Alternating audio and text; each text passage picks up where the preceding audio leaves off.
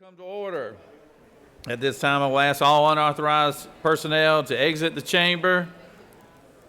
I recognize the senator from the 28th. Speak to the journal. Good morning, good afternoon, Mr. President. What a fine day it is today on National Chip and Dip Day. It's National Puppy Day.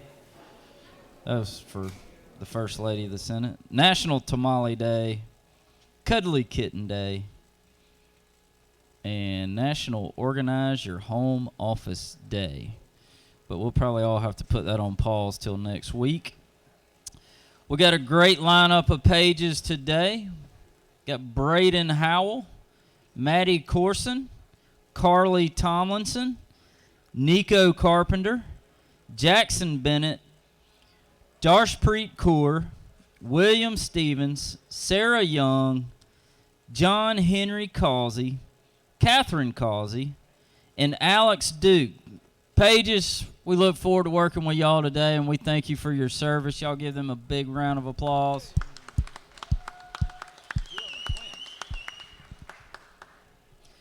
Mr. President, the journal has been read and found to be correct, and it's getting really thick. All right. Thank you, Senator. I appreciate that. Senator, I went and picked up a tea today. It's called the Georgia Peach. And they put a sticker on here, and it said, "Be positive." And I just appreciate your positive attitude on everything, Senator, so we appreciate that. The journal has been read. Is there objection to dispensing with the reading of the journal? Chair hears none, and the reading of the journal is dispensed with. Is there objection to the confirmation of the journal? Chair hears none, and the journal is confirmed. All senators who have bills and resolutions to introduce, please bring them to the Secretary's desk at this time. We have first reading and references of Senate bills. Secretary? Senate Bill 322 by Senator Walker III of the 20th and others, a bill to be entitled an act relating to the Sheriff's Retirement Fund of Georgia so as to provide for an increase in dues, to provide for an increase in the sum to be paid for purchasing prior service credit. Senate Bill 223 by Senator Ginn of the 47th and others, a bill to be entitled an act relating to general provisions regarding provisions applicable State to and counties. local government. Senate Bill 324 by Senator Jackson of the 41st and others, a bill to be entitled an act relating to state printing and documents so as to provide for a victim-centered address confidentiality Judiciary. program. Senate Bill 325 by Senator Robin of the 5th and others, a bill to be entitled an act relating to dispensing opticians so as to exempt from licensure an employee of a licensed physician Health or and Human Services. Senate Bill 326 by Senator Beach of the 21st, a bill to be entitled an act relating to powers of local governments as to air facilities so as to provide. Transportation. Senate Bill 327 by Senator Williams of the 25th, a bill to be entitled an act relating to retirement and pensions so as to permit certain persons who would otherwise be required to be members of the public school employees retirement system to make an irrevocable Retirement. election. Senate Resolution 370 by Senator Davenport of the 44th and others, a resolution honoring the life of Miss Minnie Melton Saxton and dedicating a road in her memory and for other purposes. Transportation. Senate Resolution 371 by Senator Hatchett of the 50th and others, a resolution creating the Senate Study Committee on Rural Medical. Rules. Senate Resolution 372 by Senator Watson of the 1st and others, a resolution supporting the improvement of the care of atherosclerotic Health cardiovascular and Human disease. Services. Senate Resolution 376 by Senator Robertson of the 29th and others, a resolution urging the United States Congress to pass. Transportation. Senate Resolution 383 by Senator Williams of the 25th and others, a resolution creating the Senate Study Committee on Railway Safety and for other purposes. Banking.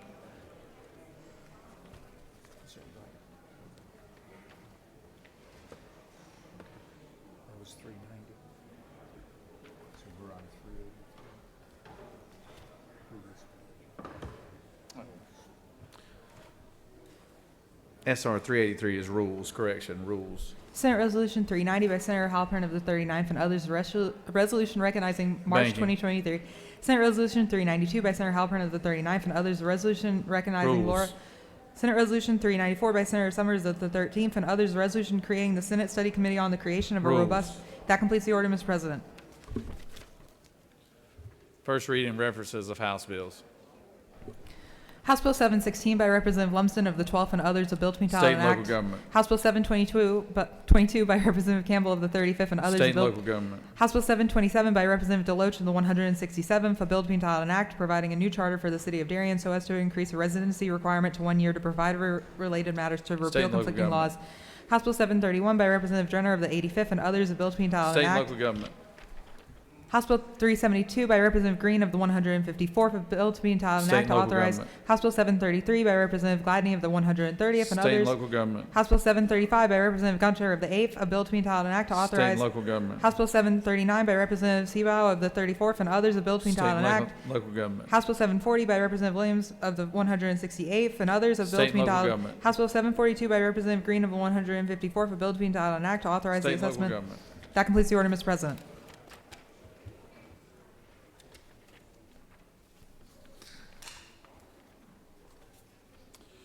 First reading references to Senate bills and resolutions. Oh, excuse me. Mr. Standing, President. sorry, go ahead, I'm sorry. Mr. President, the Senate Committee on Children and Families has had under consideration the following legislation as instructed me to report the same back to the Senate with the following recommendation. House Bill 144 due pass by substitute. Respectfully submitted by Senator Kirkpatrick of the 32nd District Chairman. The Senate Committee on Finance has had under consideration the following legislation as instructed me to report the same back to the Senate with the following recommendation. House Bill 86 due pass by substitute. House Bill 454 due pass by substitute. Respectfully submitted by Senator Huffstetler of the 52nd District Chairman. Senate Committee on Higher Education has had under consideration the following legislation as instructed me to report the same back to the Senate with the following recommendation. House Bill 122 due pass by substitute.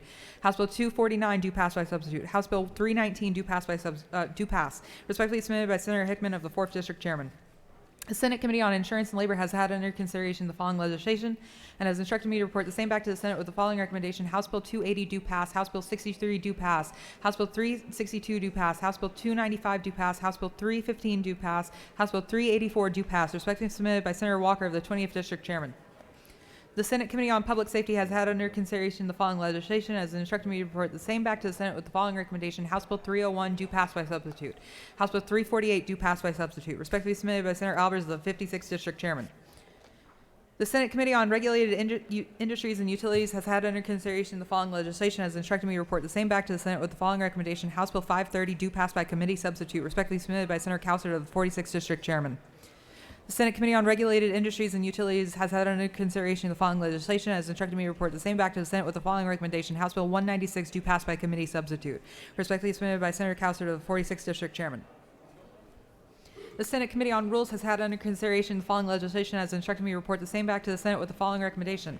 Senate Resolution 37 due pass. Senate Resolution 85 due pass. Senate Resolution 121 due pass. Senate Resolution 144 due pass. Senate Resolution 147 due pass. Senate Resolution 155 due pass. Senate Resolution 159 due pass. Senate Resolution 186 due pass by substitute. Senate Resolution 203 due pass. Senate Resolution 251 due pass. Senate Resolution 273 due pass. Senate Resolution 275 due pass. Senate Resolution 279 due pass. Senate Resolution 282 due pass. Senate Resolution 286 due pass. Senate Resolution 293 due pass. Senate Resolution 296 due pass. Senate Resolution 314 due pass. Senate Resolution 323 due pass. Senate Resolution 354 due pass. Respectfully submitted by Senator Brass of the 28th District Chairman. The Senate Committee on SOLGA has had under consideration the following legislation as instructed me to report the same back to the Senate with the following recommendations. Senate Bill 303 due pass. Senate Bill 309 due pass. Senate Bill 310 due pass. Senate Bill 311 due pass. Senate Bill 312 due pass. Senate Bill 313 due pass. Senate Bill 314 due pass. Senate Bill 315 due pass. Senate Bill 316 due pass. Senate Bill 317 due pass.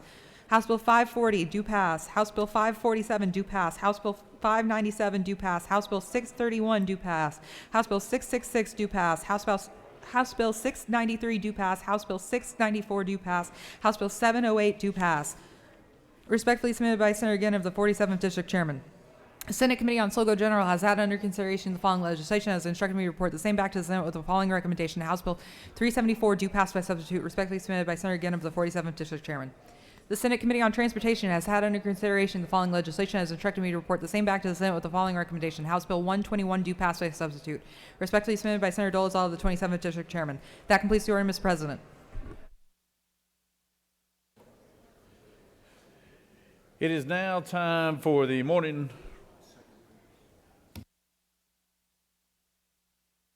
second readers.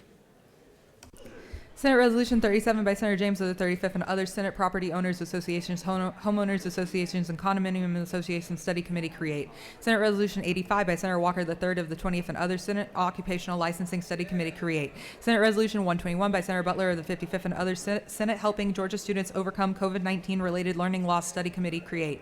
Senate Resolution 144 by Senator Estevez of the 6th and others Senate Expanding Early Childhood Education Study Committee create.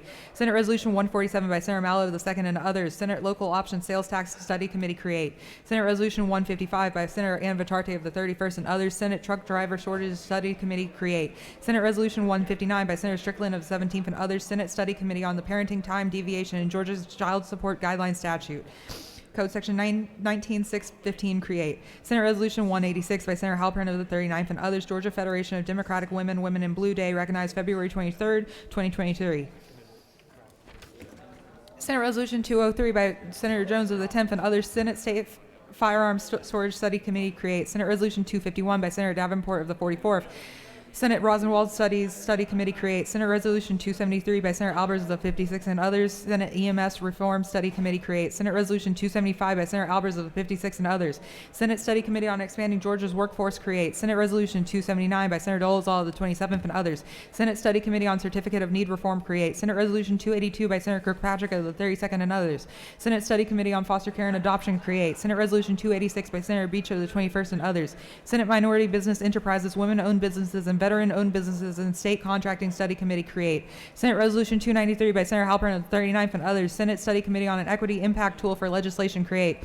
Senate Resolution 296 by Senator Halpern of the 39th and others Senate Study Committee on Excessive Vehicle Noise and Related Crimes create. Senate Resolution 314 by Senator Ann Vitarte of the 31st and others Senate Study Committee on the Benefits of Solar Energy in Georgia create. Senate Resolution 323 by Senator Jones II of the 22nd and others Senate Study Committee on Improving Family Caregiver Services create. Senate Resolution 354 by Senator Robertson of the 29th and others Senate Study Committee on the Effects of Cannabis Use create. House Bill 63 by Representative Williams of the 148th and others Insurers providing policies for groups of 20 or more to furnish claims experience at the request of a group policyholder require. House Bill 86 by Representative Rhodes of the 124th and others Sales and Use Tax, sales of tangible personal property used for or in the renovation or expansion of certain aquariums exempt. House Bill 121 by Representative Anderson of the 10th and others Waters, Ports, and Watercraft, wake surfing and wakeboarding provide restrictions and requirements.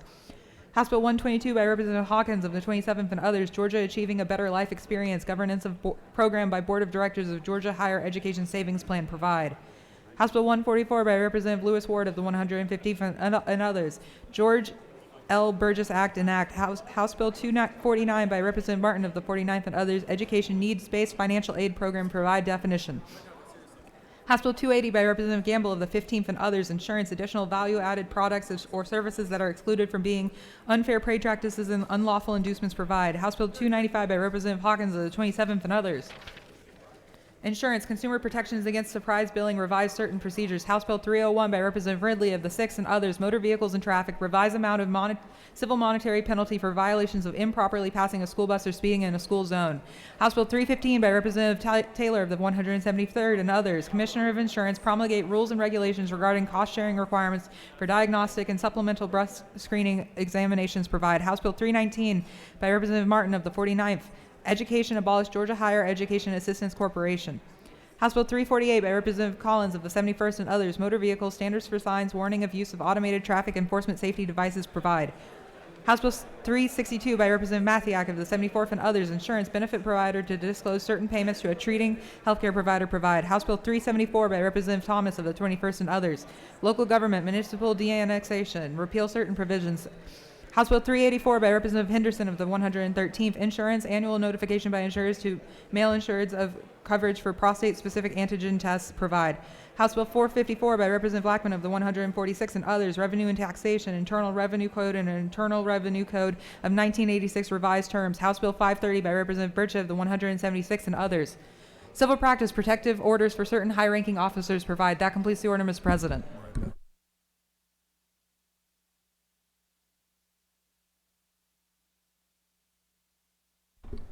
House Bill 196, a bill by Representative Powell of the 33rd, A bill to be entitled, an act to amend Article 9 of Chapter 12 of Title 16 of the Official Code of Georgia Annotated relating to access to medical cannabis so as to provide that the Georgia Access to Medical Cannabis Commission shall be subject to the Administrative Procedure Act and laws governing open meetings and open records to provide for related matters, to repeal conflicting laws, and for other purposes.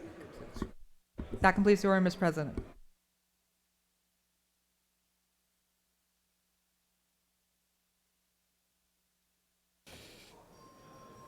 It is now time for the morning roll call. All senators, please take your seats and cease all audible conversation. I would ask that the doorkeepers secure the chamber at this time. Is there any senators that would like to excuse another senator? A senator from the 27th. What purpose do you rise? Thank you, Mr. President. I ask unanimous consent to excuse the senator from the 48th. Without objection, the senator from the 48th is excused. Senator from the 33rd.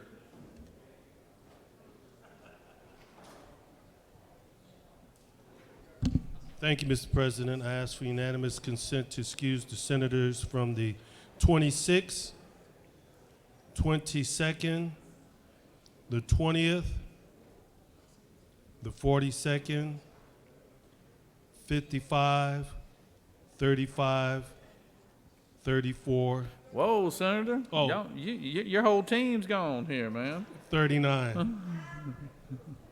Senator from the 34th is here. Okay, thank you, sir. Recognize Majority Leader for a motion. Yes, sir. Due to the House Rules meeting at this time, I motion we suspend roll call. Suspend. The Majority Leader has moved that we suspend roll call. Might be a wise decision. Any objection? Without objection, we will suspend roll call.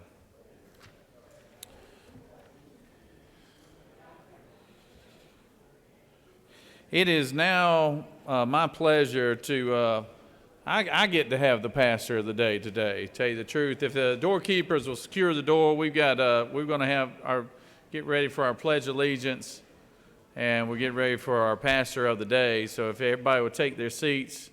I know y'all used to doing the roll call, but since we suspended roll call, we're going to jump right in here. Let me get everybody's attention. We'll get ready to do the devotion here. It is my pleasure to have my good friend Eric Thomas, a native Atlantean, here today as our pastor of the day. He is someone who has meant a lot to me through the years, and I am so honored to have him with us today. He is somebody who has pastored St. Peter's Church here in Atlanta for many, many years and done a wonderful job in the city of Atlanta, witnessing and ministering to so many here in the city, as well as I met him because we were both Woodward Academy graduates, and he used to come and do our devotion on Friday nights before football games, and so I've gotten to know him, and you always remember those guys from that do a really good job in moments like that, and I always admired his skill set as a minister, but also got to know him as an individual and really enjoy hearing his devotions and so we're going to do the Pledge of Allegiance, and then I'm going to let the pastor step right up to the podium here after that. I pledge allegiance to the flag of the United States of America and to the republic for which it stands, one nation, under God, indivisible, with liberty and justice for all. Georgia flag. Pledge allegiance to the Georgia flag and to the rituals which it stands. Wisdom, justice, moderation, courage. Good afternoon. It is a pleasure to be here with you all today, and it's a pleasure certainly to be here. Mr. President, thank you so much for the invitation to join you today and join this august body. It is a pleasure to be an Atlantan. It's a pleasure to be a Georgian. It's a pleasure to be able to stand here in this season and this time to say just a few words of encouragement and hopefully challenge and inspiration as well. In the book of Joshua, about the 3rd chapter, the people of Israel prepared to go over the Jordan River. God gave Joshua some instructions as regards to what was to be done as they crossed over. There was no bridge there. There was no bridge to take them over, so there was a challenge because at the season they were going over, there was a great amount of water flow for the Jordan. It was a harvest season. As a result, it wouldn't be easy to cross over the Jordan River. But God promised Joshua that he would back up the Jordan River so that the people could walk over into the promised land on dry land. And so even as they crossed, the instruction was given that as the priests came to the very edge of the Jordan, they didn't have to step in, they stepped to the very edge of the Jordan River, that the river would stop and the flow stopped. And the flow stopped long enough for the entire nation of Israel to cross over on dry land.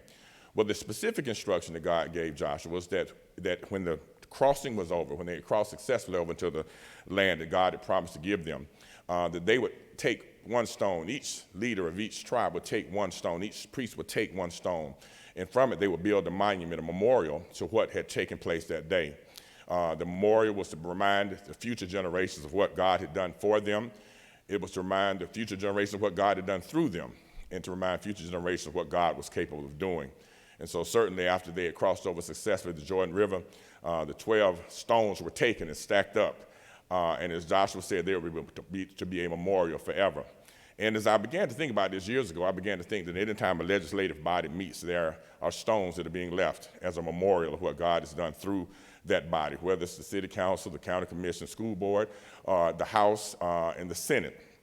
That each vote, each thing that's laid down is a vote. Each vote that is cast, each piece of legislation is a reminder of what God has done and what God will do as his people operate in obedience to him. And so I just want to challenge you all today to continue to seek God and guidance as you do this great work that you're doing to transform this state, to strengthen the lives of those who live in this state, but do it in remembrance that God has given us this work to do in order that future generations will look back and see what was done through you all. And so that's my challenge and my charge today, and I'm grateful for the work that's been done up to this 38th day of this session, and I pray that God will continue to do that great work in your midst.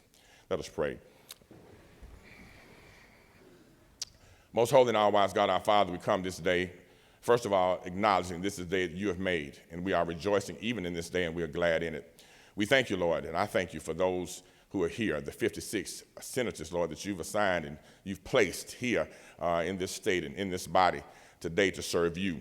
I thank you, Lord, for the 37 previous days, Lord, in which they've worked very diligently to hammer out legislation that will be beneficial to all of Georgia.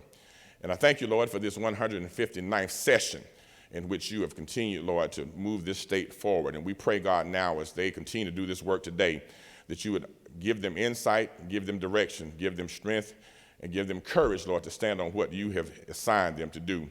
I pray, God, this day you bless this governor of this body, my friend, your servant, Burt Jones, and I pray, God, that you would bless him and bless each person in this chamber today to be able to live victoriously, Lord, as they do successfully the work you've called them to do. I pray, Lord, that you would move in this place, Lord, that there'll be moments of clarity. I pray, God, that you move in this place, Lord, so there'll be unity, Lord, in accomplishing the goals in which you place before each of them. We thank you, Lord, for your grace and the mercy that you show to all of us. We thank you, Lord, for the joy that you've made available to all of us. And we thank you, Lord, that we can completely and confidently trust in you in all things. And we pray, God, that that would be manifest in this building today, in this group today, and every individual in this building today. We say thank you in the name of him who is able to keep us from falling. Amen.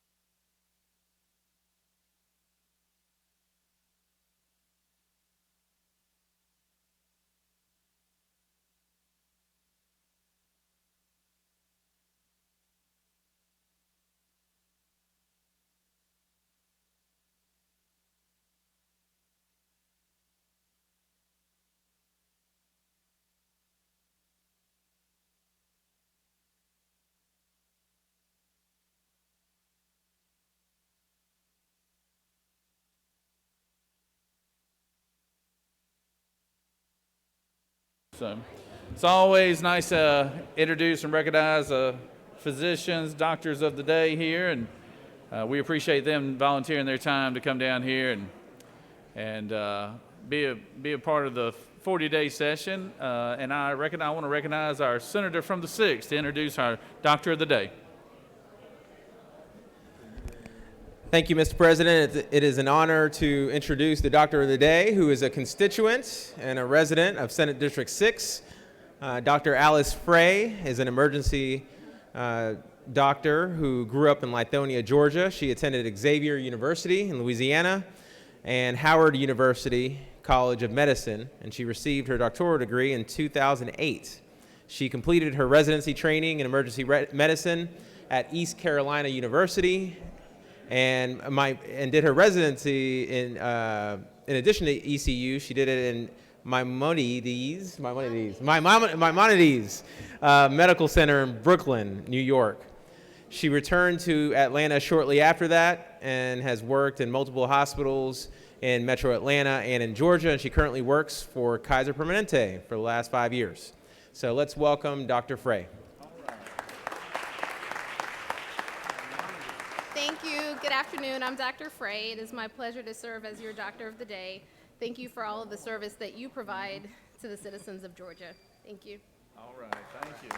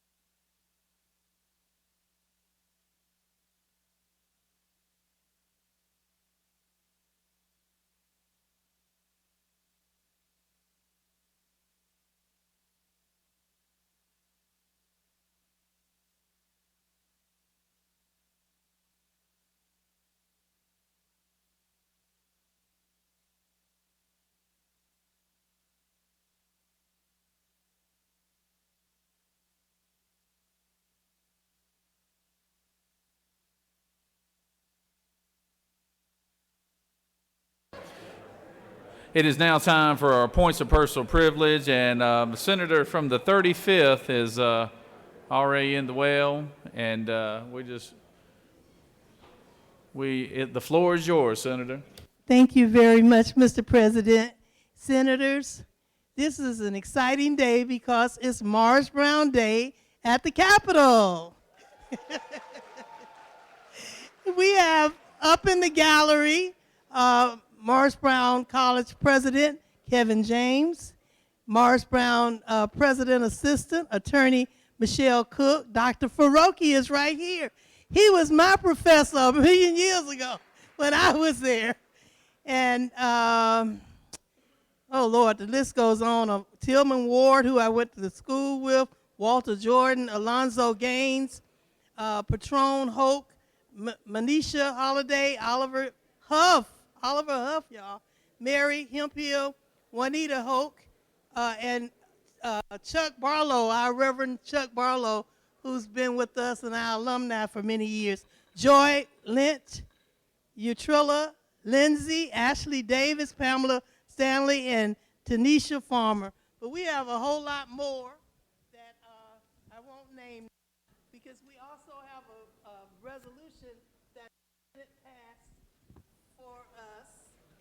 recognizing March 23rd, 2023 as Morris Brown Day at the Capitol.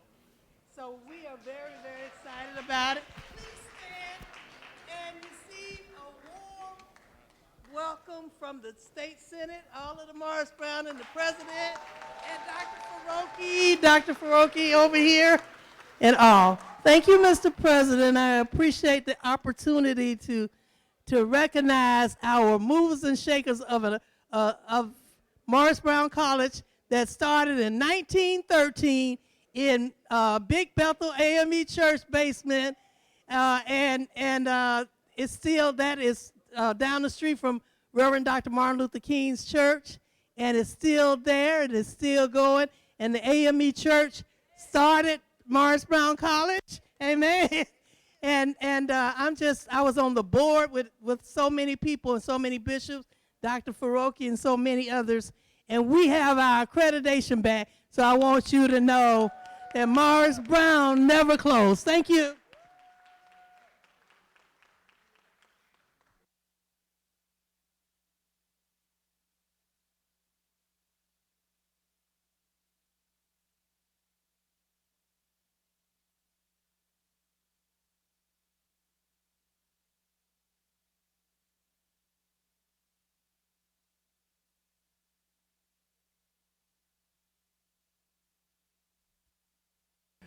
It's always nice to have a special guest here today, and we always like to recognize those from a lot of different angles in here in the state, and particularly those in public service and some of the work that they do. And it's my honor today to have be able to recognize one of my good friends, Michael Thurman, here today.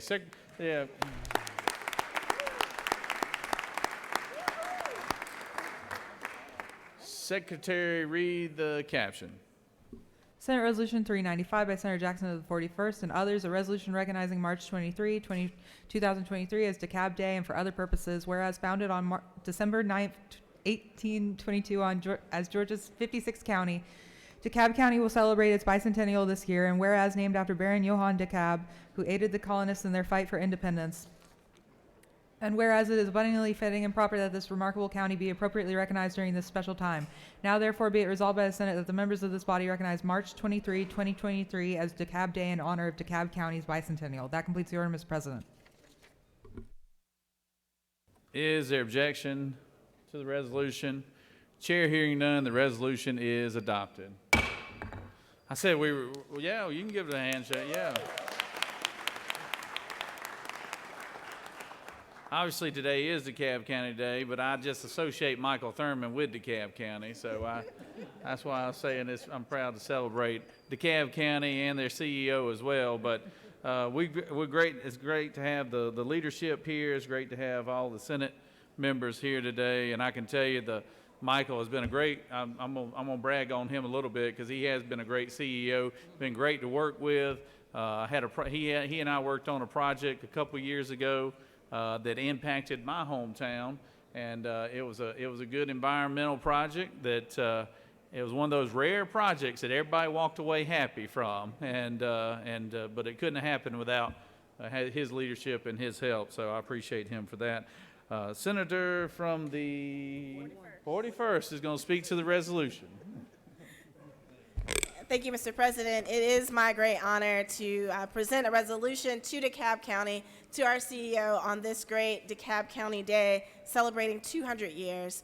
I'm going to go ahead and get out of the way because CEO Thurman, we all want to hear from you. So. Thank you, Senator.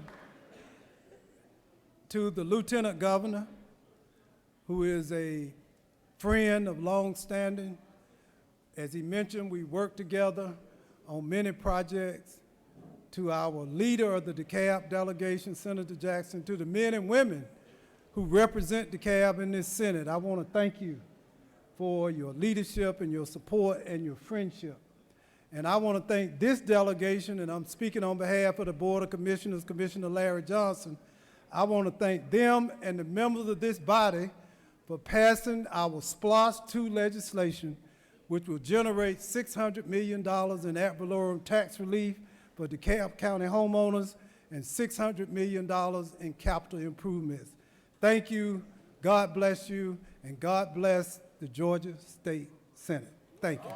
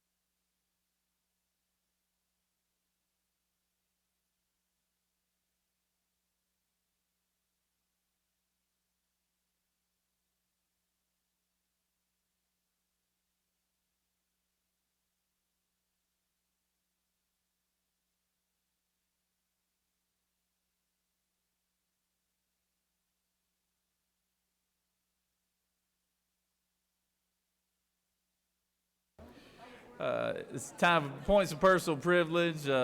Senator from the 9th, recognize you.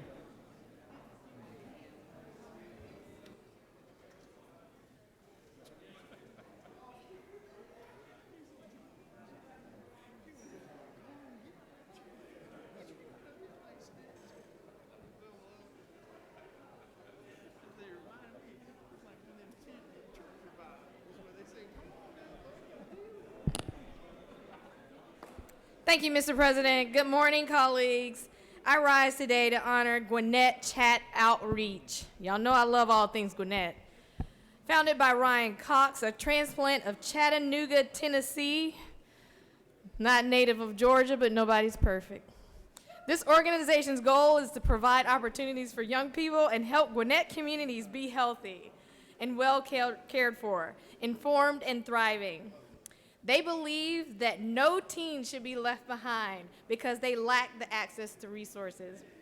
Among many events, Gwinnett Chat Outreach gives teens the opportunity to visit businesses behind the scenes to learn about their operations.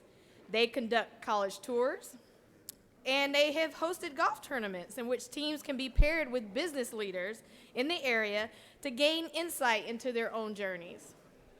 Gwinnett Chat Outreach partners with community leaders, businesses, and the community itself to develop and conduct public service programs.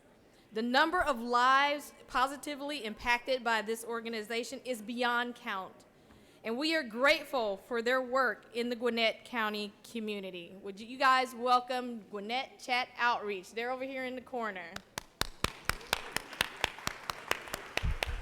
Thank you, Mr. President. I yield the well.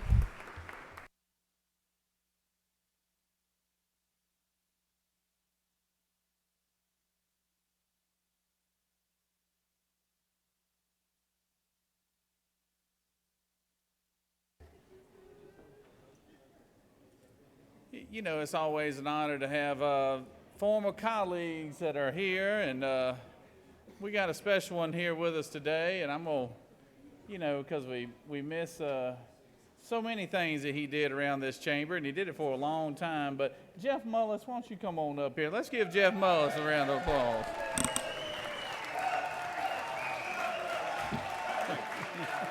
Why don't you say a few words there, Jeff?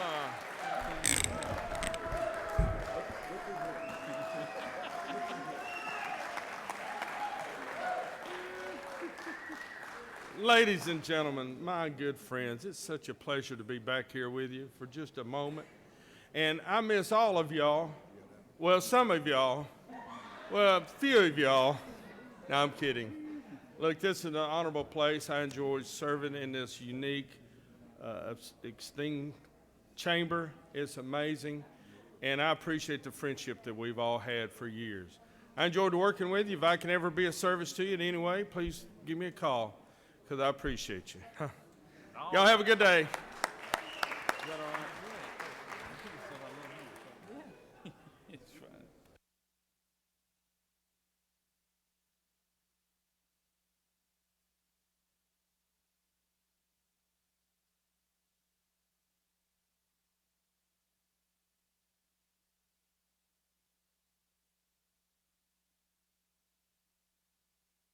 Oh, recognize the senator from the 28th. Mr. President, parliamentary inquiry. Well, state your inquiry. Is it not true that the former chairman from the 53rd is the last good rules chairman we ever had in this Senator knows what he speaks. Recognize the senator from the 34th for a point of personal privilege.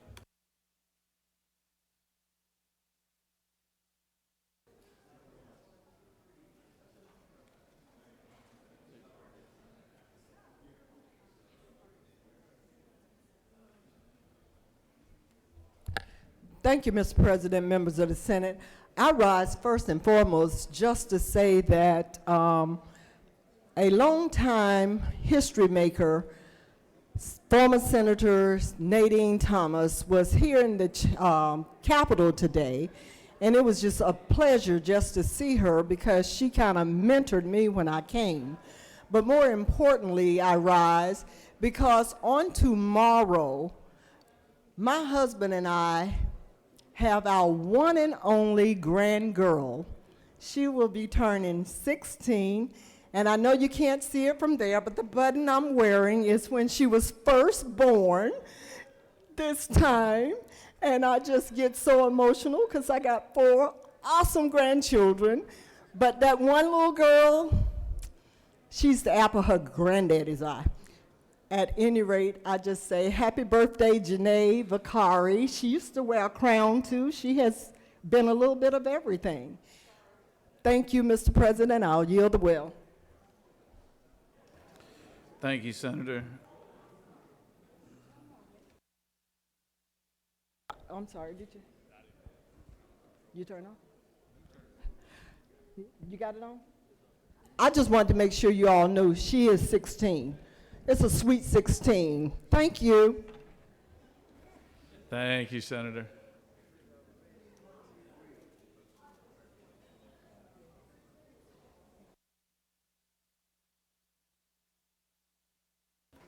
We're going to go out of order a little bit. It's a point of personal privilege, but I'm letting him have it from the roster here. The Dean of the Senate, Ed Harbinson, would like to recognize a special person here today. Senator? Thank you, Mr. President. It gives me a great deal of pleasure today to introduce a long-time friend of mine, Maria Boynton. Maria Boynton and I go way back when we were working as news reporters and director at WOKS and Foxy 105 in Columbus, Georgia. I hired her, and she has not looked back, so I will read some of her bio information right now. Whereas Dr. Maria Boynton, PhD, is a distinguished radio morning news anchor with V103 and WAOK Radio, as well as host of Atlanta Up Close, and she's been a champion and advocate of empowerment for marginalized communities, families, and individuals. Whereas Dr. Boynton is a proud alumna of Albany State University, where she was a student leader on the university's disciplinary committee. Whereas Dr. Boynton has been a member of the Atlanta Press Club, Society of Professional Journalists, National Council of Negro Women Greater Atlanta Section, National Kidney Foundation League of Women Voters, Atlanta Fulton County Atlanta NAACP National Pan-Hellenic Council, whereas as a member of Delta Sigma Theta, a public service organization, she is committed to boldly confronting challenges that African Americans face on a wide range of programs. Whereas Dr. Boynton is also a member of Tau Beta Sigma National Band Sorority Honorary Service and Leadership Organization serving college and university band programs through service projects, fundraisers, and etc. Whereas Dr. Boynton has been honored many times throughout her career, including 2 Peabody Awards, 2 DuPont Awards for collaborative efforts, various Associated Press Awards, and Atlanta Association of Black Journalists Award, recognition through a resolution of the Georgia House of Representatives, that doesn't count, for her career and community contributions, and recognized as international trailblazer, being named among Atlanta's top 100 black women of influence by the Atlanta Business League, and in induction, she's been inducted into the Georgia Association of Broadcasters Hall of Fame. Now, therefore, it be resolved that Dr. Maria Boynton is recognized and commended for her many years of valuable service to the state of Georgia and broadcasting generally. Let's welcome Maria Boynton.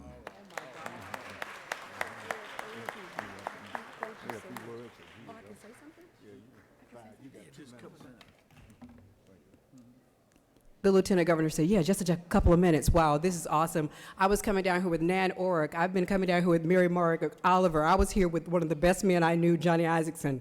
So everybody, I've been coming down since Joe Frank Harris. And of course, this is awesome for me. I love you all. I was talking to Sergeant at Arms Brown, and he said, if only people knew the love that comes in this place. And I wish that the media could show more and more of the love, that you are truly here working for the people, and that you do not dislike each other. You actually like each other. Thank you so much for this, everybody. Love you all.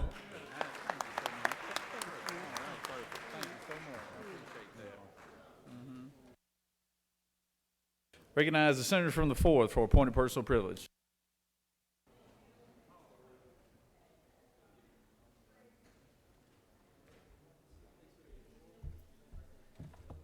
Thank you, Mr. President. I think one of our key words this session is literacy. So I'm very proud today to have 3 individuals in our balcony that work for an organization called Reach Out and Read. And Reach Out and Read, a couple of things you got on your desk is this pamphlet, which explains what they do. Other great things you got on your desk are these 2 books. And Senator Watson Senator from the First had told me that particularly the Barnyard Dance is a book that he's read to his grandchildren before. So let me tell you a little bit about this organization. But first of all, let me ask, in the balcony, Ms. Kim Erickson, Director of Reach Out and Read, to stand up. Over here to the left. Then we got Ms. Carolina Klinker, a Program Manager. Thank you. And then Kim Thomas, another Program Manager. Thank y'all for being here. So let me tell you a little bit about this organization. Thank you. Thank y'all. So Reach Out and Read, the early literacy intervention began in 1989 at Boston Medical Center and has expanded into 50 states, serving 507 million families today. Georgia's affiliate started in 2012 and now serves 189,700 children and families in 72 counties at 193 hospitals. pediatric practices, clinics, home visiting program sites, with 122 medical sites that have applications in progress to become Reach Out and Read sites. And over 1,000 medical providers and staff have been trained in the Reach Out and Read program, offering each child an opportunity to read. Reach Out and Read has trained 36,000 pediatricians and medical providers. Over the past 12 months, 379,400 well child checkups have happened, and approximately 189,000 of those children were conducted across Georgia with pediatricians and providers implementing this program. In the same time, 215,793 new children books were distributed through the program's pediatric network, children aged 5 years and younger. I think we've said so many times that we can't wait till these children get into school for them to start reading. And I think Monday we'll have 2 bills, one in the House and one in the Senate, that will address literacy. I thank y'all, and I thank Reach Out and Read people for being here today, and I yield the well, Mr. President. Recognize Senator from the 12th for appointed personal privilege.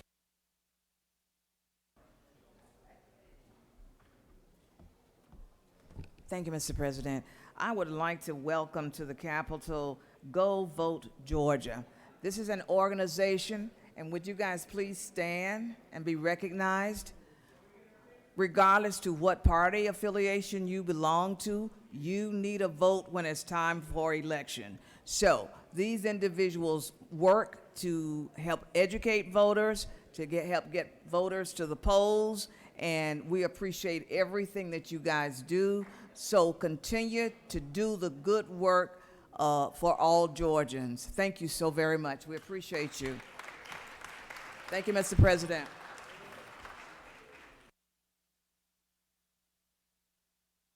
Recognize the Senator from the 5th for appointed personal privilege.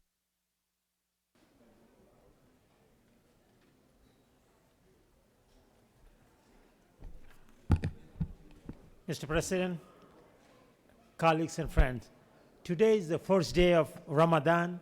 Ramadan is the 9th month of the Islamic calendar, a significant holy month in the Islamic faith. It is celebrated as a month when the Prophet Muhammad, peace be upon him, received the first verses of the Holy Quran from Allah, God. The Muslim community fasts this month from sunrise to sundown. It is also the time where Muslims practice spiritual reflection, self-restraint, and being reminded of their responsibilities and obligation to take care of the underprivileged as well. Ramadan Mubarak to all the Muslims in Georgia and around the world. Ramadan this month. May everyone celebrating have a blessed month of devotion, fasting, and reflection. Thank you, Mr. President. I yield the word.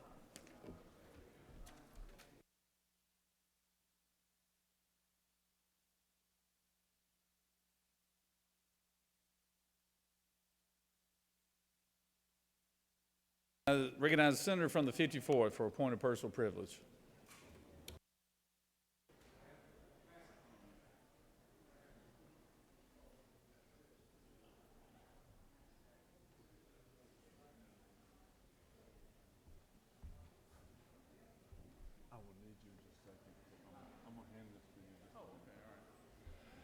Thank you, Mr. President.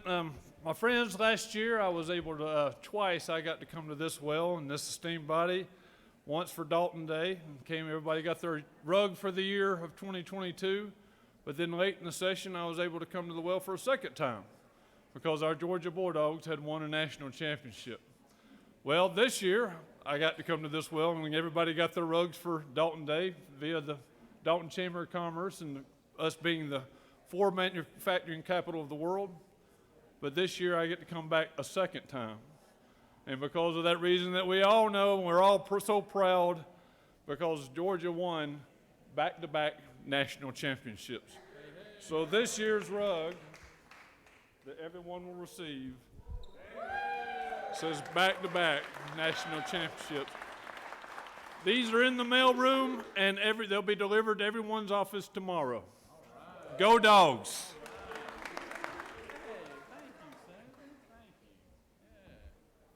I like that. Thank you so much, Senator. Give him another round of applause right there. I look forward to next year's design, too. So thank you, Senator, very much, very much. I recognize the Senator from the 39th for a point of personal privilege.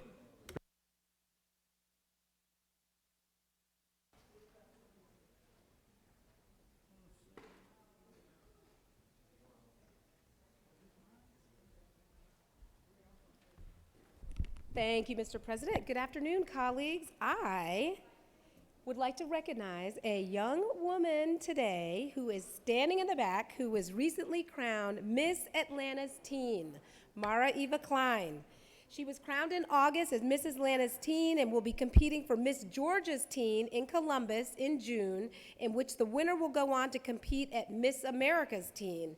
She is a senior at Buford High School. Her talent is opera singing, and she promotes her platform of Safe in the Sun, melanoma awareness, and prevention.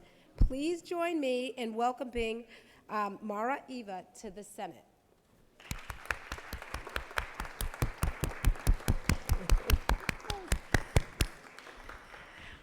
I wanted to also, while I'm up here,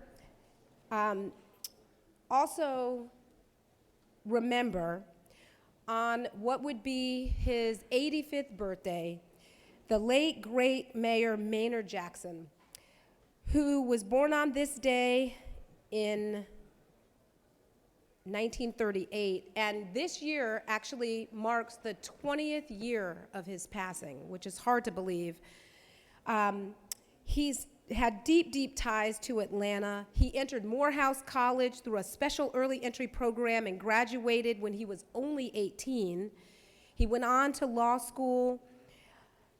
And of course, in 1969, when he was elected mayor of the city of Atlanta, it marked the beginning of Atlanta's shift from just a city in the South to Atlanta, an international city recognized worldwide. He was a stalwart champion of minority supplier and diversity, and making sure that minority businesses received more municipal contracts. He got into a lot of rifts with people for this, but Atlanta continues to be a model recognized throughout the country. His political and business prominence led him on to start many businesses, including the one with my husband, Jackmont Hospitality.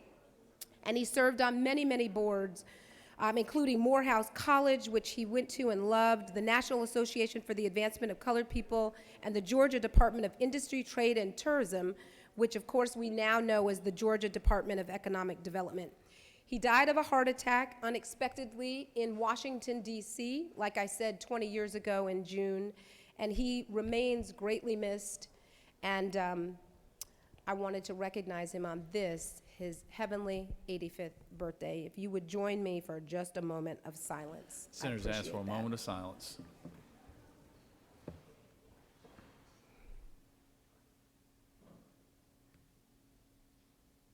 Thank you so much. Thank you, Senator. Recognize a senator from the 10th for a point of personal privilege.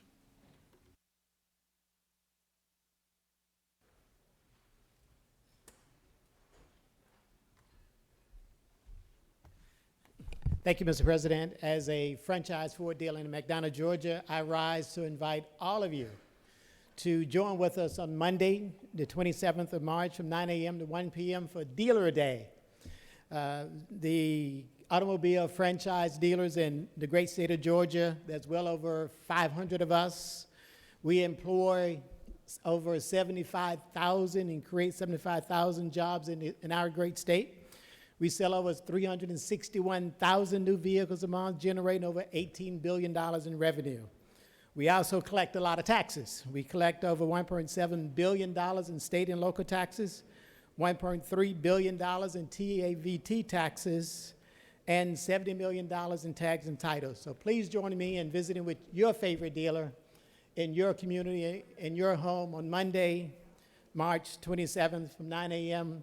to 1 p.m. So when you drive in, take a look at all those new cars out there and put a down payment on one. Thank you, Mr. President. Spoken like a true car salesman. I recognize the senator from the 7th from a point of personal privilege.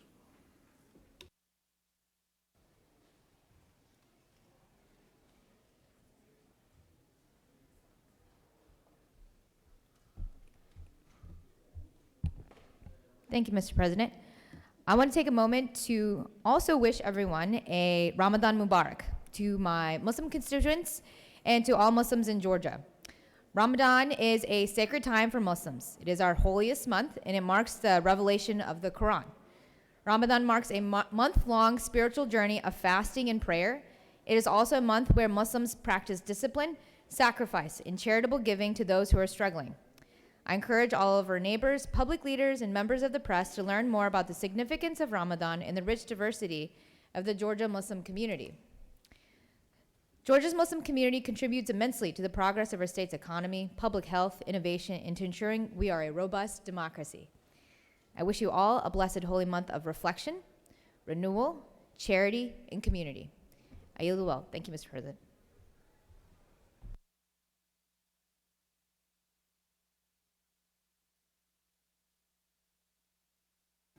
Recognize the senator from the 29th. Speak for a point of personal privilege.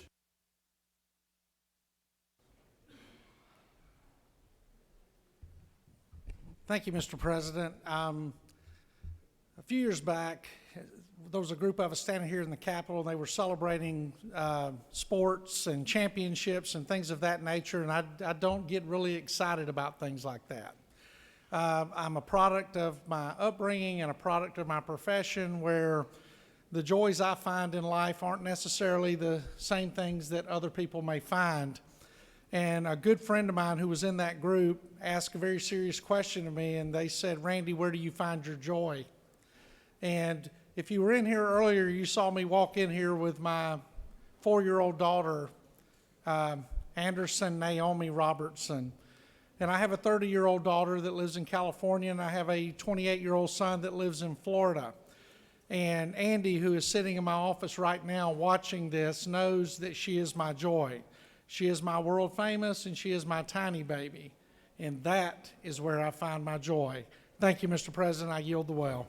Thank you, Senator. Senator from 21st. Yes, Mr. President, I ask unanimous consent to excuse the senator from the 27th for business. Without objection, the senator from the 27th is excused. Are there any unanimous consents?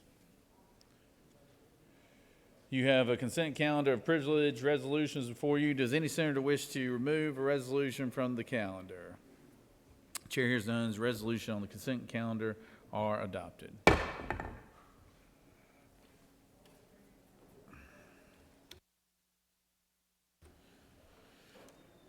I recognize the senator from the senator from the 28th.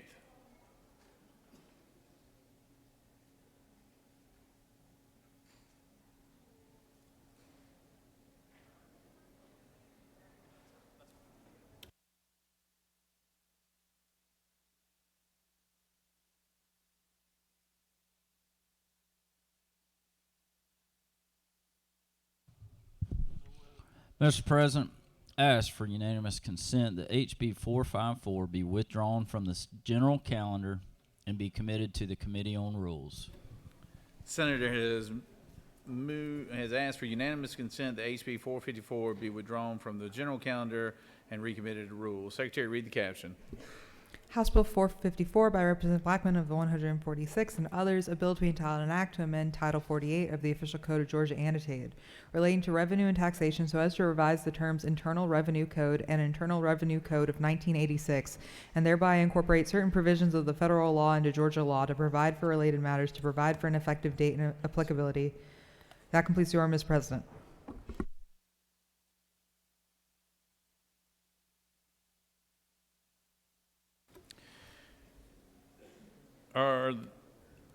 Is there objection to the motion or to the unanimous consent? Without objection, unanimous consent is granted.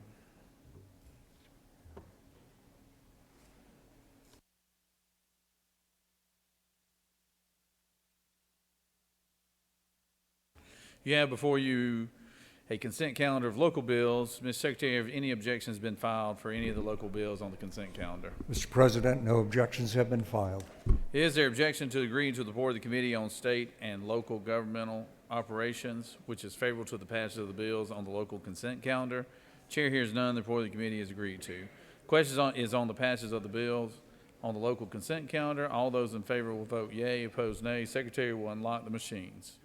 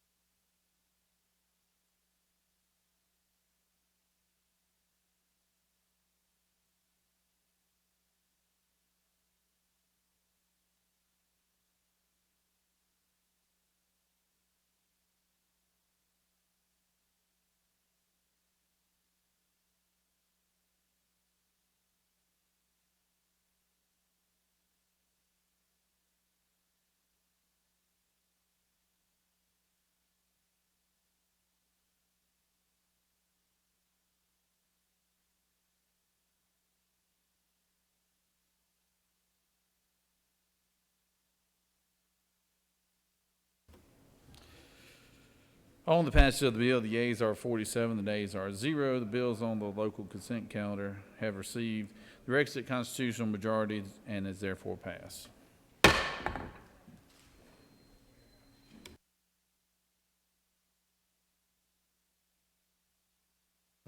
Recognize the senator from the 6th. Mr. President, I'd like unanimous consent to excuse the senator from the 2nd. Without objection, senator from the 2nd is excused.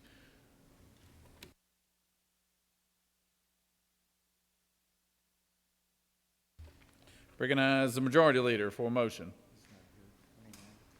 I recognize the whip for a motion. 29th. Senator from the 29th. Mr. President, I move that HB 572 be engrossed. The senator majority whip has moved that HB 572 be engrossed. Secretary, read the caption. House Bill 572 by Representative Reeves of the 99th and others, a bill to be entitled an act to amend Chapter 5 of Title 21 of the Official Code of Georgia annotated, relating to government transparency and campaign finance so as to rename the Georgia Government Transparency and Campaign Finance Commission as the State Ethics Commission, to amend Code Section 3662.5 and 3726.1 and Title 45 of the Official Code of Georgia annotated. That completes the order, Mr. President.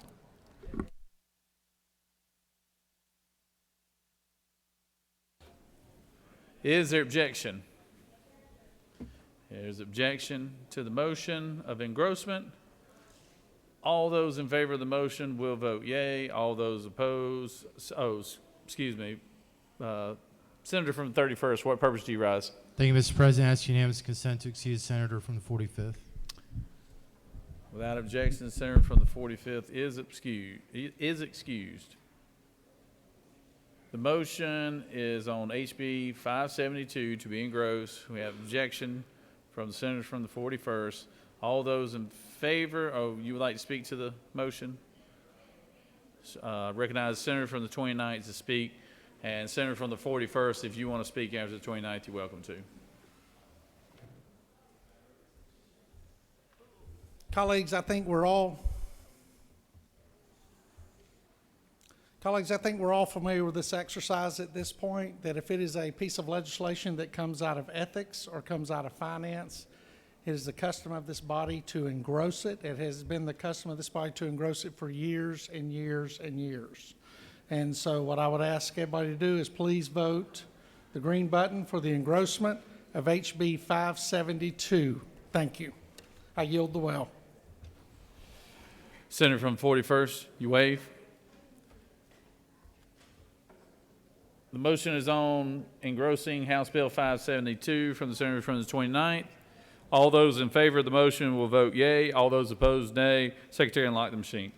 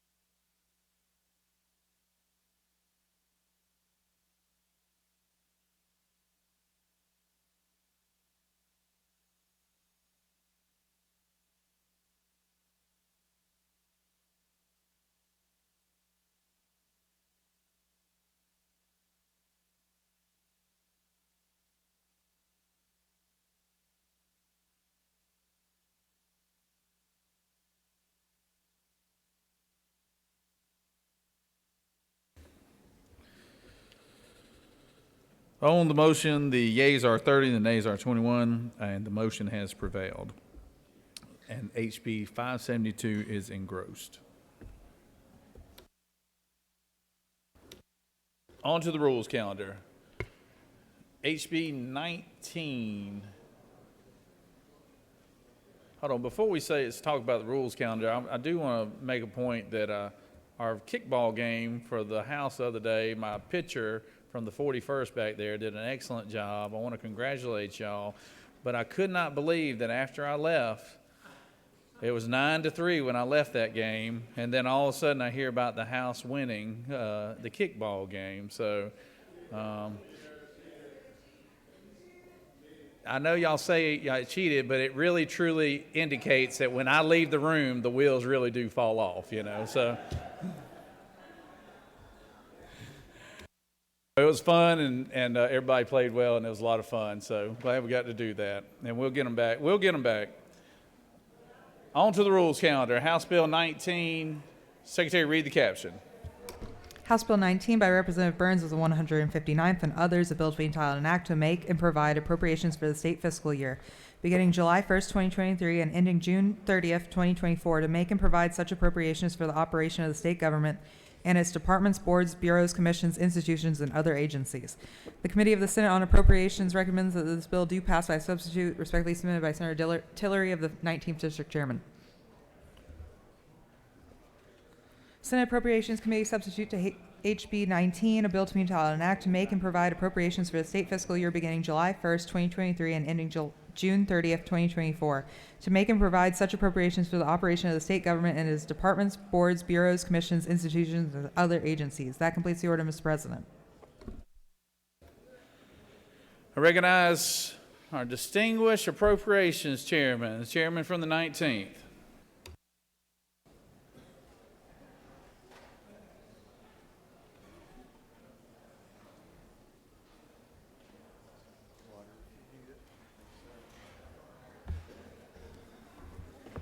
Thank you, Mr. President. I noticed all of you moved to the edge of your seats. Thank you. Members of this body, I bring to you the Senate Appropriations Substitute to House Bill 19. First, I'd be remiss if I didn't point out the folks who got us to this point today. As you know, our Senate Budget Office works nonstop. They're scattered around the room, and I want to recognize them again. Brent, Courtney, Austin, Martha Grace, Lindsay, Mary, Sonny, Caitlin, Carly, Noah, and downstairs Angela and Abby, and today Spencer and Chloe, who helped put together some stuff to get ready for today. Y'all know we're missing Caitlin back at home right now, medical emergency earlier this year. If you guys would give them a round of applause even in Caitlin's absence.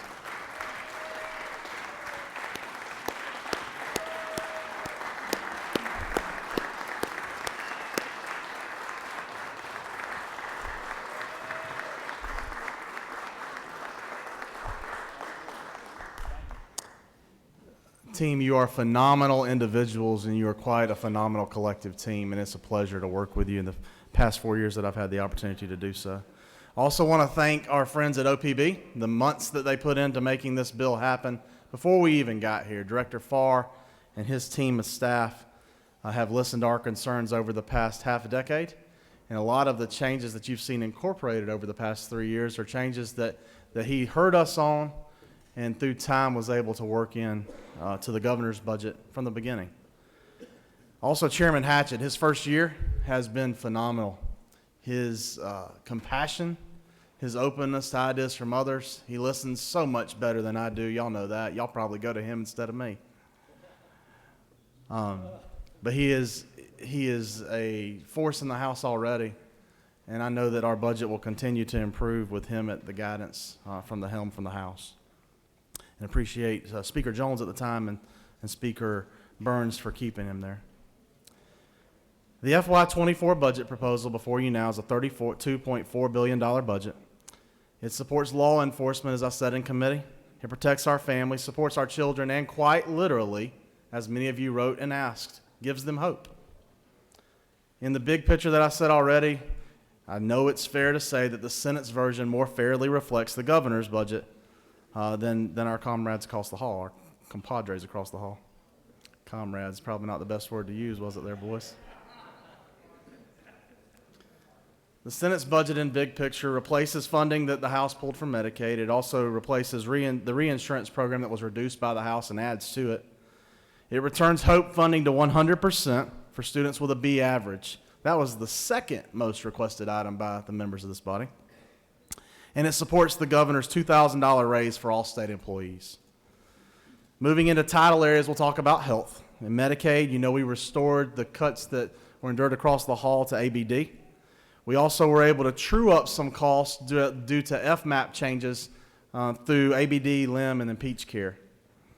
Our budget also allows for the reimbursement of OATs, occupational therapy assistance, and physical therapy assistance, and allows them for Medicaid members receiving children's interventional services, which also provides parity with our neighboring states. There's a shore up in this budget before you of about $1 billion to the state health benefit plan. We talked about that a whole lot in the amended budget, but you see it reflected here. And in DHS, we worked with DCH, DHS, and the Office of Health Strategies to begin a plan to address a structural deficit in our child caring institutions, about $60 million, and that allows for those institutions to transition over to a new federal model which will allow them to be eligible for federal 4E funds in the future. At the Department of Public Health, we matched the House and actually doubled the funding for the Babies Can't Wait program. It's an early intervention program that supports infants and toddlers with special needs. And back over at DHS, we added $5 million to support the ending of hoteling. Go a little off script here for a second. When I spoke the other night, I told you that there were, at the time, I believe 13 or 14 children who were sitting in ERs across our state, waiting for our state contractor to move them out to permanent medical placements where they could get the care and services they need. We know that ERs is not the place that serves them best. Also, it doesn't serve our budget best.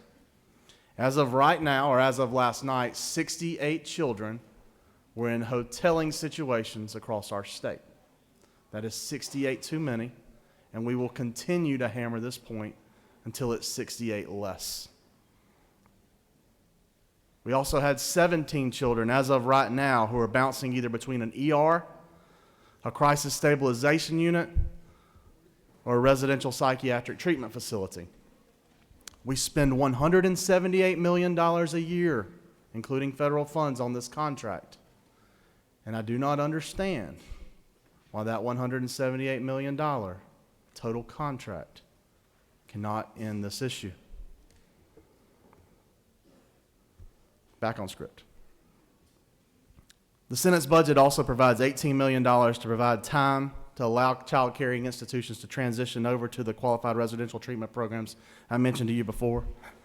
And it adds over $40 million over the governor's budget to address mental health staffing and facility needs at the Department of Behavioral Health. We held the line with the increases that the House proposed for our home and community-based providers. And the line item that we were requested to add the most by the Senate members in this budget was that the Senate's version of House Bill 19 will fund 500 now comp waivers. And the credit for this, again, goes to the senators from the 40th and the senator from the 56th who've championed this cause in a bipartisan fashion and had numerous members of this body sign on in support of their letters, and I appreciate their approach and their support. In our budget categories concerning education, I think it's fair to say that we address three things: literacy, dyslexia, and QBE. For the second year in a row, there's no austerity reduction to the QBE formula, and we did fund the $2,000 teacher increase. This budget also made significant progress towards screening all students from kindergarten through third grade for dyslexia by including nearly $5 million for the cost of screening, in addition to other state funding for dyslexia coordinators and a dyslexia endorsement for teachers, which is already in the base budget at $1.63 million. We passed that bill several years ago, Senate Bill 48. It was set to come online in FY 2025, and this budget actually brings that dyslexia screening online 1 year early, funds it 1 year early. And thank you for the support from the members of the subcommittee and the other members of this body on that endeavor. We also were able to take Senate Bill 211, championed by the senator from the 4th, and you've heard his comments on literacy in this chamber many, many times over the past 2 years. And we took and made it more than just a council and a commission. We were able to stand it up by moving roughly $1 million behind it to support its initiatives to help with early reading, to address our third grade reading levels, which you've heard the senator from the 4th talk about, lie below 50% for on grade level. At higher education, the Senate's budget returns to the governor's position by funding 100% factor rate for prior year tuition for the Hope Grants and the Hope Scholarships at public schools. It also adds another nickel to move the public library materials grants to 70 cents per capita for a total of $7.7 million. And it provides additional funds for TCSG to recognize the high cost of delivering CDL and nursing courses, which are also both high in demand. Last year, we were able to fund the aviation portion of this. This year, we were able to come back on nursing and CDL programs.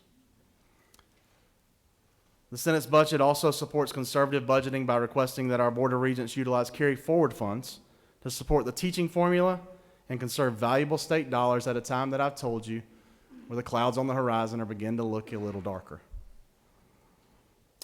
We expect continued discussion with the governor's office and with the House concerning building funds, bond funds, and a robust discussion I'm sure will continue concerning how we fund planning dollars, building dollars, and FF&E that follows after the buildings are built. In the area of public safety, the Senate's proposal supports technological and data management upgrades at our courts. It also supports a $6,000 increase for state troopers, Capitol Police, DNR Rangers, and the GBI. The way we funded this was actually by reducing funds for the trooper school. Trooper schools are typically funded each year for about $11 million. We cut that in half, used those excess funds to move to those state police who have had, as you know, increased duties over the past 2 years. Our thought was there is a learning curve as people exit trooper school and these other training schools. And if we can hang on and keep our already trained staff, that's actually a cost savings long term and better services provided for our citizens. We funded the cold case unit at the GBI, and the senator from the 26th would not let me get out of this podium without telling you that we funded bonds to improve the GBI crime lab in Macon, as well as various scientist positions at that GBI crime lab to answer the call of those below I-20 for why they're having to travel so far for certain services and wait for death certificates and other things. The senator from the 26th has been a champion on this issue. The department has heard him. We have heard him. And we are really, really thankful for Director Register and the answers that he's already bringing to the table, thanks to the senator from the 26th.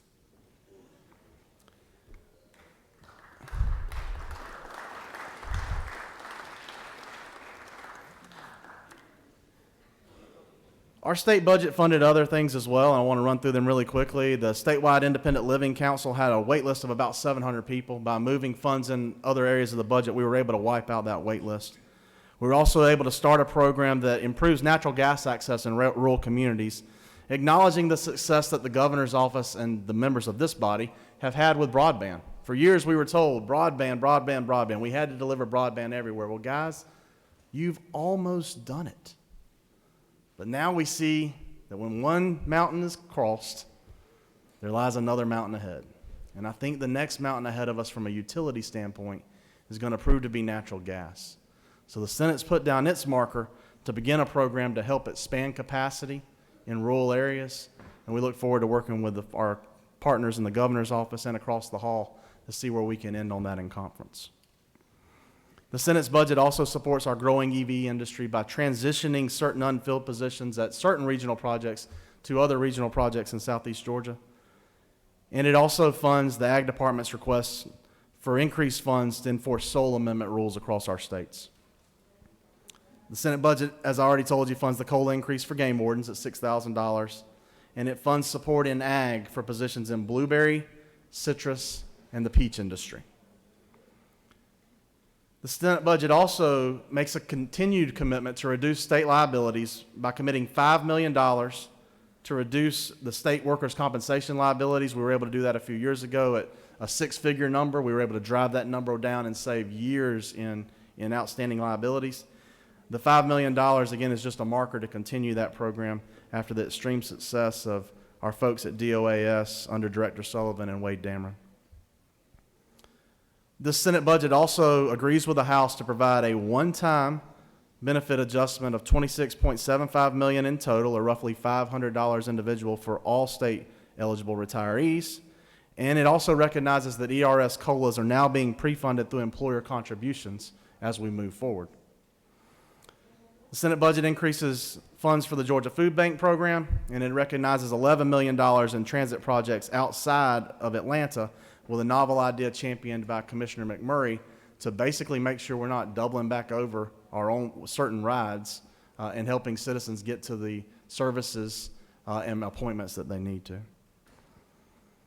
The Senate also funded various bonds. I see you've already turned there, most of you have, in USG projects. We're going to have a longer discussion about planning dollars. I look forward to having that with you and others and our colleagues in the House. But it does provide roughly $600 million in bonding capacity for the future years. I've already told you that, we don't get to create dollars, so where do we get those funds? Well, that's part of your budget as well. We didn't agree with some of the House ads. There were FMAP changes that I mentioned earlier that our staff was able to develop, and by the Senate going last, we get the last crack at seeing what the FMAP changes are going to be. We were able to true up the dollars of certain unhired positions and unfilled positions. And then there was, as I mentioned already, conservative budgeting aimed and targeted at our largest agencies with directions to use other funds, whether those be carry forward funds, agency surpluses, or other retained revenue. We held the House reduction at airport aid, and we provided the same percentage reduction at rail aid. We pulled funds committed to the criminal data exchange program, and we're going to move those to the new program. I think the senator from the 18th has a bill on that we expect to see shortly, or we've seen in this chamber, we'll see from the House shortly. We also reduced certain funds at other program expenditure areas, like the Georgia Coordinating Center, the Georgia Cyber Center, and the Georgia Public Television. We reduced our testing budget, and some people have asked, why did we do that? Well, this body, for years, has maintained its commitment to reduce the testing requirement on our students and on our teachers in the classroom. And if we're going to reduce that testing requirement, we believe the budget should follow that reduction in tests, and this budget reflects that. I've heard a lot of reports about headlines lately. I actually brought the paper to read. This one doesn't get delivered to my district, so I have to pick it up when I'm here. And I saw lines that say we're in a budget fight, that this building's about to burn down. They don't know if we'll make it to Sine Die. Well, guys, I want to tell you, for the past 200 years, we've made it to Sine Die, and there's been no problem. And the rhetoric in the halls isn't always the truth. You see, I asked our staff today, with me, to count up the lines of this budget. There are 1,412 lines in HB 19. Of those lines, 743, 52.6%, have already been agreed upon by the House, the Senate, and the governor.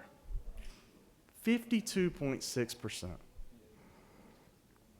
If you take and look at just where two of the bodies agree, just the House and the Senate, 1,176 lines where we already agree. That's 83.29%. You see, folks in this building will try to stir you up sometimes and get you worried. I want to remind you, they're getting you worried about 236 lines. 236 lines out of 1,412. Members of this body, what you've done over the past 38 days is incredible. You focused on your districts, you focused on your constituents, you focused on your families and what you want for your future. And I don't think we're going to have a problem with the building burning down or us making it to day 40. So, Mr. President, with that, thank you again for allowing me to present this bill on behalf of the Senate. I'll take any questions, and if there are no questions, I'll yield the will. And you and your team have done a great job, Senator. You do have a few questions. Senator from the 14th. Thank you, Mr. President. Senator Yield. Yes, sir. Thank you, Senator. And just to go ahead and begin by echoing the great respect and appreciation that I know many of my colleagues have for your role and the role of the staff in putting together such a comprehensive document, working hard on this. I want to raise an issue I think has been covered a little bit by media already, which is a 25% cut to Georgia Public Broadcasting. Obviously, on its face, there are many members of the public who would have a concern about something like that. I mean, the importance of public education via TV and radio can't be understated. And so I just wanted to at least raise that question for you, Mr. Chairman, today to see if you could address the record on why the Senate version of the budget includes that cut. Well, thank you, Senator. Yeah, happy to do so. It's actually 26%. But that's thank you for that number. It takes the funding level from 14 million to roughly 10 million, I believe. If the reason behind it, if folks have questions in the media about it, they can look back at the FY21 budget. They'll say this is not the first time this has been addressed. Over the years, other stations who are, I guess, would be viewed as competitors in the same space as GPB have brought a very valid argument to our body. And they've said, hey, why are you funding one and not the other? Let's be honest, what they're really saying is, why are you funding my competition? But I think that's actually a very valid point. Well, why are we picking winners and losers? I don't think that's what the space we want to be in. So the dollar value, it was reduced, I believe, in the FY21 budget one time already. We were able to come back and work things out. There's not a hatred of GPB in this building. If you look back at our amended budget, there's a $600,000 ad for lighting for their studios. I think you'll also see in this budget there's a bond ad for radio towers and other equipment necessary. I think the GPB education budget, if you look at our audits that were performed, I believe last in FY20, because it was 2019, 2020. Chairman Hill argued or pushed for that audit last, where the education program was a hit and it scored off the charts with the content it was being able to provide, and I know it was multiplied during the pandemic. So that we would love for the continued focus on educational programming. I think they have. Maybe some of the competitors have struck a chord with members of this body and others who've brought up the fact that why are we picking winners and losers, and we don't want to be in that market. And right now, that argument is winning the day, at least in this body. Thank you, Senator. I will just correct the record. I think I said understated. I meant to say overstated earlier, but that's the only thing I'll say. Thanks for your response. Yes, sir. Recognize the senator from the 1st for a question. Thank you, Mr. President. Senator Yield. Yes, sir. Well, thank you, Mr. Chairman. That certainly is a fabulous budget. A lot of work has been done. You know, I noticed that, the Senate fully funded 100% of Hope Scholarship. But to me, the real discussion is that the section of the budget of DCH or Medicaid, that the House had reduced it by about $100 million. And the Senate reversed that and asked the Board of Regents to carry forward the funds by $100 million. Isn't that the sort of the real discussion for that three-legged stool you sort of like to talk about at times? I think that's a very fair way of putting it. Yes, sir. The House had a hit to Medicaid of about $110 million, roughly. We were able to put that back. We pulled some money out of Medicaid as well, but it was FMAP savings, which is a truer cut. It's a real cut. and matches with federal dollars on what federal funding is going to be set at. So I do think it's probably fair to say, yes, if that was their $100 million move, then ours was probably on Regents. We did put back the $100 million at healthcare. Yes, sir. Recognize the senator from the 27th. Thank you, Mr. President. Mr. Chairman, do you yield? Yes, sir.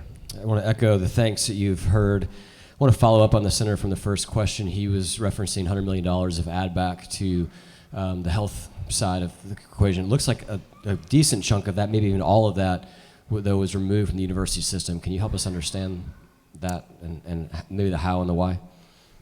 Sure. I'll walk you through where it came from. Roughly $18 million was a health insurance ad at the university budget. We were not consulted on that. I wish we would have. I'm sure we will be in the future. But when we weren't consulted on that ad or that move, that really made low-hanging fruit. If you want to be honest, you probably want to go talk to the people with the money before you make that change. But the others would have been roughly $88 million out of the teaching formula. The reason being is, as you knew, we wanted to add back the funds that were pulled at Medicaid. And to do so, you got to find those funds. Well, the Board of Regents has to give, because of the former senator from the 37th, Chairman Tippins, a carry forward report each year. It's actually on the handout that does the summary on page 3 of that summary notes that I see the chairman from the 15th holding right now. Page 3 is the summary page of those carry forward funds.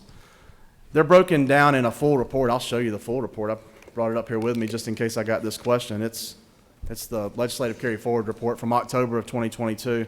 Breaks down the carry forward funds for each agency. Now remember, there are very few agencies that are allowed to carry forward funds and can't do so without asking OPB normally. The legislature does not carry forward funds. If we don't spend our $6,000 allowance per member, it returns back to the state treasury. If DCH doesn't, they have to ask permission from OPB. If other agencies that don't have guaranteed funds, those are returned. And the university system does get an ability to hold carry forward funds. Those last year totaled on page, let's see here, I think it's 3 or 4 of the report, 5 of the report, it's the 3rd page in your summary, $504 million. So we thought if we have to figure out where those monies should be pulled to reimburse Medicaid, that it made sense to pull 20% only of the carry forward funds to do so. Can I follow up on that? Just one more? Absolutely. I've heard some comment in the halls that the small schools may be disproportionately impacted. And I want to say that is not necessarily the facts. If you look at the Georgia Constitution, Article 8, Section 4, Paragraph 1, subsection C, says directly that the Board of Regents shall decide how their funds are allocated. We block grant over $3 billion to the Board of Regents. So if you're hearing from a small school, one of your smaller schools, that, hey, we're going to be disproportionately impacted, those bigger schools like Georgia Southern and UGA and Georgia Tech, they can handle this carry forward hit. We can't.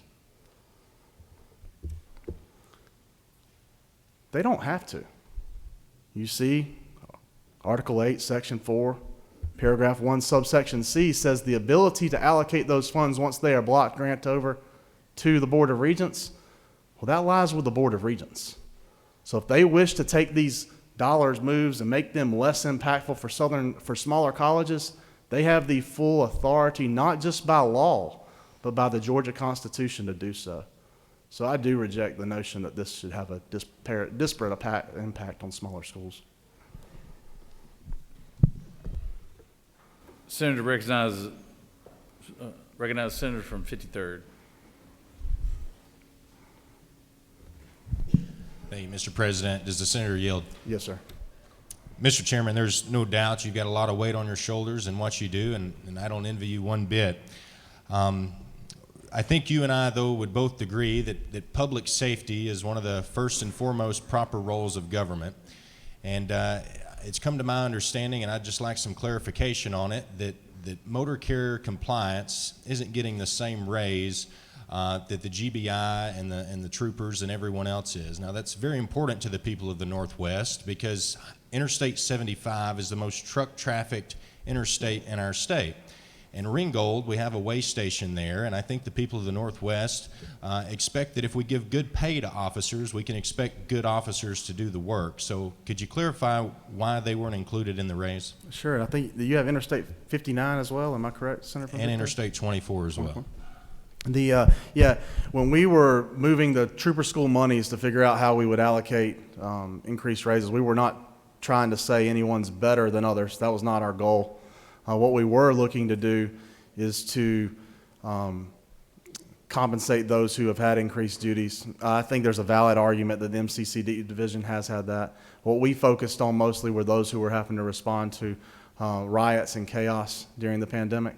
And I look forward to talking with you more offline and in conference about if there are others we left out. It was not intentional, but for the members of this body and those listening, for where we focused and why, that is why we focused where we did. You have no further questions, Senator? Thank you, Mr. President. Members of this body, thank you again for allowing me to present this budget, and thank you all for your indulgence today. I hope you can vote in favor of the committee substitute. Thank you a lot. Does any other senator wish to speak for or against the measure? Chair hears none. Is there objection to the previous question being ordered? Chair hears none. The previous question is ordered. On the adoption,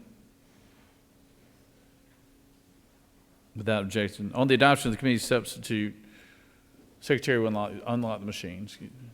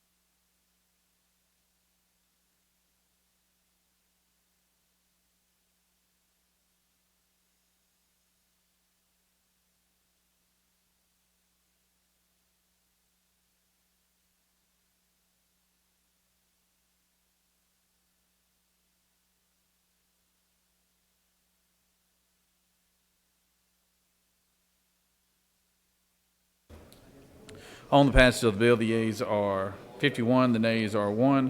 This bill, having received the requisite constitutional majority, is therefore passed by substitute.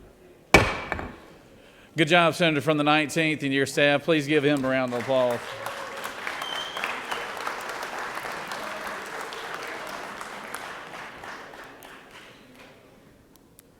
Senator from the 19th, you request to speak.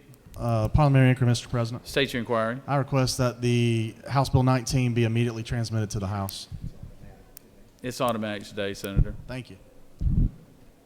But great job, good work with your staff there, and of course work's not done yet, but y'all made a heavy lift up to this point. So thank you for your hard work. Moving on to the rules calendar, HB 76. Secretary, read the caption. House Bill 76 by Representative Powell, the 33rd, and others, a bill to be entitled an act to amend Article 1 of Chapter 10A of Title 43 of the Official Code of Georgia annotated, relating to licensing provisions regarding professional counselors, social workers, and marriage and family therapists so as to revise provisions relating to education, experience, and training requirements for licensure in marriage and family therapy. The Committee of the Senate on Children and Families recommends that this bill do pass by substitute, respectfully submitted by Senator Kirkpatrick of the 32nd District Chairman.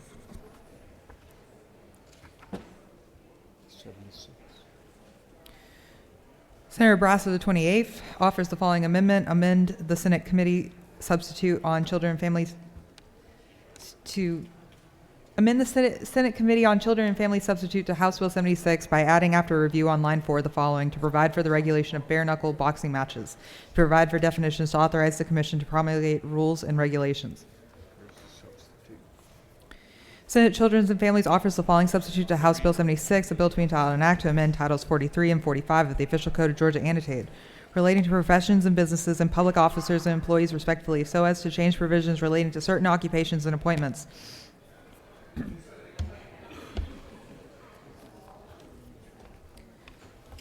Senators Tillery of the 19th and Brass of the 28th offer the following amendment, Amendment 2, to amend the Senate Committee substitute to House Bill 76 by striking line 129 and inserting therein and after nothing in this bill shall add any additional requirements or restrictions to clinical pastoral counselors. That completes the order, Mr. President.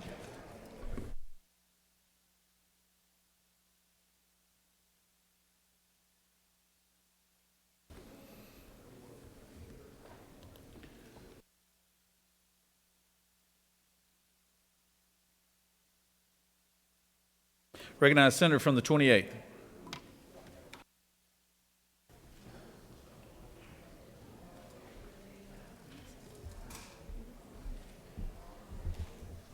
Thank you, Mr. President. I bring to y'all HB 76, and the underlying bill as it arrived from the House, it simply just revises the licensure qualifications for marriage and family therapists and brings them into national standards. Now, once the bill arrived in committee, we offered a couple of amendments, or I'm sorry, we offered a substitute. And in that substitute, I will go over the additions very briefly, but one thing we did was if the governor or someone is removed from a board or whatever that is appointed by the governor, there was no mechanism for the governor to reappoint that person. So they would have to wait till that term was up. So that vacancy would remain vacant until the term ended. And so we added language that simply allows the governor to do that. And you can see that in where's that? Anyway, it's in the bill. And lines 120. I'm sorry, lines 120 through 123, and also, I offered as part of the substitute, we also, everyone's familiar with the Georgia Occupational Review Council, or whatever you call it. And we've had issues with GORC, as we call it. We've had issues with, we don't know if the chicken or the egg comes first. Do we introduce a bill and then it goes to GORC, or does it go to GORC and then we introduce the bill? And it's very unclear, and more importantly, it really usurps the legislative process.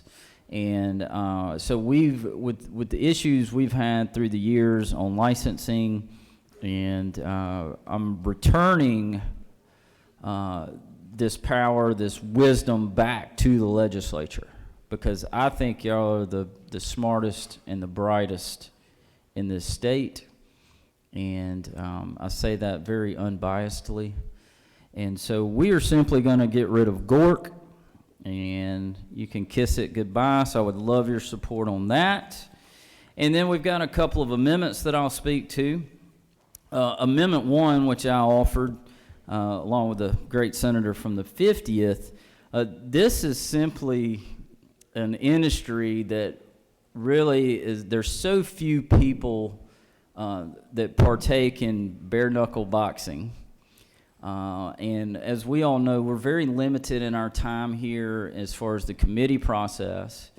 And so, I thought that I would just bring this to the committee of the whole and let us make a decision on this, because this as a standalone bill would never, probably wouldn't see the light of day in committee, nor make it to rules, and never make it to the floor. So this is really about the only way we can do it.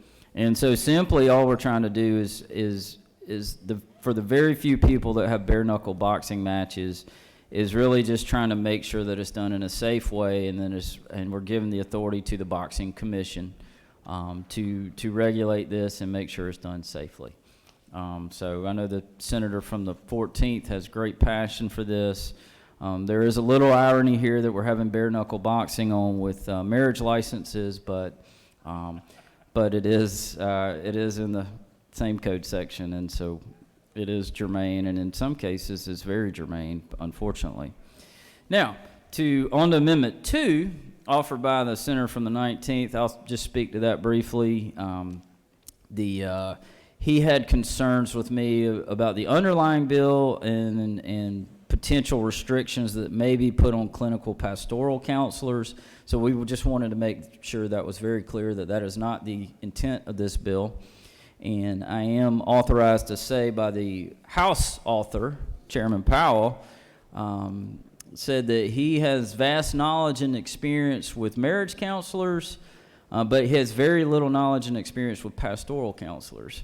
And so I didn't want to add that, but overall, I support both amendments and encourage your favorable consideration of this fine piece of legislation. With that, I'll yield for questions. You do have a couple questions, Senator. I figured. Senator from the 27th. Thank you, Mr. President. Chairman, yield. Of course. I wasn't quite able to hear over here because the Senator from the 31st was talking during your presentation, but did you say that you're delivering a knockout blow to Gork? Senator, I think that would be accurate, and since we haven't regulated it yet, I'm able to do that without it being. Well, I know how you love to regulate things, but I appreciate the effort to deliver this bare knuckle knockout blow to Gork. Well, me being I kind of like things equal, so I feel like if we're going to create some government through licensing and commissioning of bare knuckle boxing, I thought it only fair to balance it out and get rid of another government agency. Balance is key. Moderation. Senator from the 23rd. Encourage. Thank you, Mr. President. Senator Yield. I yield. I want you to know I fully support the knockout blow to Gork. My question is a point of order. Is Amendment 1 germane to the underlying bill? Well, if you're asking me, my answer is yes, but I think that question should be directed to the Lieutenant Governor. I would ask the President of the Senate to make a decision on the germaneness of same code section. Amendment 1 to the underlying bill. I will take that under consideration, Senator, and but we're going to let these other people get finished with their questions, and then I'll look at the amendments there. But thank you, Senator from the 14th. Are you want to speak to it? Senator from the 56th. Thank you, Mr. President. Will the senator yield? I do yield for my good friend from Roswell. The most powerful rules chairman. The home of Gork. I understand you have an ongoing battle with Gork. Is that not true? It was true until today. Would you say you're taking the gloves off now? They've been off, baby. Go get them. But I'll add, we're not doing sanctioned brass knuckle events, only bare knuckle events. Senator, you have a history of boxing, don't you? Don't I remember you being a part of a boxing club at the That is University of accurate. It Georgia? was not bare knuckle. I had gloves in both instances, and I retired at a career record of 0-1-1. I remember your one and only fight, Senator. It wasn't pretty, but Well, that was my one. That was well, I'm not sure which one you were at. You have no questions. Neither one of them were pretty in my mind. Thank you. I yield. I don't believe there's any danger, any golden gloves being given out there after that one. So I recognize Senator from the 14th.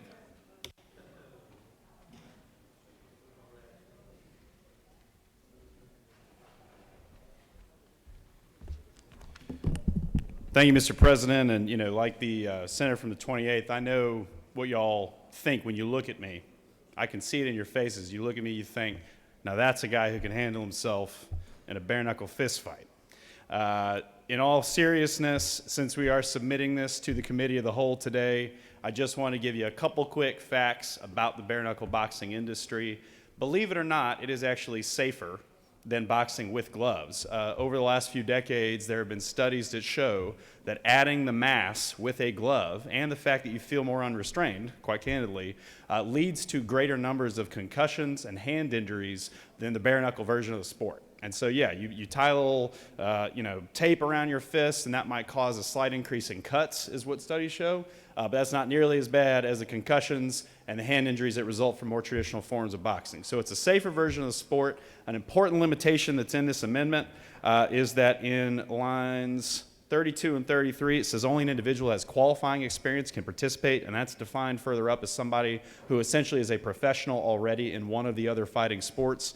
So this is, to the senator's point, a very limited amendment that would just allow a handful of people to participate. But with that limited amendment, we would be able to take advantage of the fast-growing nature of the sport and be able to generate revenues through pay-per-view and other events. So I rise today in full support of Amendment 1. Leave the procedural elements to the body and to the president, but this is good policy, and I think it'd be good for the state of Georgia. Thank you, Mr. President.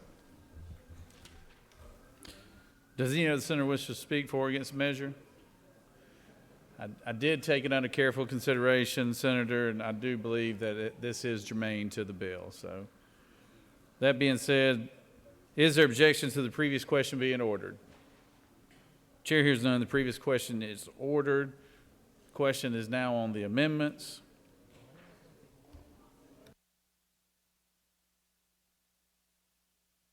Oh, Senator from the 19th, I apologize. We had. Would you like to speak on your amendment? You're good? Okay. I think the author of the bill is in favor of your amendment. So,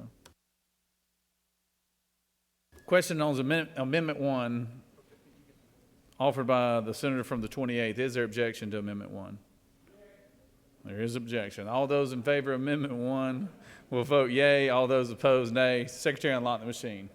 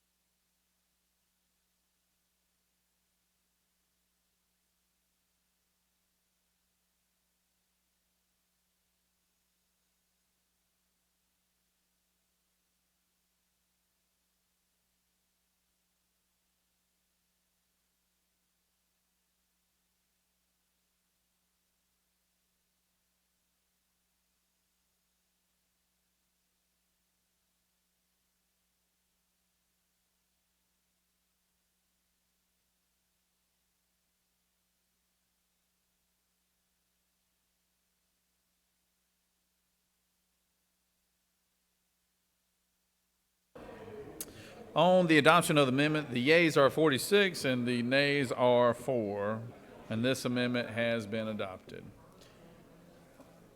On amendment number 2, authored by the senator from the 19th, is there objection to the adoption of amendment number 2? Without objection, amendment number 2 is adopted. The question is on the adoption of the committee substitute as amended. Is there objection to the adoption of the committee substitute as amended? Hearing none, the committee substitute as amended is adopted. Is there objection to agreeing to the report of the committee which is favorable to the passage of the bill? Chair hears none. The report of the committee is agreed to. Is there objection to the main question being ordered? Chair hears none. The main question is ordered. Question is on the passage of the bill by substitute. All those in favor will vote yea. Opposed, nay. Secretary, unlock the machine.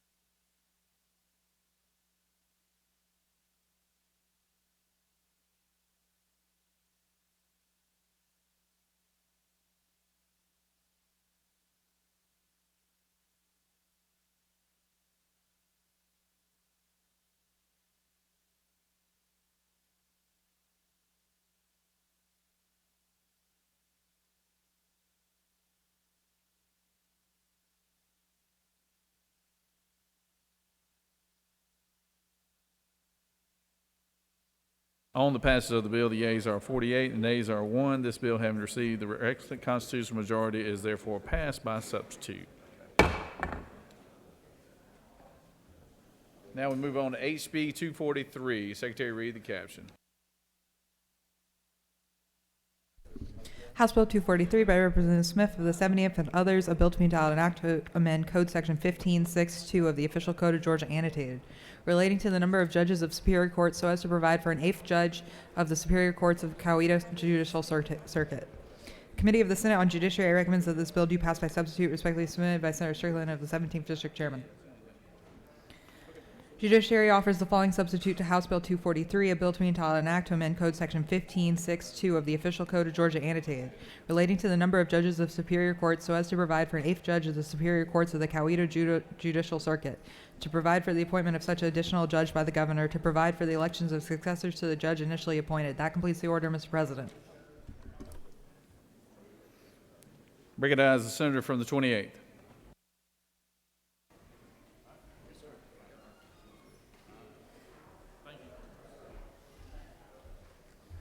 Thank you, Mr. President. As a proud citizen of the Coweta Circuit of Georgia, we are the second largest or second heaviest caseload of all circuits within the entire state. And so we are simply asking to add one more judge to our circuit to lighten the load so that we can begin to process more cases. That's all this bill does. I'll yield for questions. You have no questions, Senator. Thank you. I urge your favorable consideration on House Bill 243. I yield the will.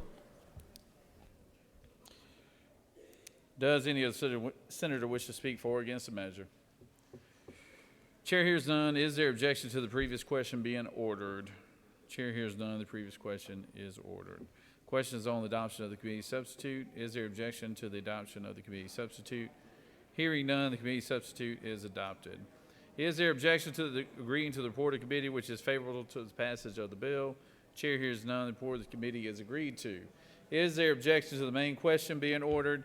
Chair hears none. The main question is ordered. Question is on the passage of the bill by substitute. All those in favor vote yea. All those opposed nay. Secretary, unlock the machine.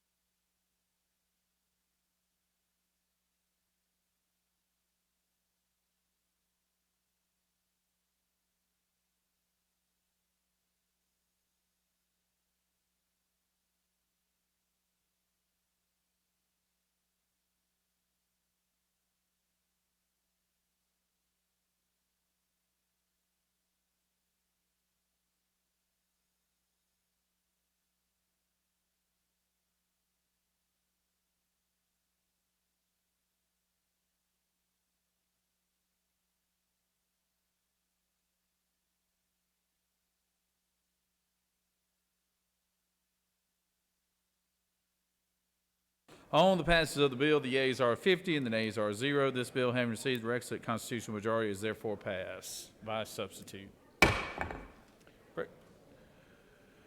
Moving on to HB 87, House Bill 87. Secretary, read the caption.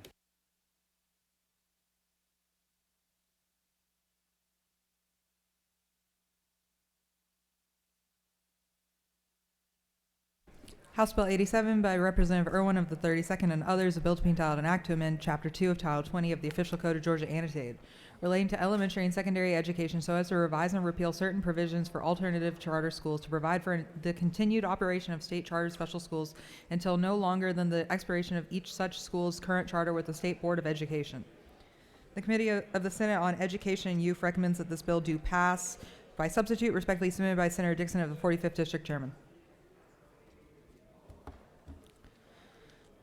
The Committee on Education and Youth offers the following substitute to House Bill 87, a bill to be entitled an act to amend Chapter 2 of Title 20 of the Official Code of Georgia annotated, relating to elementary and secondary education so as to revise and repeal certain provisions for alternative charter schools to provide for the continued operation of state chartered special schools until no later than the expiration of each such school's current charter with the State Board of Education. That completes the order, Mr. President.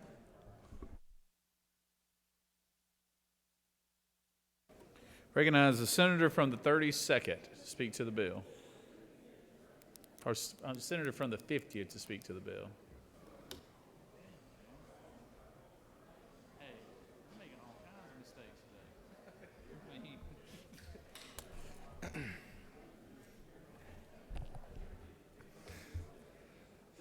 Thank you, Mr. President. Today I rise to bring you House Bill 87, also known as the Non-Traditional Special Schools Act. This bill began two years ago when this body passed out Senate Bill 153, which in essence was going to close the doors of 3 charter schools in the state of Georgia: Mountain Education, Foothills, and Coastal Plains. In response to their pending closure, a study committee was formed, hundreds of hours were put in, a lot of work was done by our friends across the hall, interested parties across the state, and ultimately we've arrived here with House Bill 87, which will allow these schools to continue to operate. House Bill 87 establishes completion schools. These give children additional options to get their degree. Children who can't go to school during the traditional 8 to 3 hours because of maybe having to help their family out and going to work, this allows them to have an option to continue to get their high school degree. This will help with workforce development in the state. This will help with families in the state. And it also, one of the good consequences of this is it will help our military. As some of you may know, in order to join the military, you have to have a high school degree. But these schools are essential. They're essential in our communities, and quite frankly, I believe they're essential in making sure Georgia remains the #1 state in the nation to do business. Some questions that I've received throughout this process that I think it would be important to take back to your district is, number one, students that are currently enrolled in these schools will be grandfathered in. Nothing will change. Moving forward, 18-year-olds who are considered dropouts will be allowed to enroll in these schools and will have 4 years to complete their degrees. Those who are not dropouts, those who are either at risk of dropping out, behind on credits, or who just need a non-traditional plan, will be allowed to enroll. I have, 2 of these schools operate in my district. I've had the honor and privilege to attend one graduation that actually took place at Lee Arrendale State Prison. And I got to go inside the prison and watch the graduation happen. And to hear the testimonies of the students that were graduating, along with alumni that came back to speak, and the success stories that these schools have had for these children who otherwise would not have received their high school diploma, it is inspiring. And I can't ask you enough to please vote in favor of this piece of legislation, because thousands of children have benefited from these schools. And what we are doing with this bill not only will keep the 3 schools alive today, but moving forward, we are setting a course for more schools like it to open. And so with that, Mr. President, I ask for favorable consideration and we'll be happy to yield for questions.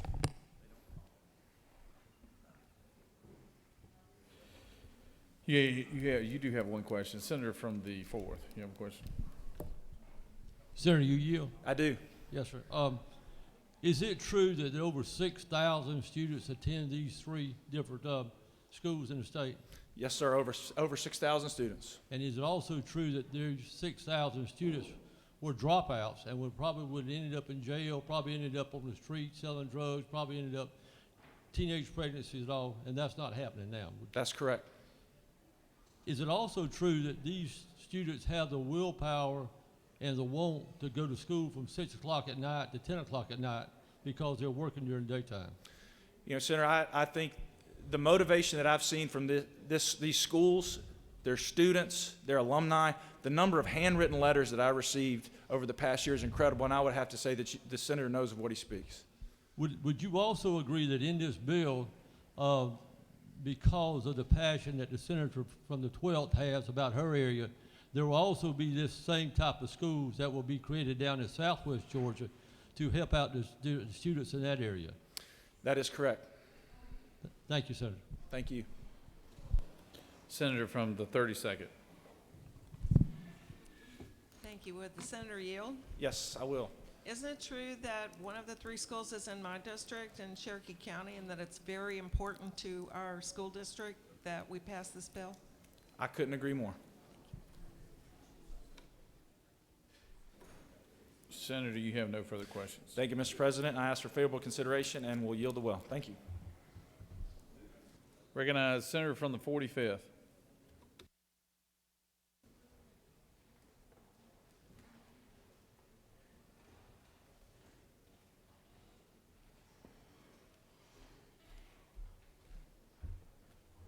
Thank you, Mr. President. I rise as well in support of this bill. It passed out of our committee unanimously. Grateful to our partners in the House, working with them. We did make 3 changes in the Senate and just wanted to go over those with y'all real quickly. But these schools, the 3 schools, Mountain Ed, Foothills, and Coastal Plain, they are vitally important for the students that attend there, no matter how they got there.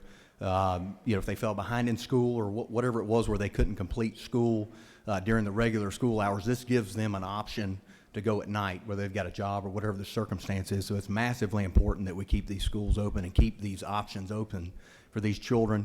The 3 changes real quickly, we added in, working with the House, we added in grandfathering current students that were enrolled, which affects my county and some of the other counties. We're in Gwinnett, we're in the Metro Atlanta RESA, but the students that are served by Foothills, which is in Barrow County, which is only about a 20-minute, 30-minute drive for most Gwinnetians. But the grandfathering lets 111 students continue to be able to go to that school, and there's other examples I could give you throughout the state. It also, one other change we made was the Youth Challenge Academies. There's 2 of those currently. Looks like there may be more added. We want to make sure those schools stayed open and continue to serve those students as well. And then the last one was contiguous counties. If they were in different RESAs and they were contiguous to each other, that those students could go there and they wouldn't miss out on those opportunities. With that, Mr. President, I yield the well.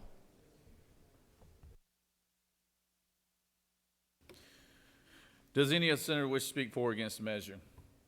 Chair hears none. Is there objection to the previous question being ordered? Chair hears none. The previous question is ordered. Questions on the adoption of the committee substitute. Is there objection to the adoption of the committee substitute? Hearing none, the committee substitute is adopted. Is there objection to agreeing to the report of committee which is favorable to the passage of the bill? Chair hears none. The report of the committee is agreed to.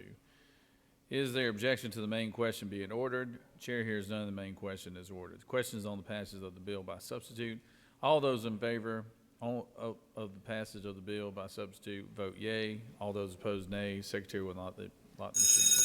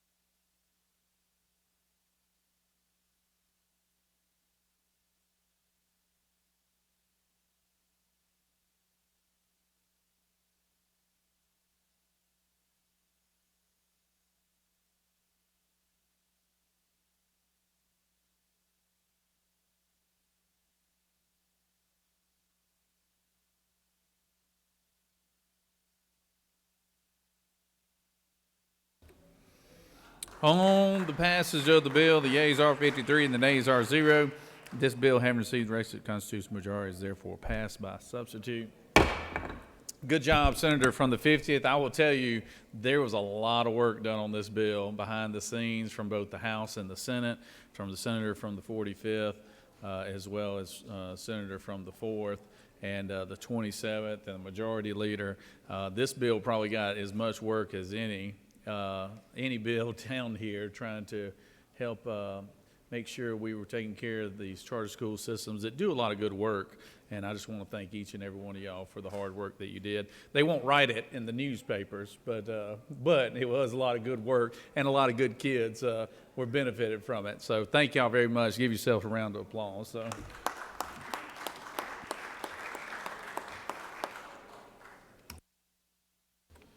Recognizing the HB 189, Secretary will read the caption.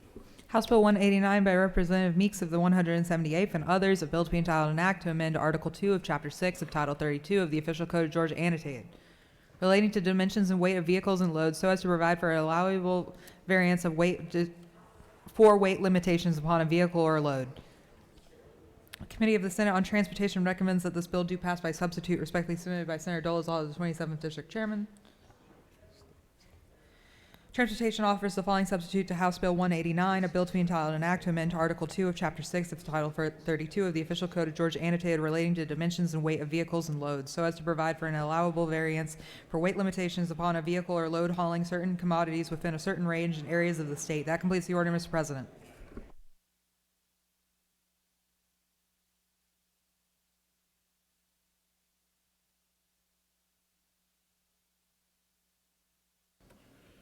Recognize Agricultural Chairman, the fine senator from the 8th District.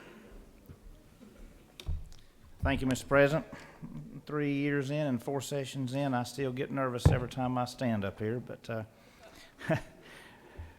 colleagues, I rise to encourage my Senate colleagues from all over Georgia, not just rural Georgia, to support HB 189, the truck weights bill, in the form of a Senate Transportation Committee substitute. I want to thank the chairman of the committee and the senator from the 51st for their work on this bill over the last several weeks to include several committee hearings. Georgia's #1 industry, agriculture, has benefited for the last 3 years under our governor's executive order by allowing trucks to haul weights up to 95,000 pounds. With the governor's executive order just recently expiring, this bill would extend similar policy until July the 1st, 2024, by increasing the allowable weight from 84,000 pounds to 88,000 pounds for agricultural and forestry products. While this bill has a 1-year sunset and is a 7,000 pound decrease from the allowable weight in the governor's previous executive order, it will prevent further disruption in our supply chain during a time of compounding inflation. Specifically, the bill is limited, say again, it's limited to agriculture and forestry. It allows for a 10% variance. It restricts miles traveled from the point of origin to its destination to a 75-mile radius. It grants local law enforcement the ability to weigh trucks if they have reasonable cause and scales.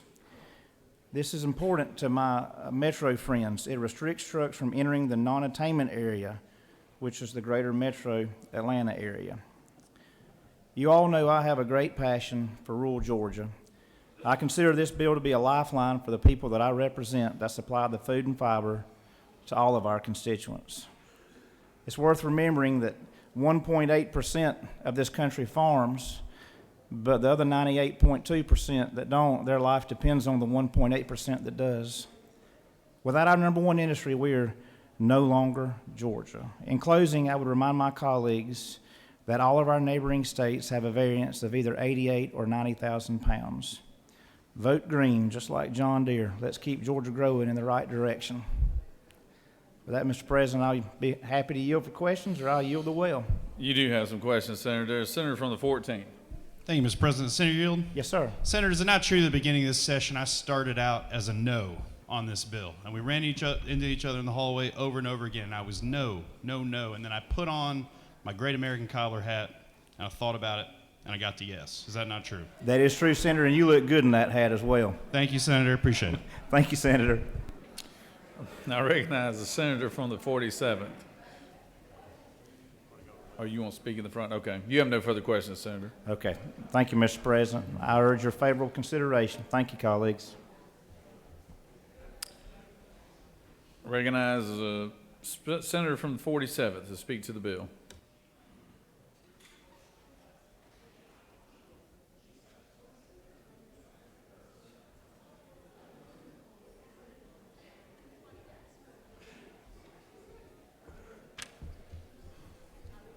Colleagues, this puts me in a really tough situation. I've got actually by birth, I have 3 brothers, but I have 2 more that are here in the chamber with me that are fraternity brothers. And I think both of them want to see this bill pass. But you know, I'm going to tell you, said, yes, I'm a recovering chair of Transportation Committee, and I appreciate the senator from the 27th. He's worked hard to try to navigate where we're at on this piece of legislation. I sat down with the Georgia Forestry Association when our new ag commissioner introduced a bill to go to 100,000-pound trucks. And I said, guys, I want to help you get competitive. I want to help you raise the weight on trucks. I want to go to the 10% variance. But there's a cost of doing that, and there's something that we need to take into consideration. And I want you to think about what I proposed to them and what it could mean for Georgia. You know, a lot of people talk about Forrest Gump and his sayings about stupid. Well, my goal is to stop stupid. Down on my desk downstairs in my office here at the Capitol, I've got a citation for a truck that went across the scales at 130,100 pounds. Ladies and gentlemen, that truck was legally able to carry 80,000 pounds, meaning that truck was grotesquely overweight. I think y'all can do the math. But more importantly for me, I think that's the kind of thing that will kill people. The truck becomes top heavy, had a load of logs on it. There's no way to say it. That's the truck that will break down bridges and tear apart roads. And for me, passing this legislation, it's not good for Georgia. It's not good for our citizens. I'm going to vote no on this bill, but I want to try to come back next year because this is a one-year bill. If it does pass, which I hope it does not, I want to help our forestry friends and our ag friends to do something that's more permanent. But here's what I want you to think about.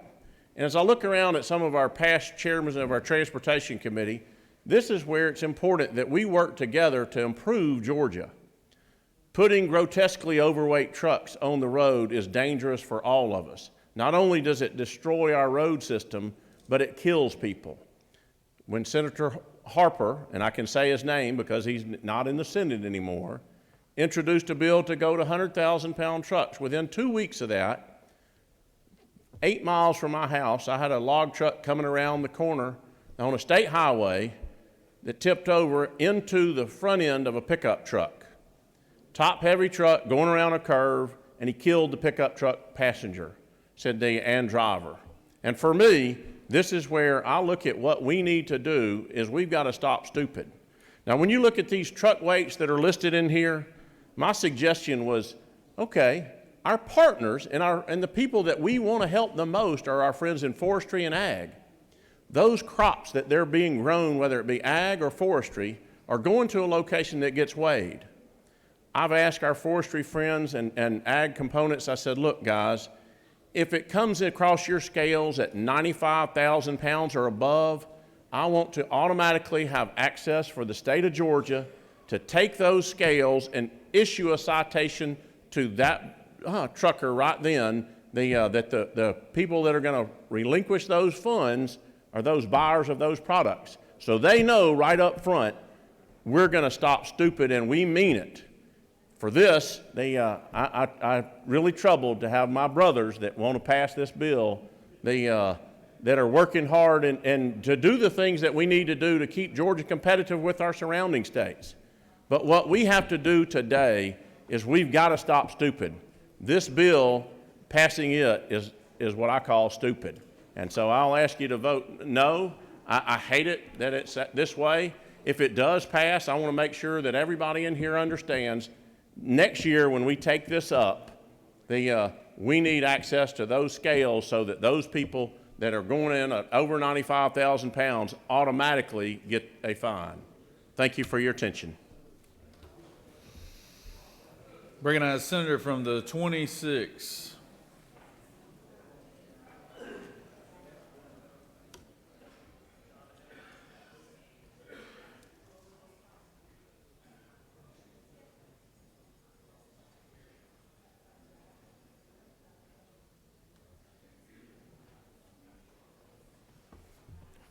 Thank you, Mr. President. Ladies and gentlemen, I'm going to vote for this bill with some on my conscience. First of all, like you in a math class, you take a compass and draw a circle. And then you say, I can't come in.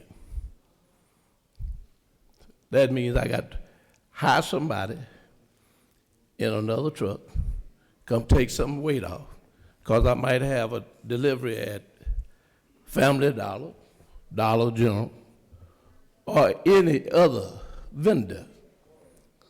The other thing is, it's strictly agriculture. Well, I've got constituents who drive for a living, and it's about the payload. That's how they make a living. That's how they pay their taxes. That's how they pay the house note, the car note, the car insurance, send the kids to school.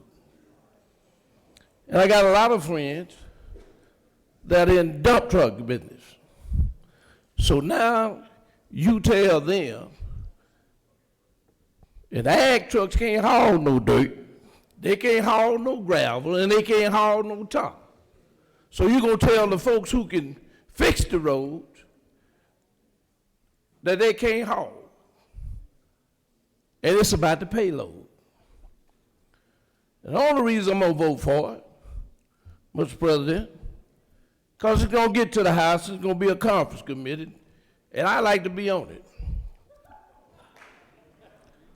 And the only way you can get on it is you had to vote for it. But we have a bigger problem than that. Roads and bridges. We've got to find a way to put the money in the transportation to fix the roads and the bridges. This argument has been going on too long. For the last 20 years, I know. And I've heard from cities and some counties. But let me say to you that we don't grow pine trees in the city. They are grown in rural Georgia. And you don't get any tax money until those trees are cut to go in your digest. And then we got to haul them out of your county to take them to the mill. So it's a two-way street in this thing. Government don't operate off water. It operates off money. And right now we're finna take money out the pockets of some folks for a year. And y'all know that ain't right.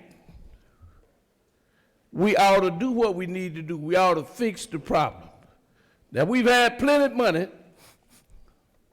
that we've been giving away all year, about all the money we had. We ought to be giving that money to fix these roads and bridges. We talk about these car plants coming to Georgia. But when they come, you got to put an interchange there. Are we paying for the interchange, or does the interchange, excuse me, does the interchange come out of DOT's regular budget? We need to think about that. We're a growing state. We need to do what we need to do and stop making excuses about why we're not doing it. Thank you, Mr. President. You have no questions, Senator. And I believe we put the House at a distinct disadvantage if I put you on that conference committee right there. We wouldn't want to do that. We wouldn't want to do that. Recognize Senator from the 27th.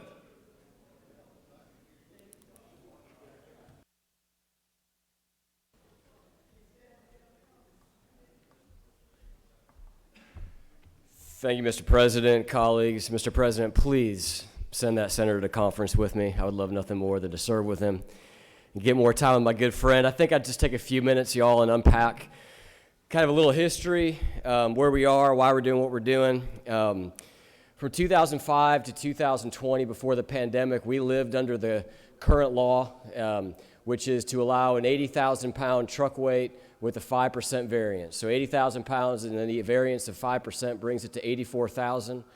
I think it's important to note that there is no variance on the interstates. So we're only talking about state and local roads. So if you have a trucker who wants to essentially traverse the state on the interstate system, they're going to need to be at 80,000 pounds either way. During the pandemic, as the senator mentioned, as he was presenting the bill, Governor Kemp increased that to 95,000.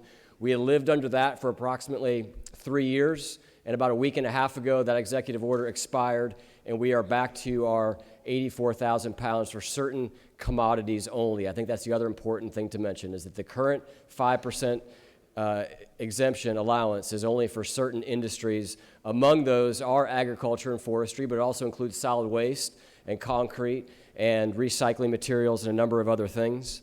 One thing that we heard a lot of testimony about, it is universally agreed that increasing truck weights will increase the degradation of our roads. There's a little bit of disagreement as to how much that would be. We heard everything from taking a 20-year road lifespan down to 12 years, or potentially taking a 20-year road span down to 18 years. And I'm not here to litigate who is right, because frankly, I don't know. But what I do know is that somebody is right. And regardless of how right they are, we know that we're going to need to see more funding in the state when it comes to our critical infrastructure. The commissioner of GDOT gave me a swag estimate that if we were to change to what the House had proposed, that he would need $500 million more a year for the maintenance on the state roads only. That does not include any maintenance on the local roads, which would also be impacted. And I'm sure all of you have heard from your local county commissioners, mayors, and city councils as it relates to this issue. The other states surrounding us have made significant investments of both ARPA funds and their surpluses into infrastructure. And when I talk about significant, I'm talking about billions of dollars. Not tens of millions, not hundreds of millions, but billions of dollars of one-time funding that they have made with their surpluses. We have as a state, have not been able to do that, or have chosen not to do that. So our infrastructure needs to be thought about when we talk about these weight changes. Something else that we heard about in committee was the safety issue. It was highlighted, a federal department highway study looked at 80,000-pound trucks versus 90,000-pound trucks, so different than what we're talking about here. But they talked about a 2-foot stopping distance difference between an 80,000-pound truck and a 90,000-pound truck. So I know for me, when I first heard about this issue, I thought that safety would be one of the primary things that we heard about, but I was surprised, frankly, and encouraged to learn that you do not have a significant stopping distance between those two trucks at those two weight limits. In the bill, we contemplated the fact that right now MCCD is the only entity that can enforce our truck weights. The House sent us a bill that did not expand that enforcement. The Senate allows local law enforcement to purchase scales and enforce weights if they want to. It also gives them probable cause to pull trucks over if they appear to be overweight and conduct a weighing of that truck. Additionally, and this gets to Senator from the 47th's point about stopping stupid, we increased fines in this bill above and beyond what the House had done, and we changed the total distance traveled from the House's 250 miles to 75 miles. We limited this, as the senator from who introduced the bill mentioned, to only the non-attainment, we precluded the non-attainment zone. So these are areas that will revert back to the law that was in place from 2025 to 2020 and is back in place today. I want to read those counties to you so you know what those are. And again, these counties will not apply to the additional variance. So they will be back at the 84,000 pounds for those commodities. These are the counties of Cherokee, Clayton, Coweta, Cobb, DeKalb, Douglas, Fayette, Forsyth, Fulton, Gwinnett, Henry, Paulding, and Rockdale. And then the last thing that we did, and I think this may be the most significant piece of the bill, is we put a sunset in this bill for the middle of the year after session next year. Why did we do that? I want to come back to the funding piece. We know that we have a funding problem, and it's been proposed that we just put a tax on the everyday citizens and figure out a way to pay for the freight and logistics funding, and you can imagine what I think about that. We know that we need to get the freight and logistics industry to the table to participate in the funding. And we know that if we did what the House did, which is essentially give away all the leverage and not have a sunset and give them essentially exactly what they asked for, that there's no way they'll come back to the table to have the funding conversation that we need. Our funding needs will be in the billions of dollars. And we do not need to put that simply on the backs and solely on the backs of somebody who shops at Amazon, like Colorado did, and like had been proposed in the hallways here. We know that we need the industry at the table to have that significant conversation. So, Mr. Chairman, I lastly want to inform the members of this body that as the Chairman of Transportation, I spent extensive time talking to my colleagues about this bill and essentially whipping this bill. And this bill, as it came out of the House, was dead on arrival in the Transportation Committee. So we have arrived at a carefully crafted compromise, a compromise that allows the very important people of Middle and South Georgia to do their work in the industries of forestry and agriculture, a compromise that addresses many of the concerns of the locals who are worried about funding, who are worried about safety, who are worried about things like the sunset, most importantly, who want the ability to enforce these laws within their own jurisdictions. So I would close my comments by saying I'm supporting the bill. And I'm also saying that I've had additional conversations with colleagues in this chamber to let you all know that we need to encourage our House members as we talk to them to let them know this is the best deal they're going to get.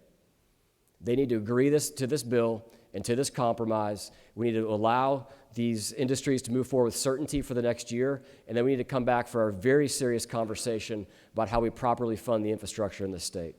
Mr. President, I'm happy to answer any questions, or I'm also happy to yield the well. You have one question, Senator. Senator from the 47th. Thank you, Mr. President. Would Chairman yield? To my predecessor, absolutely. Thank you. And you know, this is a delicate dance that we do down here every year on all the pieces of legislation. My question for you is, in committee, we had the Motor Carrier Division testified to if they put every one of their law enforcements out trying to do everything they can to enforce the truck weights. Do you remember the percentage that he said he could barely get to? It was a single-digit percentage. I forget if it was 2 or 5, but it was less than 5%. And for me, what I'm trying to do is and I think that you would agree, would it not be better for us to work with our partners so that we have 100% in compliance by using the information that these scale operators have when those logs and ag products are delivered? We would have 100% compliance in Georgia. Is that not true? Senator, I don't know that we would have 100% compliance, but we certainly would have 100% enforcement. So we would have the ability, if when a log truck rolled into a mill and was weighed and was overweight, we would have the ability to assess a fine at that point. And I'll tell you, Senator, I'm all for having that conversation as we move forward. What we did in this bill, I'll remind you, though, is we do allow locals to have the enforcement option they currently do not have today. So I think that that's an important thing that we need to discuss in the off session with those industry partners and find the best way to get to the point of 100% compliance, which I think would be the goal for all of us in this chamber. Thank you for your work on this. Thank you. Recognize Senator from the 56th. Thank you, Mr. President. Does Chairman yield? I do. Chairman, isn't it true that the 3 years that Governor Kemp suspended that we didn't see any major issues of public safety whatsoever? Is that not true? I believe that is correct based on all the testimony we heard. So, Senator, based on that, this just makes good, prudent sense and the great work that you and the team did so we can continue this conversation to take care of both business, public safety, and the overall goal of helping out rural Georgia. Is that not true? I believe that is 100% correct, and I appreciate the question. Thank you. Mr. President, I yield the well. You have no further questions? Recognize the Senator from the 51st, Majority Leader.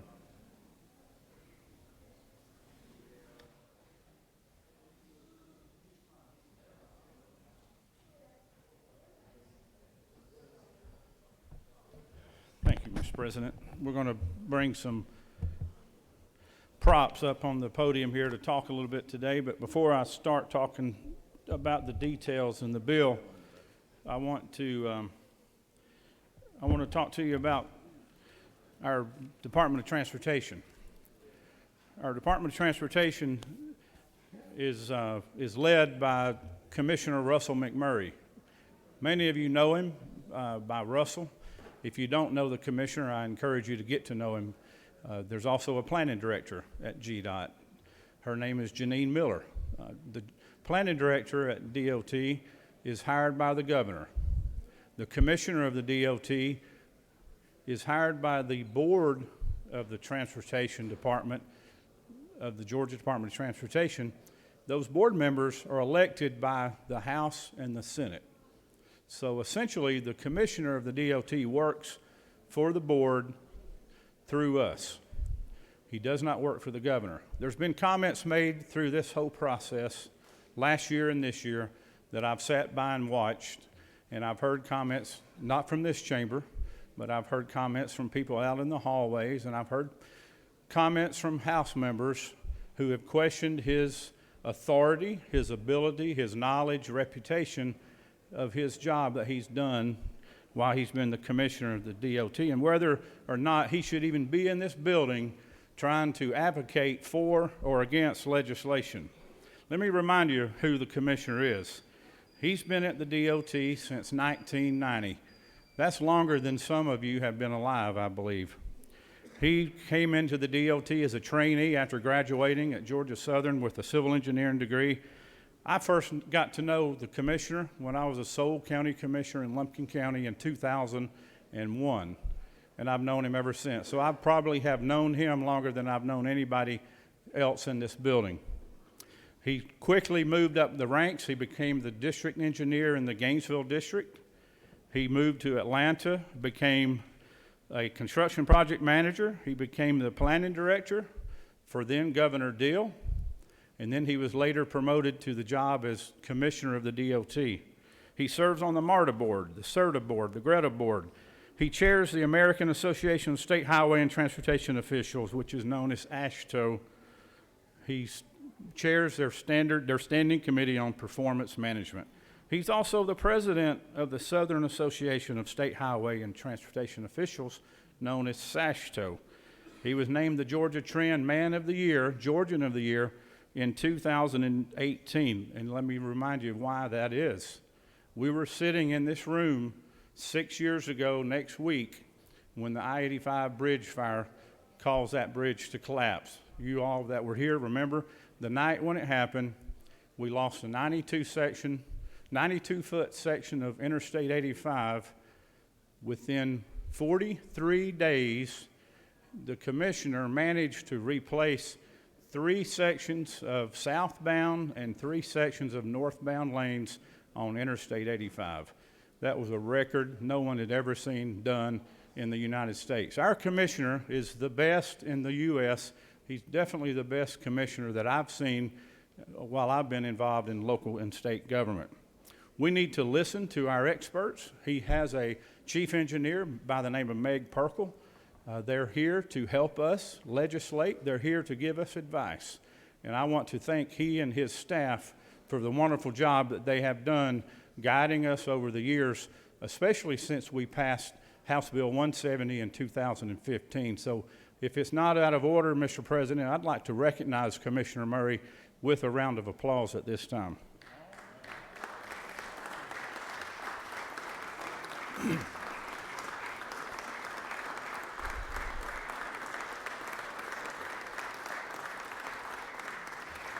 Now, he's not here in this room today, but when you see him, I'm sure he is listening. I'm sure he is somewhere not far from here listening to this conversation. When you see him, tell him thank you for the job that he and his 4,000 employees do for us.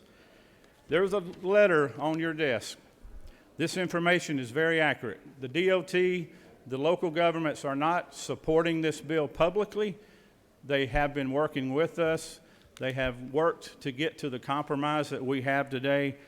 And as it may not sound like I support the bill, as I continue my conversations, I'm asking you to support this bill. I will vote for this bill for many of the same reasons that the current chairman of transportation supports it, and of course our ag chairman, he supports it. He is passionate about ag. But before you hear, I want to just talk a little bit about what roads look like in Georgia. If you're a county commissioner in rural Georgia, you don't see roads that have asphalt as thick as this here, or asphalt as thick as this core sample here. Instead, what you have are a bunch of dirt roads with very little base. And county commissioners have a hard struggle with this. They have limited funds. They come into office and the first thing they get is a phone call from their neighbor who said, my dirt road has been muddy and full of potholes my entire life. I want you to pave my dirt road. And so county commissioners want to please as many people as they can, so they set out to do so. They start out with 3 to 4 inches of aggregate base, which is just gravel with a little bit of sand mix in it, and they put 1 to 2 inches of chip seal on it. Chip seal is nothing but gravel and tar, just a real thin layer. And a lot of cars and trucks will drive on that for years. When you put a 100,000-pound truck on that chip seal, it will not last very long at all. Those roads are built just basically to get people out of the mud. As you start to get into more of a state route specification, this is where the DOT has set their specs today. You'll see 6 to 9 inches of aggregate base, which is gravel, and then they require 3 to 5 inches of asphalt. If you move to the federal highways in Georgia, especially down around the ports, where these two senators are from, 15th district and the 1st district, the 2nd district and the 1st district, you will see bigger roads being built with concrete and asphalt. So they'll start out with 8 to 10 inches of gravel as a base, and then they'll put 8 to 10 inches of asphalt on top of that, and then they'll put 10 inches of concrete on top of that gravel. And so you can see the thickness of that roadway. Now compare that to this 3 or 4 inch piece on a state route, or even compare it to a local county road that I've described where there's 1 to 2 inches of asphalt. What do you think the best weight should be? The heaviest truck should be right here. That's common sense. The federal government only allows 80,000 pounds of weight to be on this interstate route. This is a core that was taken off of Interstate 75. This is an actual profile of the asphalt and the concrete that is on that road today. 80,000 pounds is the federal law on this road. We want to put 90,000 or 100,000 pounds on these state routes, or even worse, on a county road or a city street that's only 2 to 3 inches thick. My point of saying all this is this discussion doesn't end today. We'll pass this bill and we'll send it over to the House, and I'm like the senator from the 27th. I'm not interested in a bill coming back that has added more exceptions or more weights. What we want to do is have a conversation over the next 12 months with the industry people that are in the gallery and out in the hallways and our members over in the House. We want to have a serious conversation about how do we fund our roads going forward to where we can get from a 2-inch county road asphalt to more like what we see on a state route, or even closer to this kind of this construction specification that you see on the interstates. So I'm asking you to vote for the bill, but I'm asking you even more so going forward that we support the freight and logistics plan that has just been published and that's going to require funding, and that's where we come in next year. We're going to have to help find the monies to build these roads and build the infrastructure in our state. We also can't forget how important the relationship is going to be with our Class 1 railroads and our short line railroads in this state. Very important part of the puzzle is to have our railroads in place, make sure they're upgrading their crossings, make sure their safety precautions are in place, and it's going to require funding as well. Our ports are one of the fastest growing in the nation. We want to continue to support our economic development engine that we have in Georgia, but we simply cannot do it if we do not show the commitment of funding going forward. So ladies and gentlemen, please support this bill for a 1-year time, and we will be back next year with more information and more requests for your help. Mr. President, I'll take any questions you may have. You do have a couple questions, Senator. Yes, sir. Senator from the 28th.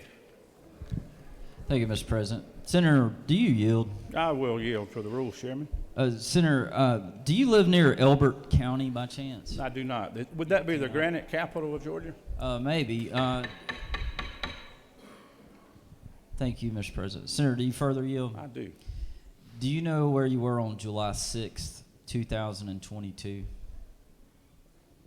I could look at my calendar if that's really your... If you'll further yield, I'm a little concerned because on July 6, 2022, the Georgia Guidestones were dismantled in Elbert County, and I'm just making sure you're not the. Well, I cannot confirm or deny my whereabouts on July 6, 2022. Thank you, Senator. Yes, sir. You do have another question. Hopefully, it's a little serious question. Senator from the 12th, please. Thank you, Mr. President. Would the senator and the will yield for Absolutely. a series of just couple of questions? Is it not true that deep in southwest Georgia, I live on a dirt road? Yes, ma'am. I and believe have that's lived true. on that dirt road for the last 20 years? I believe the senator knows of what she speaks. Yes, sir. Is it also not true that most times the commissioners, the county commissioners, will prioritize road pavements based on the number of homes that are on that road? Is it also not true that the majority of the paved county roads in my district all have the commissioners' names on those paved roads, whether they have one house on there, which would belong to the commissioner, or no houses? Is that also true? That is very true, Senator. Yes, sir. That's very, very true. Thank you very much. Thank you. Appreciate that. You have no further questions, Senator. Thank you very much. Please support the bill, and I'll yield the will.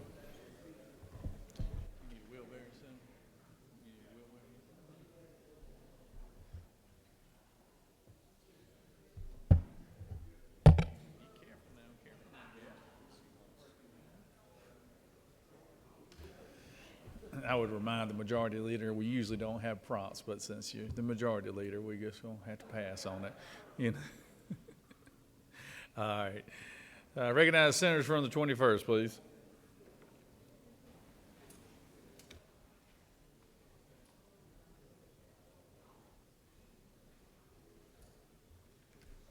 Thank you, Mr. President. I'll be brief. I would say that when this bill first came over from the House, I was a hard no. I am going to support this bill today. I'm going to support the Ag Chairman. I want to thank the Chairman of Senate Transportation, the Senator from the 27th, for his hard work. I want to thank the Senator from the 51st for his hard work, and also the Ag Chairman and our Lieutenant Governor. You know, the Senator from the 27th addressed, you know, the wear and tear on the roads, the safety, and the funding. What I want to talk about is freight and logistics funding, the long-term plan we must have. We have studied freight and logistics for 4 years, and we know we're going to need to invest in our infrastructure. We had a presentation from Commissioner McMurray, who I do think is one of the best DOT commissioners in the country. And I will tell you that there was one slide that really caught my attention. In the next 10 years, the Savannah area is going to go from 100 million square feet of industrial space to 200 million square feet, double in size, and you're going to have the Hyundai plant open up in Savannah. Now, there's already a lot of 18-wheelers and trucks coming out of the Port of Savannah. It's an economic engine for our state. But we have got to address the funding between now and next session, because roads take 6 to 8 years to build. And if Savannah doubles in size in 10 years, we're going to be behind the 8 ball if we don't address it. So I would just say this, that I'm going to support this bill. I'm glad it has a sunset so the industry will come back to the table and we can work on a long-term freight and logistic plan, as the senator from the 26th stated. We've got to make sure we invest in infrastructure. I say this a lot, and I'll end with this. There's a direct correlation between infrastructure investment and economic development and jobs. Mr. President, if I have no questions, I'll yield the will. You have no questions, Senator. Does any other senator wish to speak for or against this measure? Chair hears none. Is there objection to the previous question being ordered? Chair hears none. The previous question is ordered. I recognize the senator from the 8th to close debate. Thank you. You know, there's one thing, colleagues. I tell people when I go back home, there's a lot of special interests out in that hallway. There's a lot of special interests everywhere. People, big money folks, they can hire their lobbyists. But you know what my job is to be, and what all of our jobs is to be a lobbyist for the common man. That is our job. We had an ag committee hearing yesterday where we come in and had the folks from EPD, because it's a very important issue with the senator from the 12th and the senator from the 11th, because their farmers have been under a moratorium for 12 years. They can't drill a well. So if you live in Quitman County, Georgia, you can't drill a well. But if you go 4 feet across the line, you can put a straw in and drill a well in Barber County, Alabama. Well, you know what else we're telling those farmers? You know what else we're telling those farmers in Quitman County, Georgia? We're telling them that in Alabama, you can haul 88,000 pounds, but in Georgia, you can only haul 84,000 pounds. And so for the people that live in my district and for the people all across this state, a small family logging business that's got 2 skidders, a cut-down machine, and a loader, they're going to do about $1.7 million a year in revenue. The difference between 84 and 88,000 pounds for that business, y'all, on a 50-mile average haul, on 60 loads a week is $154,000 a year. So we as Georgia farmers, we have the prevailing wage is $14 an hour, but we're buying tractors with Tier 4 engines instead of Tier 1 engines. In Mexico, the people we're competing with, they're still buying Tier 1 engines every day. We're doing the same thing in our state to our farmers when every farmer that lives in a state that touches us can haul 4,000 to 6,000 more pounds on the road than what our farmers can do. And I will just close with this, ladies and gentlemen. I want to thank so much my colleagues, the Lieutenant Governor, the members of the Transportation Committee, especially the chairman for everything they've done. But I will close with this, and it's a pretty profound statement in my opinion. You see it on bumper stickers all over this state. No farms, no food. Mr. President, I yield the will. Thank you, Senator. The question is on the adoption of the committee substitute. Is there objection to the adoption of the committee substitute? Hearing none, the committee substitute is adopted. Is there objection to agreeing to the report of the committee which is favorable to the passage of the bill? Chair hears none. The report of the committee is agreed to. Is there objection to the main question being ordered? Chair hears none. The main question is ordered. The question is on the passage of the bill by substitute. All those in favor vote yea. All those opposed, nay. Secretary, unlock the machine.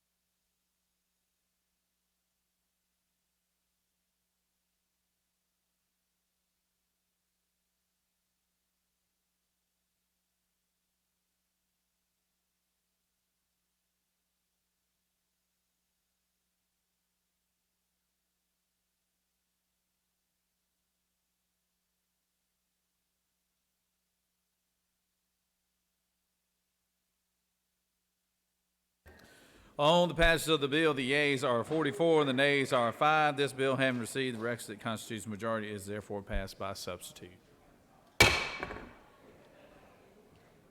Recognize the senator from the 19th for a motion. Thank you, Mr. President. Got a message from the House, and now we move that the Senate insist on its substitute. Thank you, Mr. President. So we had an important message from the House, and now we move. I move that the Senate insist on our substitute to the HB 19, the FY24 budget. The senator. The senator has insisted on the Senate's position for House Bill 19 substitute. Secretary, read the caption. House Bill 19 by Representative Burns of the 159th and others, a bill to be entitled an act to make and provide appropriations for the state fiscal year beginning July 1st, 2023, and ending June 30th, 2024. That completes the order, Mr. President. Is there objection to the senator from the 19th motion? Without objection, the Senate has insisted on its position.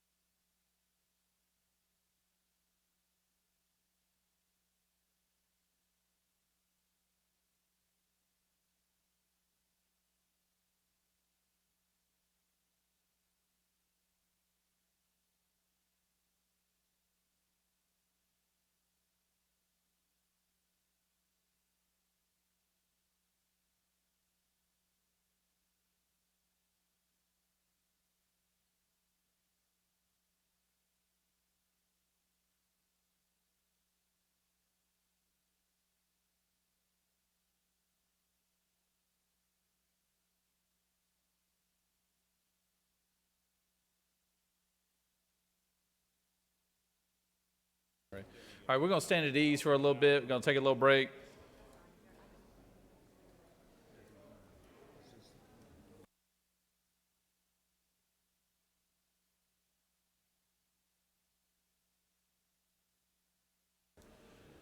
Hold on, we're going to do one more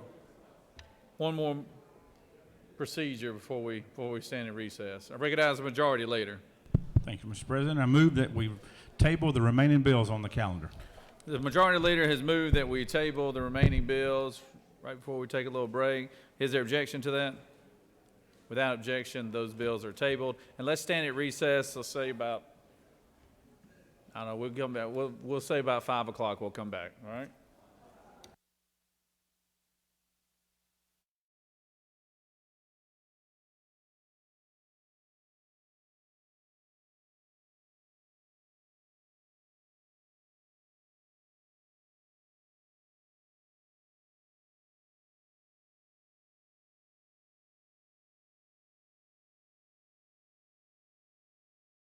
Right now in our recess. Secretary, read the announcements.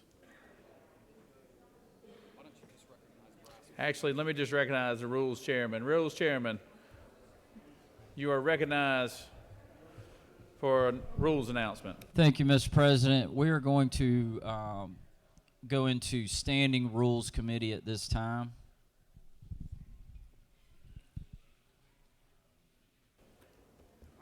The Rules Chairman has announced we're going into the Standing Rules Committee, and the rest of the chamber will stand at ease. Thank you.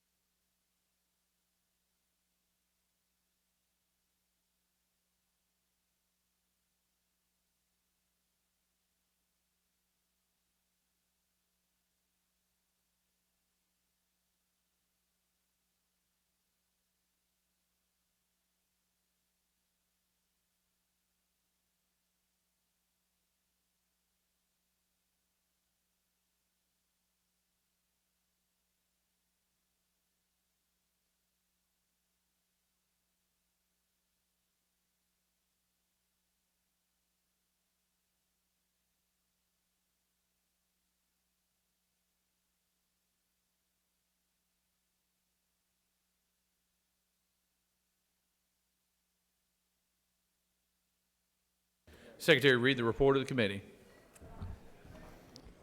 Mr. President, the Senate Committee on Rules has had under consideration the following legislation and has instructed me to report the same back to the Senate with the following recommendation. SR 371, due pass. HB 454, due pass by substitute. Respectfully submitted, Senator Brass of the 28th District, Chairman. That completes the order, Mr. President.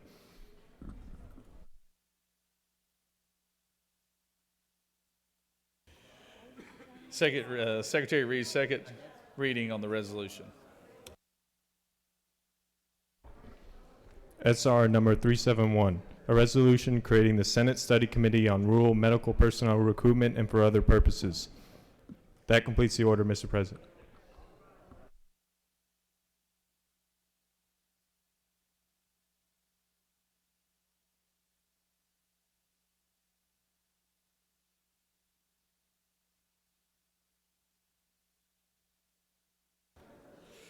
Secretary will first read House bills. House Bill 591 by Representative Evans of the 89th and others. A bill to be entitled an act to amend an act to provide that each resident of State and DeKalb local County. government. House Bill 593 by Representative Evans of the 89th and others. State and local government. House Bill 594 by Representatives Evans of the 89th and others. A bill to be entitled an State act. and local government. House Bill 678 by Representative State and Scott. local government. House Bill 711 by Representative. State and local government. House Bill 717 by Representative Barrett. State and local government. House Bill 728 by State and local government. House Bill 729 by Representative. State and local government. House Bill 734 by Representative Chiokas. State and local government. House Bill 737 by Representative Chiokas. State and local government. House Bill 743 by Representative State Powell. and local government. House Bill 744 by Representative State and local Powell. government. House Bill 748 by Representative Reeves of the 99th and others. State and local government.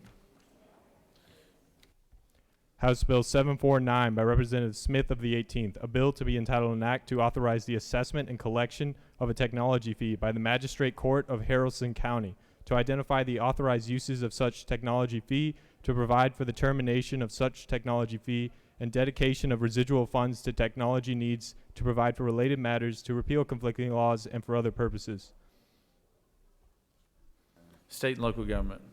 House Bill 750 by Representative Wiedauer of the 121st, a bill to be entitled an act to create the City of Watkinsville Public Facilities State and Authority. local government. House Bill 751 by Representatives State Carpenter. and local government.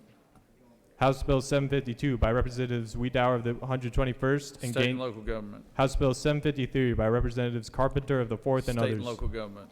House Bill 754 by Representatives Carpenter of the 4th and State others. and local government. House Bill 755 by Representatives Carpenter. State of and the- local government. House Bill 756 by Representatives Carpenter of the 4th and others. State and local government. House Bill 757 by Representative DeLoach of the 167th. State and local government. House Bill 758 by Representatives Carpenter of the 4th and others. State and local government. House Bill 759 by Representatives Bonner of the 73rd and Mathiak. State and local government. House Bill 760 by Representatives Bonner of the 73rd and Mathiak. State and local government. House Bill 761 by Representatives Carpenter of the 4th and others. A bill to State be and in local government. House Bill 762 by Representatives Carpenter of the 4th and others. A bill to be entitled an act to amend an act to provide for a homestead exemption from City of Dalton Independent School District ad valorem taxes for educational purposes in the amount of $150,000 of the assessed value of the homestead for residents of State that and local school. government. House Bill 763 by Representatives Wiedauer of the 121st and Gaines of State the and local government. House Bill 764 by Representatives Wiedauer of the 121st and Gaines of the 120th. A bill to be entitled an act to provide. State and local government. House Bill 765 by Representatives Wiedauer of the 121st and Gaines of the 120th. State and local government. House Bill 766 by Representatives Wiedauer of the 121st and Gaines of the 120th. A bill to be State and local government. House Bill 767 by Representatives Wiedauer of the 121st and Gaines of the 120th. A bill to be entitled. State and local government. House Bill 768 by Representatives Wiedauer of the 121st and others. State and local government. House Bill 769 by Representatives Wiedauer of the 121st and Gaines of the 120th. State and local government. House Bill 770 by Representatives Wiedauer of the 121st and Gaines of the 120th. A bill. State and local government. House Bill 771 by Representatives Carpenter of the 4th and others. A bill. State and local government. House Bill 772 by Representative Meeks of the 178th. A bill. State and local government. House Bill 773 by Representatives Barton of the 5th and others. State and local government. House Bill 774 by Representative Perkel of the 169th. State and local government. House Bill 775 by Representatives Williamson of the 112th and Fleming of the 114th. State and local government. House Bill 776 by Representatives Baird of the 24th and others. A bill to be entitled. State and local government. House Bill 777 by Representatives McLean of the 109th and others. A bill to be entitled. State and local government. House Bill 778 by Representatives Townsend of the 179th. A bill to be entitled. State and local government. House Bill 779 by Representatives Momtahan of the 17th and others. A bill. State and local government. House Bill 780 by Representative LaHood of the 175th. A bill. State and local government. House Bill 781 by Representatives Hawley of the 116th and others. State and local government. House Bill 782 by Representative Anderson of the 10th. A bill to be State entitled. and local government. House Bill 783 by Representative Jenkins of the 136th. A bill. State and local government. House Bill 784 by Representatives Hawley of the 116th and others. State and local government. House Bill 785 by Representative Rhodes of the 124th. A bill to be State and local government. House Bill 786 by Representatives Carpenter of the 4th and others. A bill to be State and entitled. local government. House Bill 787 by Representatives Carpenter of the 4th and others. A bill to be State and local government. House Bill 788 by Representative Meeks of the 178th. A bill to be entitled. State and local government. House Bill 789 by Representatives Carpenter of the 4th and others. State and local government. House Bill 790 by Representative Reeves of the 99th and others. A bill to be. State and local government. House Bill 791 by Representatives Wiedauer of the 121st and Gaines of the 120th. A bill to be entitled. State and local government. House Bill 792 by Representatives Cannon of the 58th and others. State and local government. House Bill 800 by Representatives Maynor of the 56th and others. A bill to be entitled. State and local government. House Bill 802 by Representative Chastain of the 7th. A bill to be entitled. State and local government. Senate Bill 289 by Senators Jones of the 10th and others. A bill to be entitled. State and local government. That completes the order, Mr. Sorry. Senate Bill 290 by Senators Jones of the 10th and others. A bill to be entitled an act to provide a homestead exemption from City of Hampton ad valorem taxes for municipal purposes in the amount of $15,000 of the assessed value of the homestead for residents of that city. State and local government. That completes the order, Mr. President.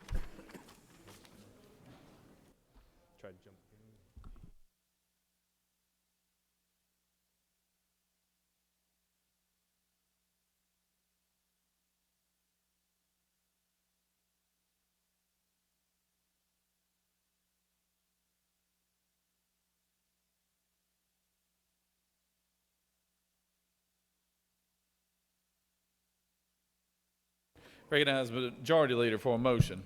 Thank you, Mr. President. I move that the Senate adhere to its substitute to House Bill 19 and that a conference committee be appointed at this time.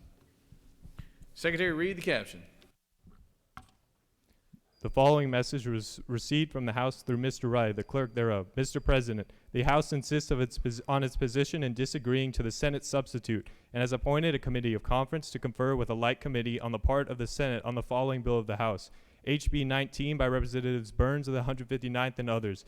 A bill to be entitled an act to make and provide appropriations for the state fiscal year beginning July 1, 2023 and ending June 30, 2024 to make. That completes the order, Mr. President. Majority Leader has moved that we insist on our position, and we're going to if there's no objection, we're going to appoint a conferees to the budget here. Is there objection to the Senate's position? All right, then I appoint the senator from the 18th, the senator from the 51st, and the senator from the 19th to be our conferees on the big budget here. So.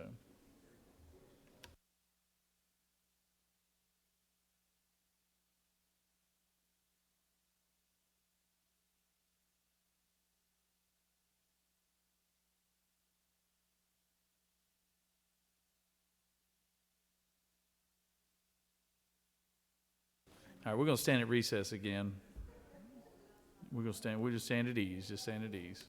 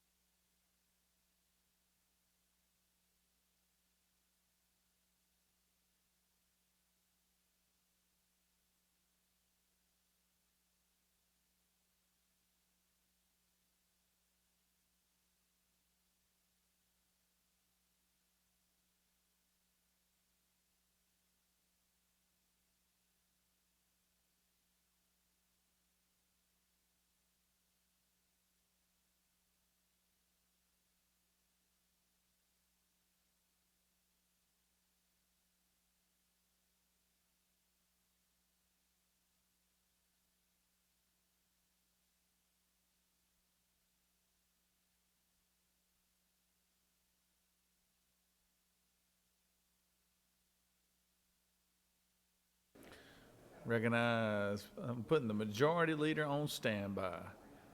Majority leader on standby.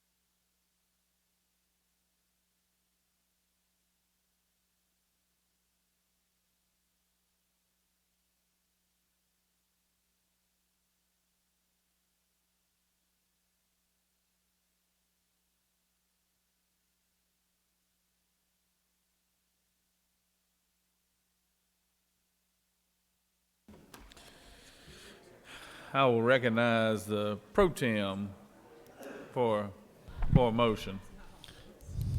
Thank you, Mr. President. Good evening. I move that the Senate agree to the House substitute to SR 214. The pro tem has moved that the Senate agree to House substitute SR 214. Secretary, read the caption. Senate Resolution 214 by Senators Ginn of the 47th and others, a resolution creating the Joint Study Committee on Local Option Sales Tax and Service Delivery Strategy and for other purposes. The House offers the following substitute to Senate Resolution 214, a resolution to call for the nomination and election of the chairperson of the State Election Board and for other purposes.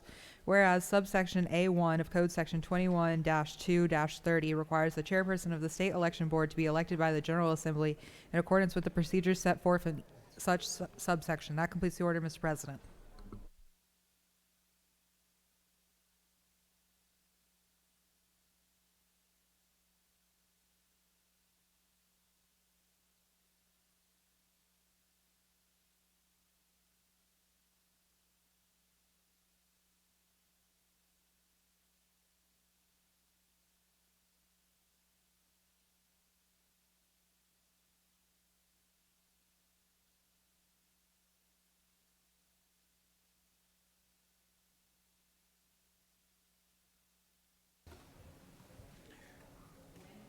Mr. Pro Tem, Senator from the 18th. Would you like to speak to the agree or you're good? You waive? Okay. Senator from the 53rd, for what purpose do you rise? Thank you, Mr. President. I ask to unanimously excuse the senator from the 8th. Without objection, the senator from the 8th is excused. Is there objection to the Senate agreeing to the House substitute? Is there objection? Without objection, all those in favor of the House's position of agreeing to substitute of Senate Resolution 214 will vote yea. All those opposed, nay. Secretary, unlock the machine. Senator from the 27th, for what purpose do you rise? Mr. President, at the end of this vote, I would ask for unanimous consent to excuse the senator from the 28th for business outside the Capitol. Without objection, Senator on the next go around be excused.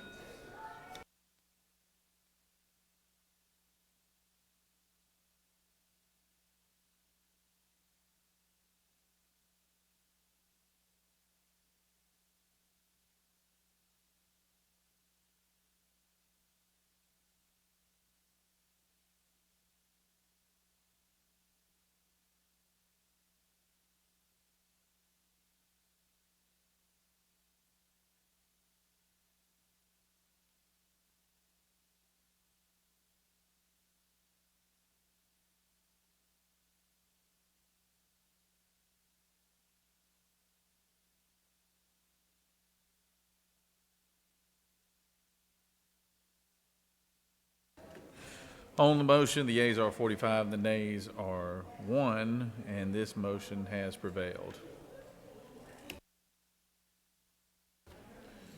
I recognize the senator from the 33rd for a motion. Thank you, Mr. President. I ask I move that the Senate agree to the House substitute on Senate Bill 218. Senator from the 33rd has moved that the Senate agree to House Substitute SB 218. Secretary, read the caption. Senate Bill 218 by Senator Rett of the 33rd and others, a bill to be entitled an act to amend Article 5 of Chapter 5 of Title 40 of the Official Code of Georgia annotated, relating to identification cards for persons without driver's licenses so as to provide for the issuance of identification cards to persons completing a term of incarceration, to provide that the Department of Corrections share identifying information with the Department of Driver Services, to amend Article 2 of Chapter 9 of Title 42. The House offers the following substitute to Senate Bill 218, a bill to be entitled an act to amend Article 5 of Chapter 5 of Title 40 of the Official Code of Georgia annotated, relating to identification cards for persons without driver's licenses so as to provide for the issuance of identification cards to persons completing a term of incarceration, to provide that the Department of Corrections share identifying information with the Department of Driver Services. That completes the order, Mr. President. I recognize the senator from the 33rd to speak to the measure.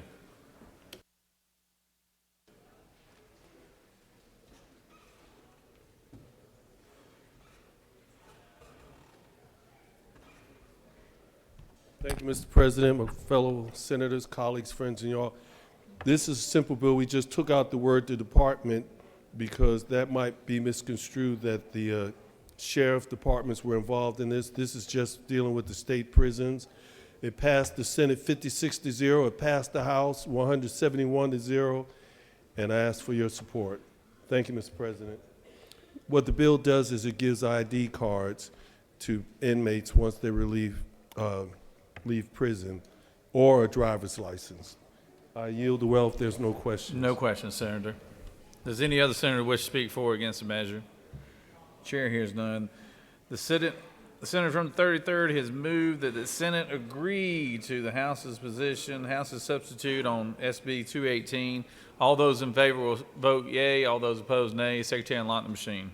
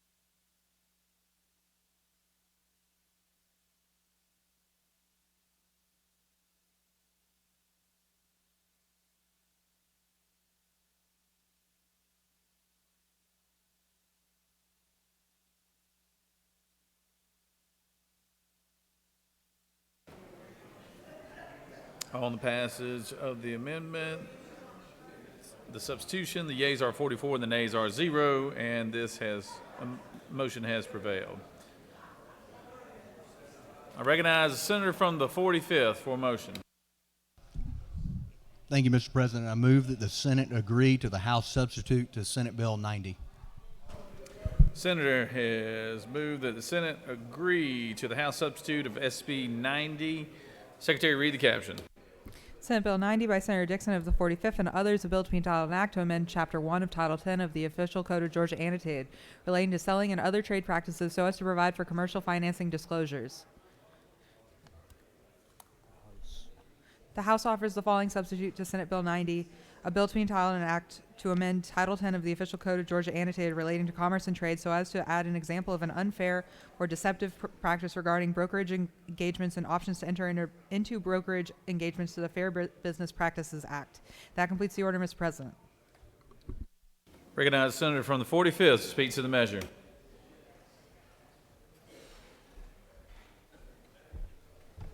Thank you, Mr. President. It was a friendly addition to the bill. Essentially what we found out in the real estate industry over the past year, there's been some predatory listing practices where there's been some predatory where they've come in and they're coercing, a lot of times it's older folks, into like a 40-year lease. And a lot of times they're locked into it. And a lot of times the families don't find out about it until after that person is deceased. On record, there's about 4,000 of those in the state. So this bill would clean it up. It would also prevent those listings from happening to protect those homeowners as well. Thank you, Mr. President. I yield the well. Thank you, Senators. Any other senators wish to speak for or against the measure? Hearing none. The Senate has moved that we agree to the House substitute for Senate Bill 90. All those in favor of the measure will vote yea. All opposed, nay. Secretary, unlock the machine.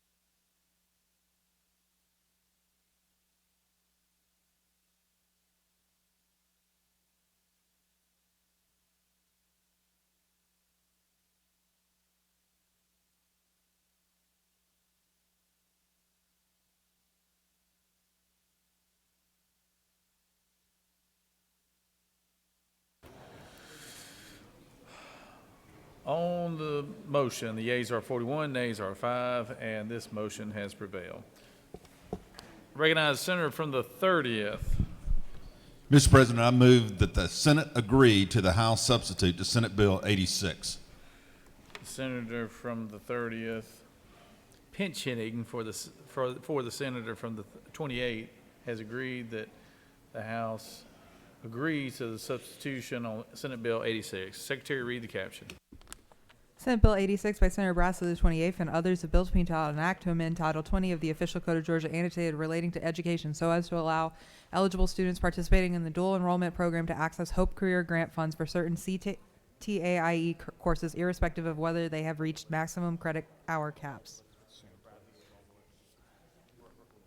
The House offers the following substitute to Senate Bill 86, a bill to be entitled an act to amend Part 4 of Article 6 of Chapter 2 of Title 20 of the Official Code of Georgia annotated relating to financing under the Quality Basic Education Act so as to allow eligible students participating in the dual enrollment program to access Hope Grant funds for certain CTAE courses, irrespective of whether they have reached maximum credit hour caps. That completes the order, Mr. President.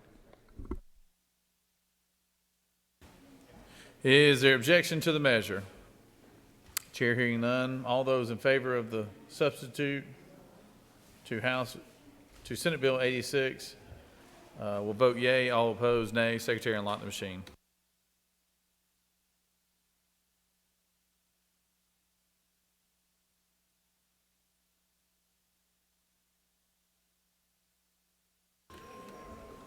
Our state and local government chairman would like to make a quick announcement as soon as this vote is over with, so I'm going to give him a point of personal privilege to do that.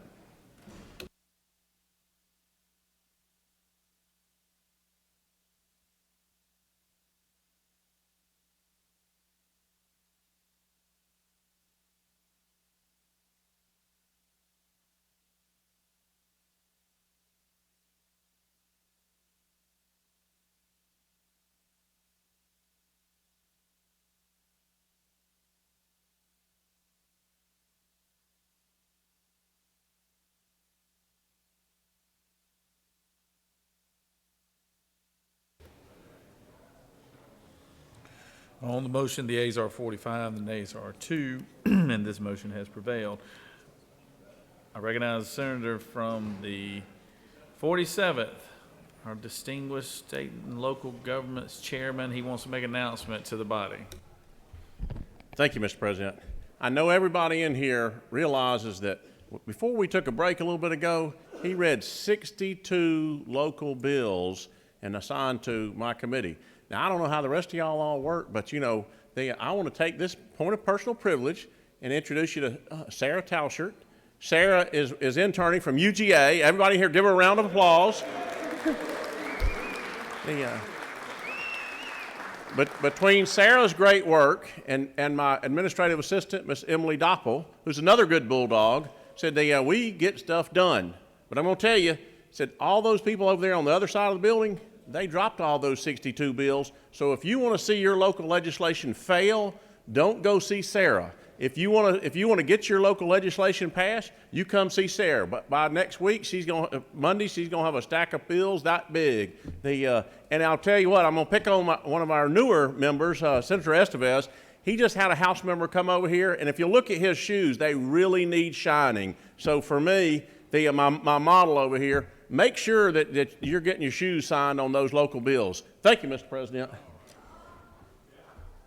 All right. All right. Thank you, Senator. Recognize the Senator from the 27th for a motion. Thank you, Mr. President. I move the Senate agree to the House substitute for Senate Bill 204. The Senator has moved that the Senate agree to the House substitute on SB 204. Secretary, read the caption. Senate Bill 204 by Senator Dolezal of the 27th and others, a bill to be entitled an act to amend Chapter 14 of Title 20 of the Official Code of Georgia annotated relating to education accountability so as to provide for the recognition of certain accrediting agencies as evaluators of the quality of education offered in public schools in this state. The House offers the following substitute to Senate Bill 204, a bill to be entitled an act to amend Chapter 14 of Title 20 of the Official Code of Georgia annotated relating to education accountability so as to provide for the recognition of certain accrediting agencies as evaluators of the quality of education offered in public schools in this state, to provide for the accreditation of public schools and local school systems by recognized accrediting agencies. That completes the order, Mr. President.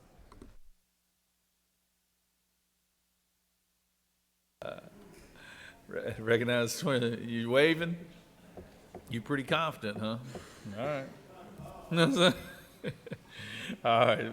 The senator's waving his will speech. Was any other senator wish to speak for or against the measure? Chair hearing none. The senator from the 27th has moved that the Senate agree to the House substitute on SB 204. All those in favor vote yea. All opposed nay. Secretary, unlock the machine.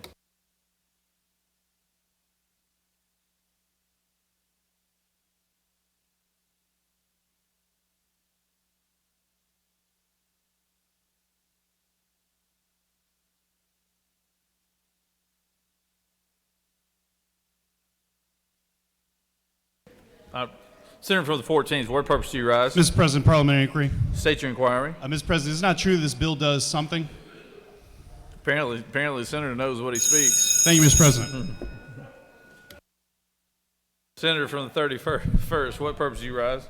Parliamentary inquiry. State your inquiry. Is it not true that this bill is so strong it passed this body unanimously the last time we voted on it? Ain't no question about it, Senator.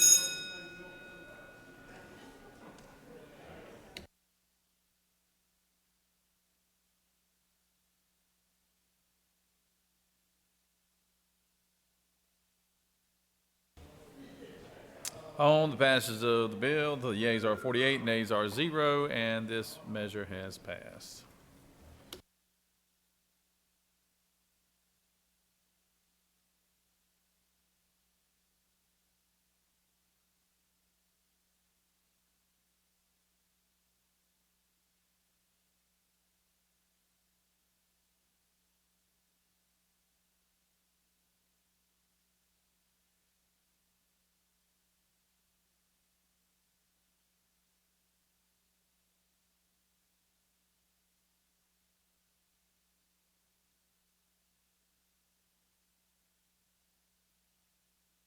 Senator from the 9th, what purpose do you rise?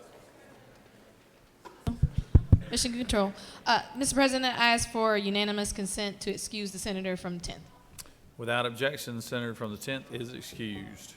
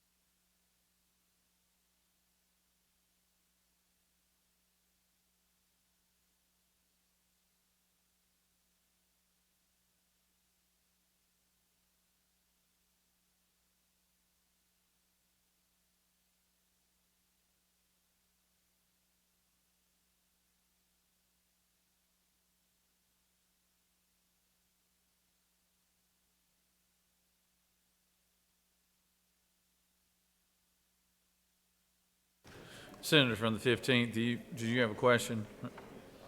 What purpose do you rise? Thank you, Mr. President. I ask unanimous consent to excuse the senator from the 12th. From the 12th. Without objection, the senator from the 12th is excused.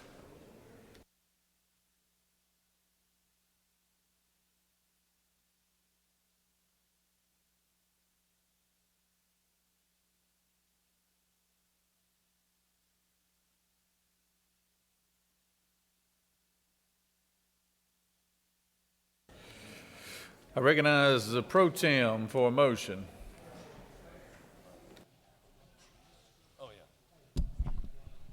Thank you, Mr. President. I would ask for unanimous consent to remove HB 475 from the table. The pro tem has moved that House Bill 475 be taken off the table. Secretary, read the caption.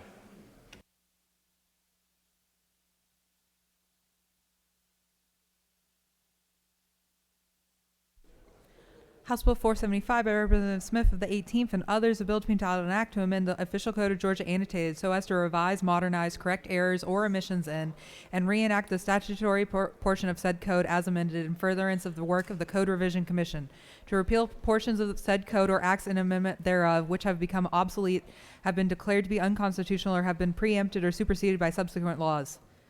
The Committee of the Senate on Judiciary recommends that this bill do pass. Respectfully submitted by Senator Strickland of 17th District Chairman. That completes the order, Mr. President.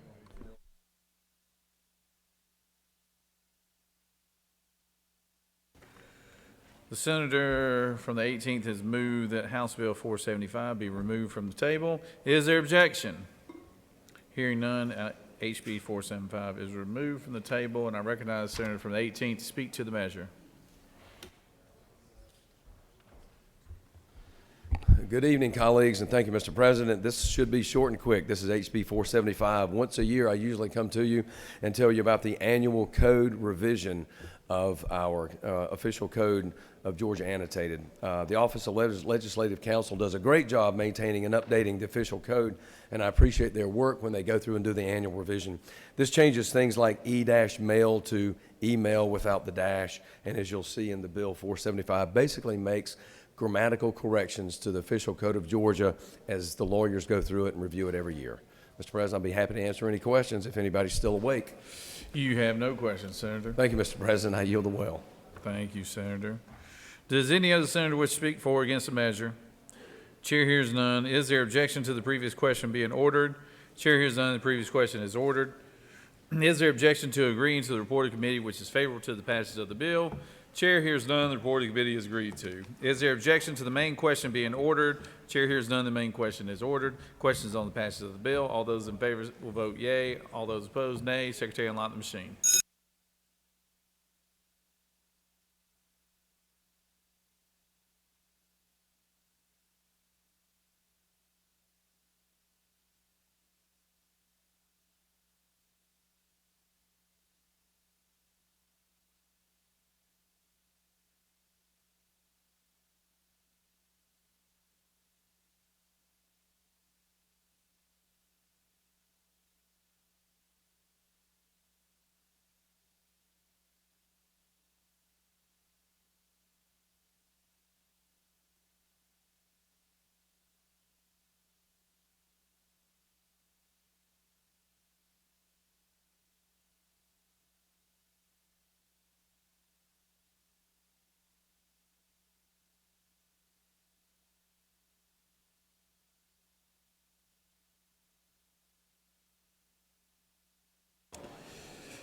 On the passage of the bill, the yeas are 46 and nays are 0. This bill, having received the requisite constitutional majority, is therefore passed. Okay, so this is what, so everybody will be up to speed. The next three bills that we are going to take up, or attempt to take up, if everybody agrees to it, is House Bill 80, House Bill 128, and House Bill 572. So just to give everybody a heads up there. I recognize Pro Tem again for a motion. Thank you, Mr. President. I ask for unanimous consent to lift HB 80 from the table. Give it some life. The Pro Tem has asked that HB 80 be taken off the table. Secretary, read the caption. House Bill 80 by Representative Lever of the 123rd and others, a bill to be entitled an act to amend Article 1 of Chapter 14 of Title 24 of the Official Code of Georgia annotated, relating to general provisions regarding proof generally so as to enact the Uniform Unsworn Declarations Act to provide for unsworn declarations to have the same effect as sworn declarations in certain circumstances. The Committee of the Senate on Judiciary recommends that this bill do pass, respectfully submitted by Senator Strickland of the 17th District Chairman. Judiciary offers the following substitute to House Bill 80, a bill to be entitled an act to amend Chapter 1 of Title 9 of the Official Code of Georgia annotated relating to general provisions regarding civil practice, so as to enact the Uniform Unsworn Declarations Act to provide for unsworn declarations to have the same effect as sworn declarations in certain circumstances, to provide for exceptions. That completes the order, Mr. President. The senator has moved that HB 80 be taken from the table. Is there objection? Without objection, I recognize the senator from the 18th to speak to the bill.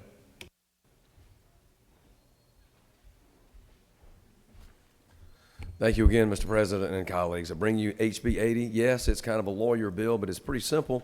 It's the Uniform Unsworn Declarations Act, which removes the need for a notary to sign documents made by foreign declarants. That is, folks signing documents under oath in a foreign country. Protections for such declarations are still in place. There's no changes made to the crime of perjury for making a false statement. However, the difficulty of finding a notary in a foreign country is a barrier to conducting business, and this bill really improves that. The bill does not apply to notarial acts for depositions. The person signing the document will have to sign a statement that they understand that they're making a false statement. If they're making a false statement on the document, that would subject them to penalty for perjury.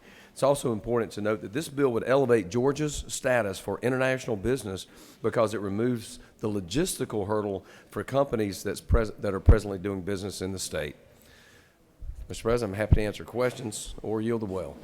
You have no questions, Senator. Thank you. I yield the well.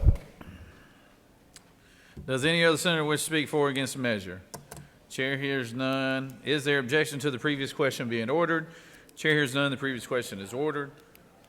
Question is on the adoption of the committee substitute. Is there objection to the adoption of the committee substitute? Hearing none, the committee substitute is adopted.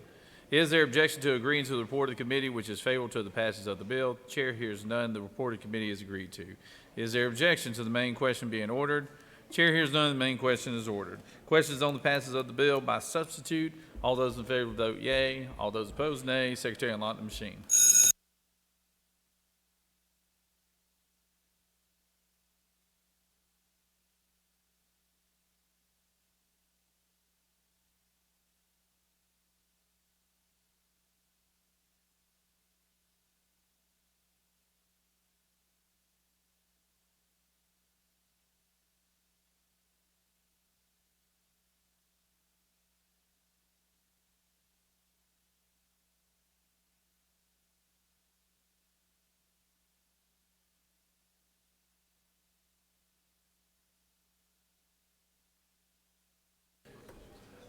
Senator from the 17th, for what purpose do you rise? State your inquiry. Mr. President, isn't it true that we're all rejoicing we finally got the issue of your online notary behind us? Senator knows of what he speaks.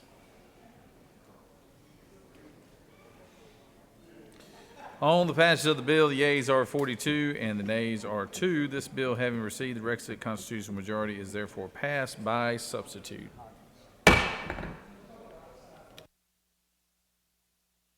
Recognize the senator from the 3rd for a motion. Mr. President, I move we take House Bill 128 off the table.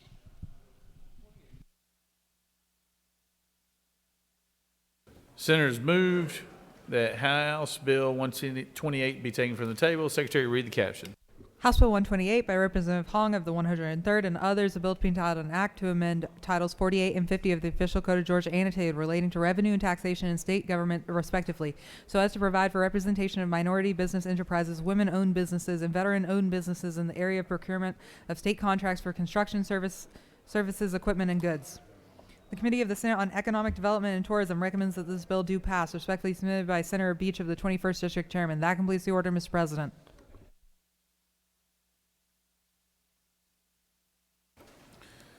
The senator from the 3rd has moved that HB 128 be taken from the table. Is there objection? Without objection, recognize the senator from the 3rd to speak to the measure.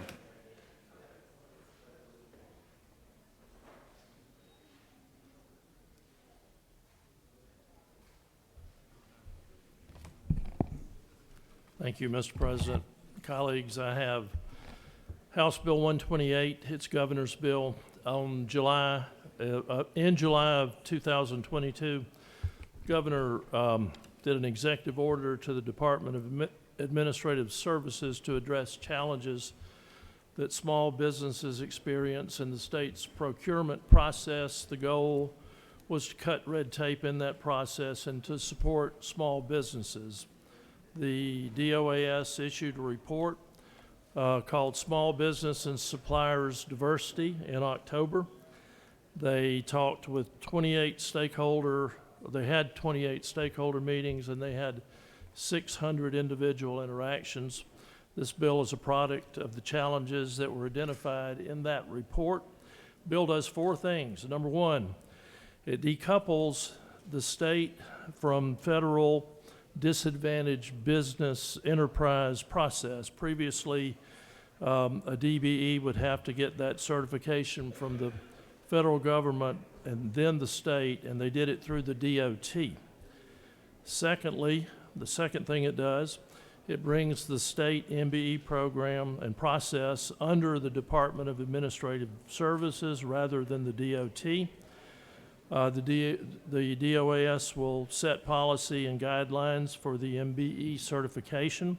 The Fed process is still available under DOT, but this will help people who are non-transportation vendors. The third thing it does, it adds the certification process available to minority business enterprises. It adds also women-owned businesses and veteran-owned businesses to that process. And I'll tell you that in Georgia, Georgia ranks number 3 in the nation in minority business enterprises. 37% of our small businesses are minority-owned, about 470 businesses. But women, we rank number 5 in the nation. 46% of our small businesses are owned by women, about 470,000 businesses. And then veterans, we rank number 4 in the nation. 7% of our small businesses are owned by veterans, about 76,000 businesses. Then the last thing that this bill does is it incentivizes what the bill calls prime contractors, what you and I might call a general contractor, with a tax deduction equal to 10% of the payments that they make to an MBE subcontractor. That deduction's been available since 1991, but this bill will also add women-owned businesses and veteran-owned businesses to that. So the sum total of this bill is it will help minority-owned businesses, women-owned businesses, and veteran-owned businesses to better navigate the procurement process in the state of Georgia, and it will support small businesses. Mr. President, I yield for any questions. You do have one question. Senator from the 15th, you wish to rise for a question? Thank you, Mr. President. Senator Yield. I will, sir. Senator, I was looking for, you made a reference to decouple from federal regulations. What is that? Well, previously, Senator, what that means is captured in another area or something? No, previously, to get certification as a minority-owned business, there was a federal process you had to go through first. You went through the DOT, and then you got your state process. Now you don't have to go through the DOT. Say you're a business and you're a vendor and you don't handle transportation type issues. You do something else. This way you don't have to go to the DOT. You just go to the DOAS and get that certification. And Senator, for the year for one more question. On page 2 under section 3, it strikes certain terms, specific terms, and it yields on the other page, line 47, classified subcontractor means a small business certified as a minority business enterprise, women and veteran, but it no longer refers to a minority, African American or something like that. So is that more embracing, or I'm just trying to understand why they strike those specific references? Also, Senator, I would, if you look at line 108, go to 108. 108. Yes. You see is used in this part, minority means an individual who's a member of a race which comprises less than 50% of the total population of the state and is black, Hispanic, Asian, Pacific American, Native American, or Asian Indian. Thank you, Senator. Yes, sir. I appreciate it. You do recognize the senator from the 53rd for a question. Thank you, Mr. President. What if somebody identifies as a minority, the alternate gender, and a veteran? They hit the jackpot. Senator, there's a certification process that the DOS will go through to fully vet those claims. You have no further questions, Senator. Thank you. I yield the well. Does any other senator wish to speak for or against the measure? Chair hears none. Is there objection to the previous question being ordered? Chair hears none. Previous question is ordered. Is there objection to agreeing to report of the committee which is favorable to the passage of the bill? Chair hears none. Report of the committee is agreed to. Is there objection to the main question being ordered? Chair hears none. The main question is ordered. The question is on the passage of the bill. All those in favor vote yea. Opposed, nay. Secretary unlock the machine. We just got a few more, ladies and gentlemen. Just a few more, and we'll be done for the week. We're actually still in. The House has adjourned, by the way, but I have no idea why we're still doing House bills right now.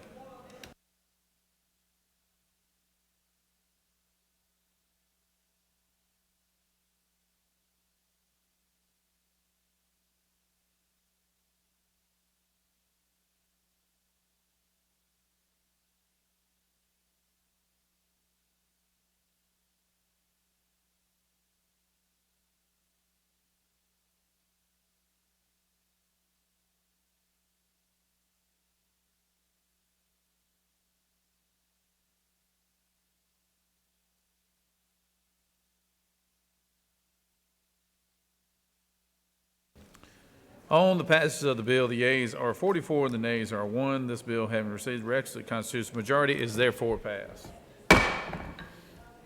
Recognize the senator from the 25th. My senator. There he is. Senator from the 25th for a motion.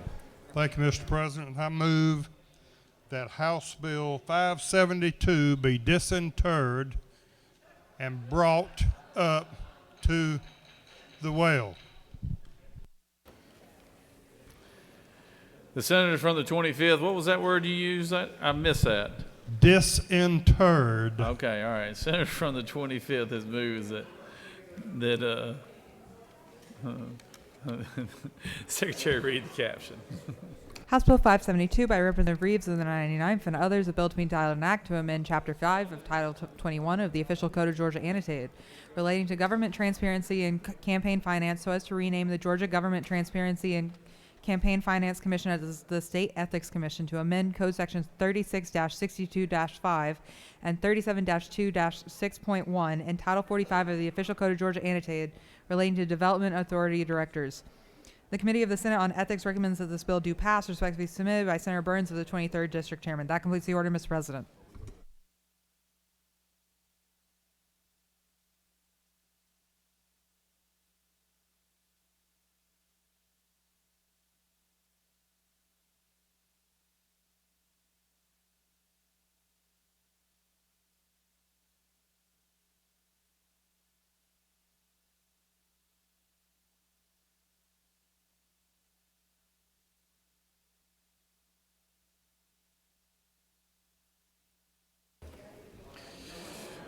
The Undertaker from Milledgeville has moved that House Bill 572 be taken from the table.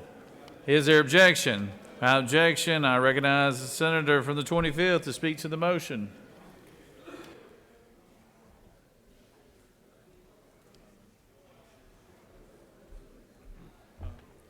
Thank you, Mr. President. I'll be very brief.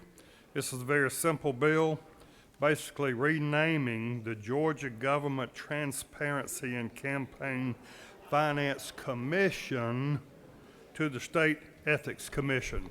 There's a few other things, cleanups, but I won't bore you. If I don't have any questions, I'll ask for your favorable consideration and leave the well. You do have one question, Senator. Senator from the 17th, what purpose do you rise? I have a question.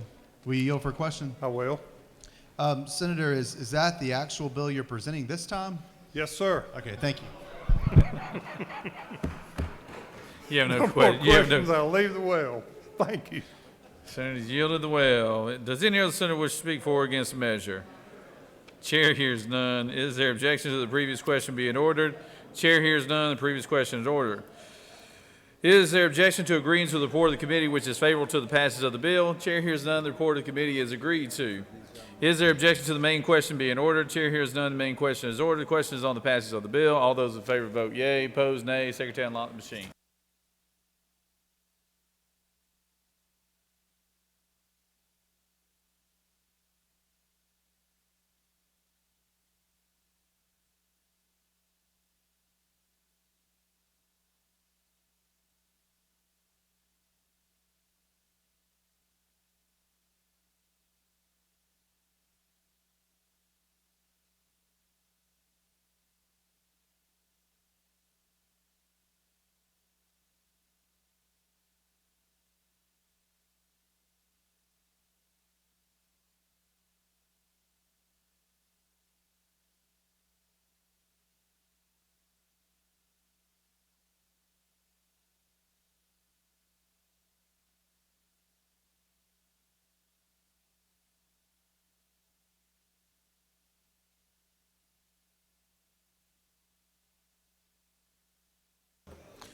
On the passage of the bill, the yeas are 47, nays are 0. This bill, having received the requisite constitutional majority, is therefore passed.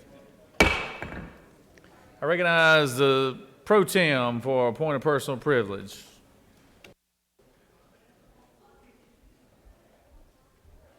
Thank you, Mr. President. Just want to make a little quick announcement today. We had the baklava that we enjoyed that was in the anteroom, and that was the gift from Mike Chokas from the House, and he brought that over. We were going to put one piece on everybody's desk, but we realized that was going to make a huge mess. So we didn't do that, but because of that, if we'd done that, there would have been a card telling you who it came from, but that was from Representative Mike Chokas. He brought that over in honor of the 202nd anniversary of Greek independence. And so he wanted all of us members to enjoy some of that. So when you see Representative Thank you. So when you see Representative Chokas, just tell him thanks for the nice gesture and that we enjoyed it. Thank you, Mr. President. Thank you, Senator, and thank you to the representative as well. That was very kind of him. I recognize the senator from the 31st. What purpose do you rise? Mr. President, I'd like to excuse the senator from the 37th without objection. Senator from the, without objection, the senator from the 37th is excused. Okay, so we're going to, you have a special action list, list number 2. That's going to be, so there's 4 on that special action list. That's going to conclude our night once we're done with those special action. Unless y'all overrule me and y'all want to keep going, we can keep taking House bills up if you want to. But that is the course of action right now, is the special action list. And I recognize the Appropriations Chair, Senator from the 19th, for motion. Thank you, Mr. President. I move that the Senate agree to the House substitute to Senate Bill 131. Senator has moved that Senate agree to a House substitute on SB 131. Secretary, read the caption. Senate Bill 131 by Senator Tillery of the 19th and others, a bill to be entitled an act to amend Part 13 of Article 3 of Chapter 11 of Title 15 of the Official Code of Georgia annotated, relating to permanent guardianship so as to provide for service by publication. The House offers the following substitute to Senate Bill 131, a bill to be entitled an act to amend Part 13 of Article 3 of Chapter 11 of Title 15 of the Official Code of Georgia annotated, relating to permanent guardianship so as to provide for service by publication to update permanent guardianship proceedings. That completes the order, Mr. President. Recognize the senator from the 19th to speak to the motion.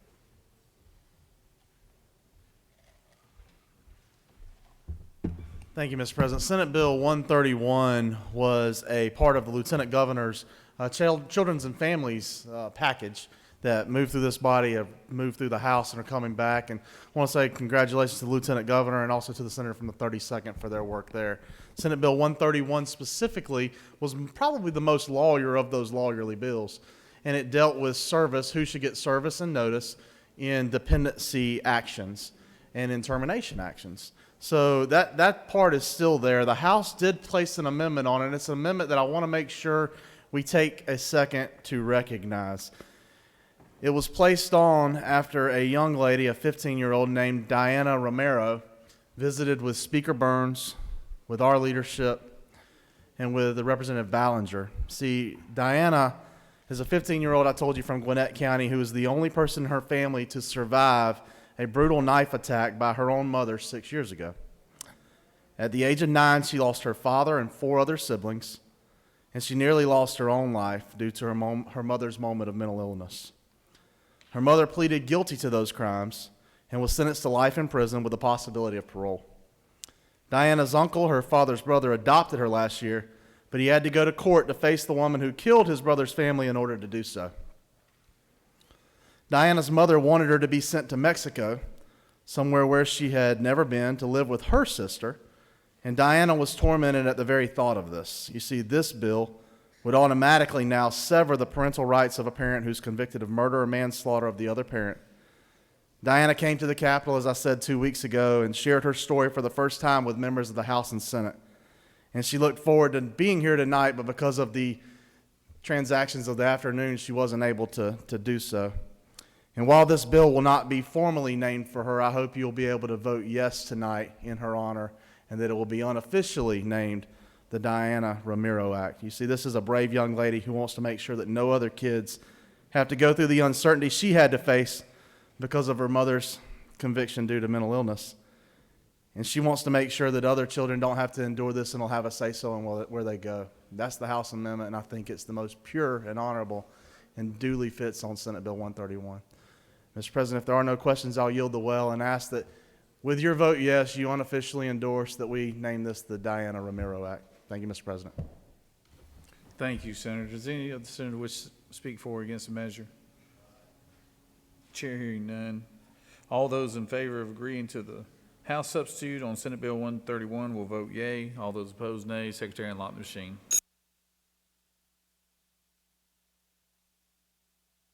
Senator from the 25th, what purpose do you rise? Senator from the 25th. You waive, okay.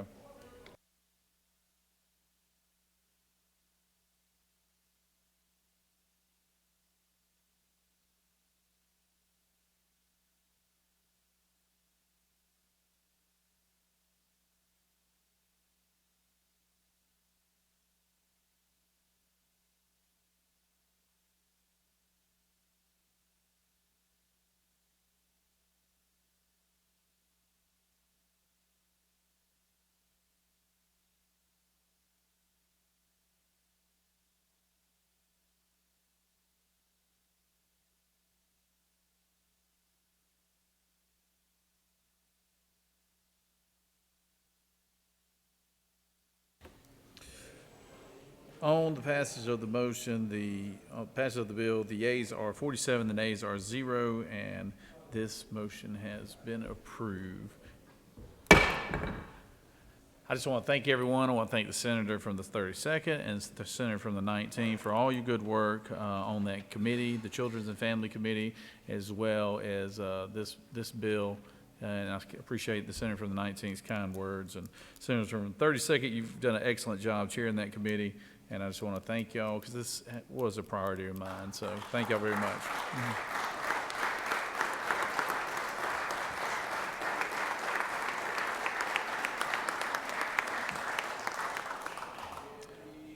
I recognize the senator from the 52nd for a motion. Mr. President, I move that the Senate agree to the House substitute to Senate Bill 197.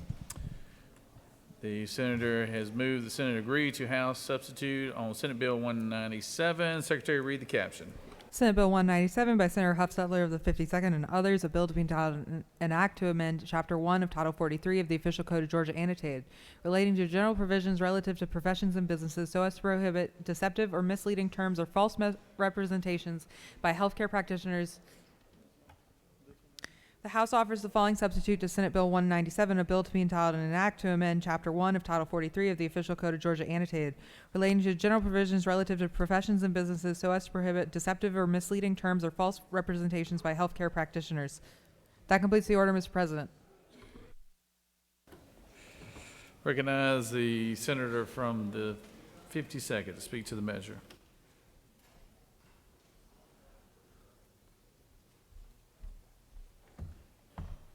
Thank you, Mr. President. It's kind of a setup having to follow the appropriations chair with that bill, but this is a very simple bill on medical title transparency. It passed out of here 54-2. The House added a line clarifying speech pathologist. And no questions, I'll yield the well. You have no questions, Senator. Does any other senator wish to speak for or against the measure? Senate has moved to agree to the House substitute on Senate Bill 197 without objection. Those in no objection, those in favor of the measure will vote yea. Those opposed, nay. Secretary, unlock the machine.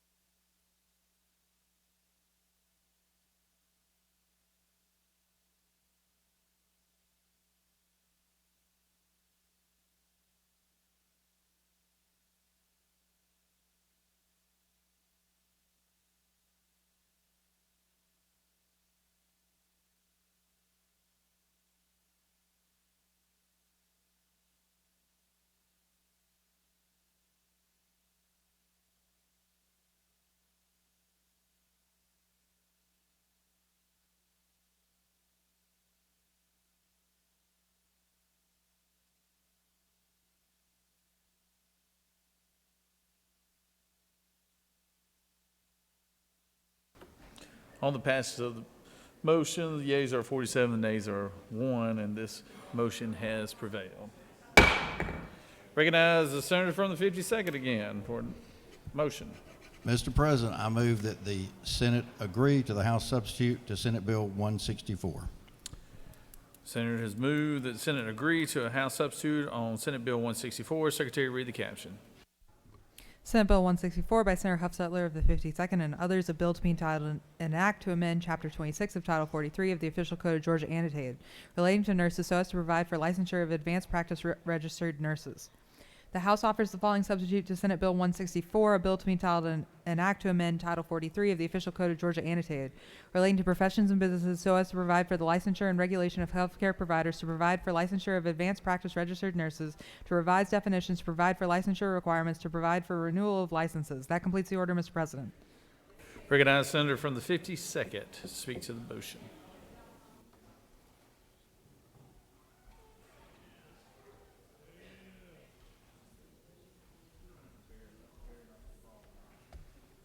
Thank you, Mr. President. This bill is for title only. We passed this out 54-0 of our advanced practice medical professionals. It went through the GORT committee, and so it's the next to last bill of tonight, but it may be the last bill that went through GORT, depending on what happens. If there's no questions, I'll yield the well.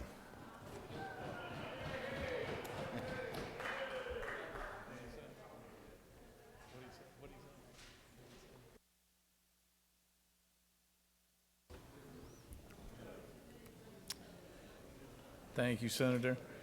Senator has moved that we agree to House substitute to Senate Bill 164. Is there objection? Without objection, all those in favor of the measure will vote yea. All opposed, nay. Secretary, unlock the machine.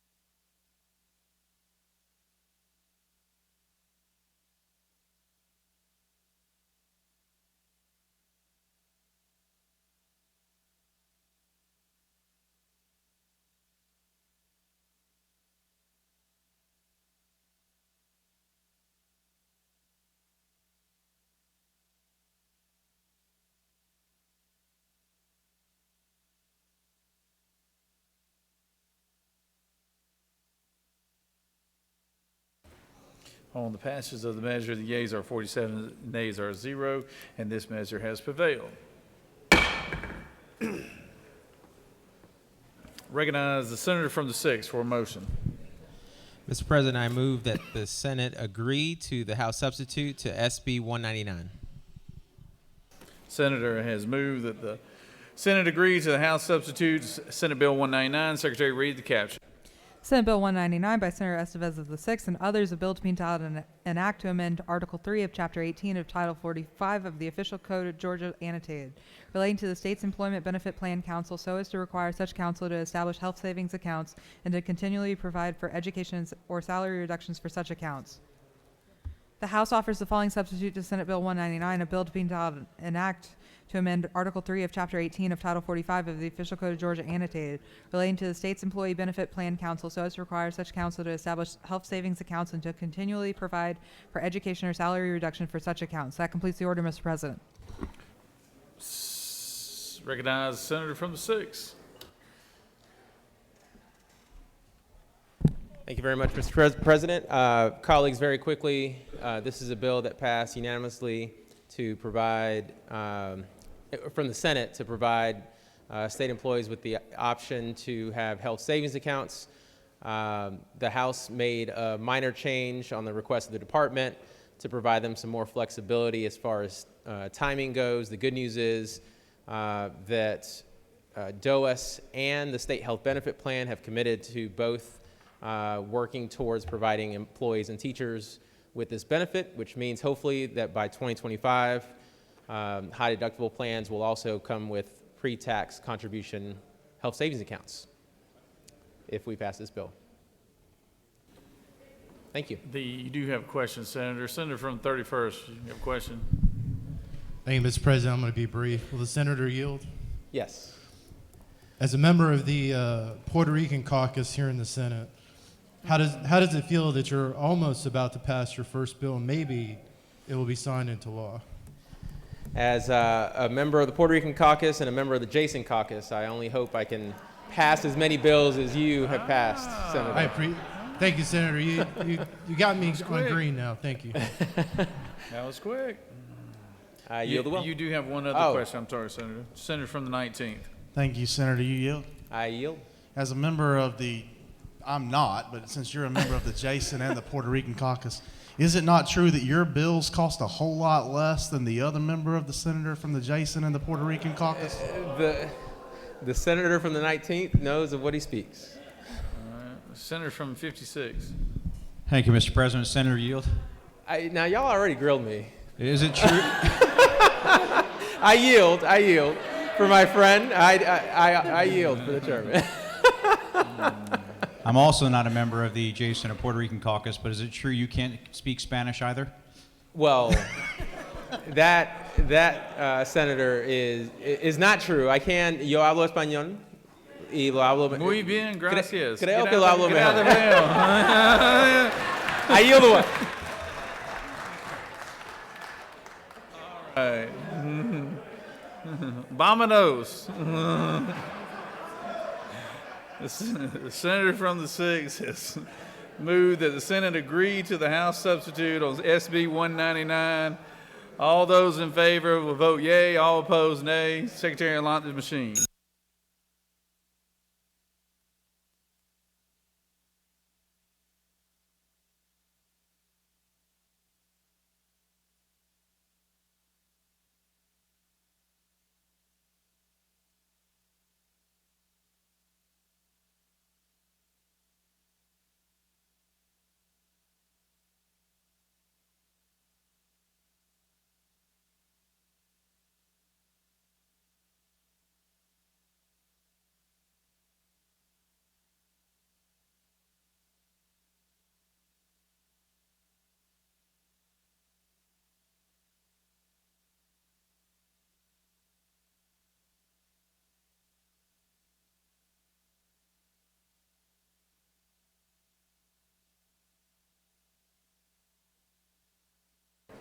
Keep it short.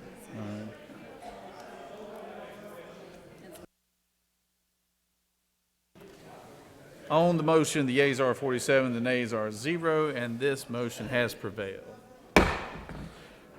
All right, I know I told you that was going to be the last one, but because we care about our healthcare workers so much, I'm going to allow the senators from the 46 to pull this House bill off the table if you agree to it. This is it, I promise. So, I recognize Senator from the 46. Thank you, Mr. President. I ask that we be allowed to remove House Bill 383 from the table.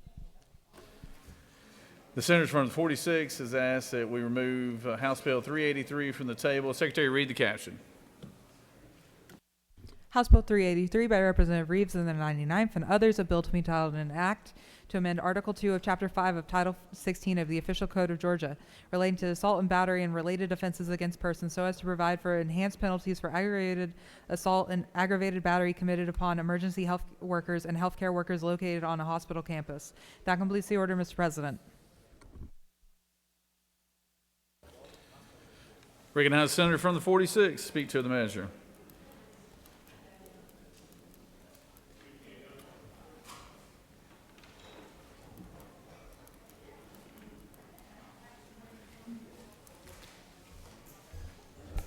Thank you, Mr. President. Ladies and gentlemen of the Senate, this is the Safe Hospitals Act. Our hospital and healthcare workers deserve our utmost respect and protection. We have had some incidents here where they are under attack, sometimes even physically. This bill does a couple of things. One, it increases the penalties for aggravated assault on healthcare workers, whether they're on the hospital campus as defined in here or performing their duties or not. The current law is 1 to 20 years penalty. This increases it to 3 to 20 years confinement for such an aggravated assault.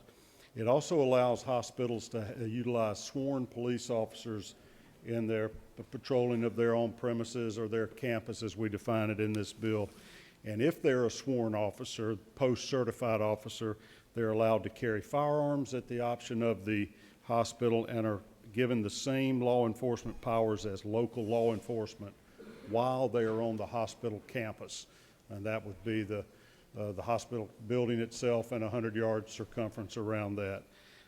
They do not have to use sworn officers.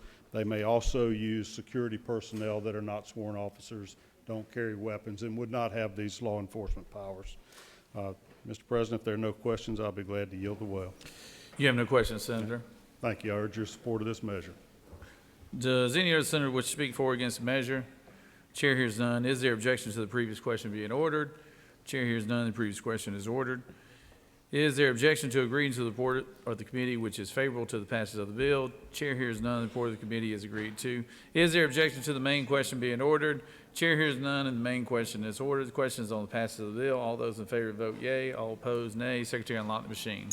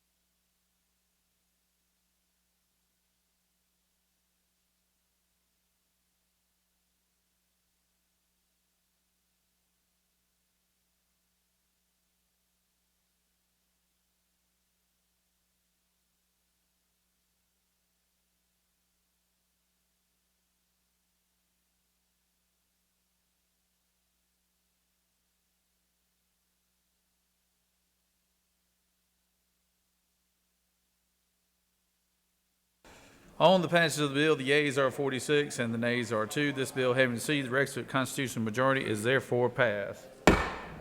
We still have 2 pages left, ladies and gentlemen. Let's are they there in the back? Let's see. There's one. Y'all stand up. Y'all stand up. Get in the hallway. Hey,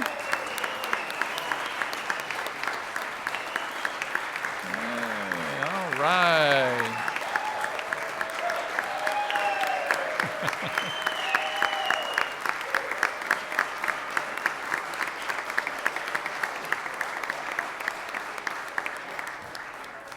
Thank y'all so very much. Thank y'all. Hey, hey, hey, hey. Good job, ladies. Good job. Thank y'all so very much for all your hard work. We greatly appreciate it. So thank y'all so much. Y'all come back and help us out again sometime, please. All right, recognize the majority leader for a motion. Thank you, Mr. President. Unlike the House of Representatives, the Senate has been performing the duties that lie nearest today, in the words of Thomas Carlyle. So therefore, I move that the Senate be adjourned pursuant to SR 6 until 10 a.m. Monday, March 27th. All right, the senator has moved, but I want to recognize the senator from the 21st for a special announcement. Thank you, Mr. President. Since we're not going to be in session tomorrow is my 39th wedding anniversary, and I want to wish my wife, Chantel, a happy anniversary. She's a lucky woman. Thank you. I yield the well. I can assure you, Senator, you way outkicked your coverage. I can assure you. So, happy anniversary, Senator, and you tell Chantel we wish her the best. I hope y'all have a good weekend. The majority leader has moved that we stand adjourned until 10 a.m. Monday, March 27th. All those in favor of that motion will say aye. All those opposed? The ayes clearly have it. We're adjourned.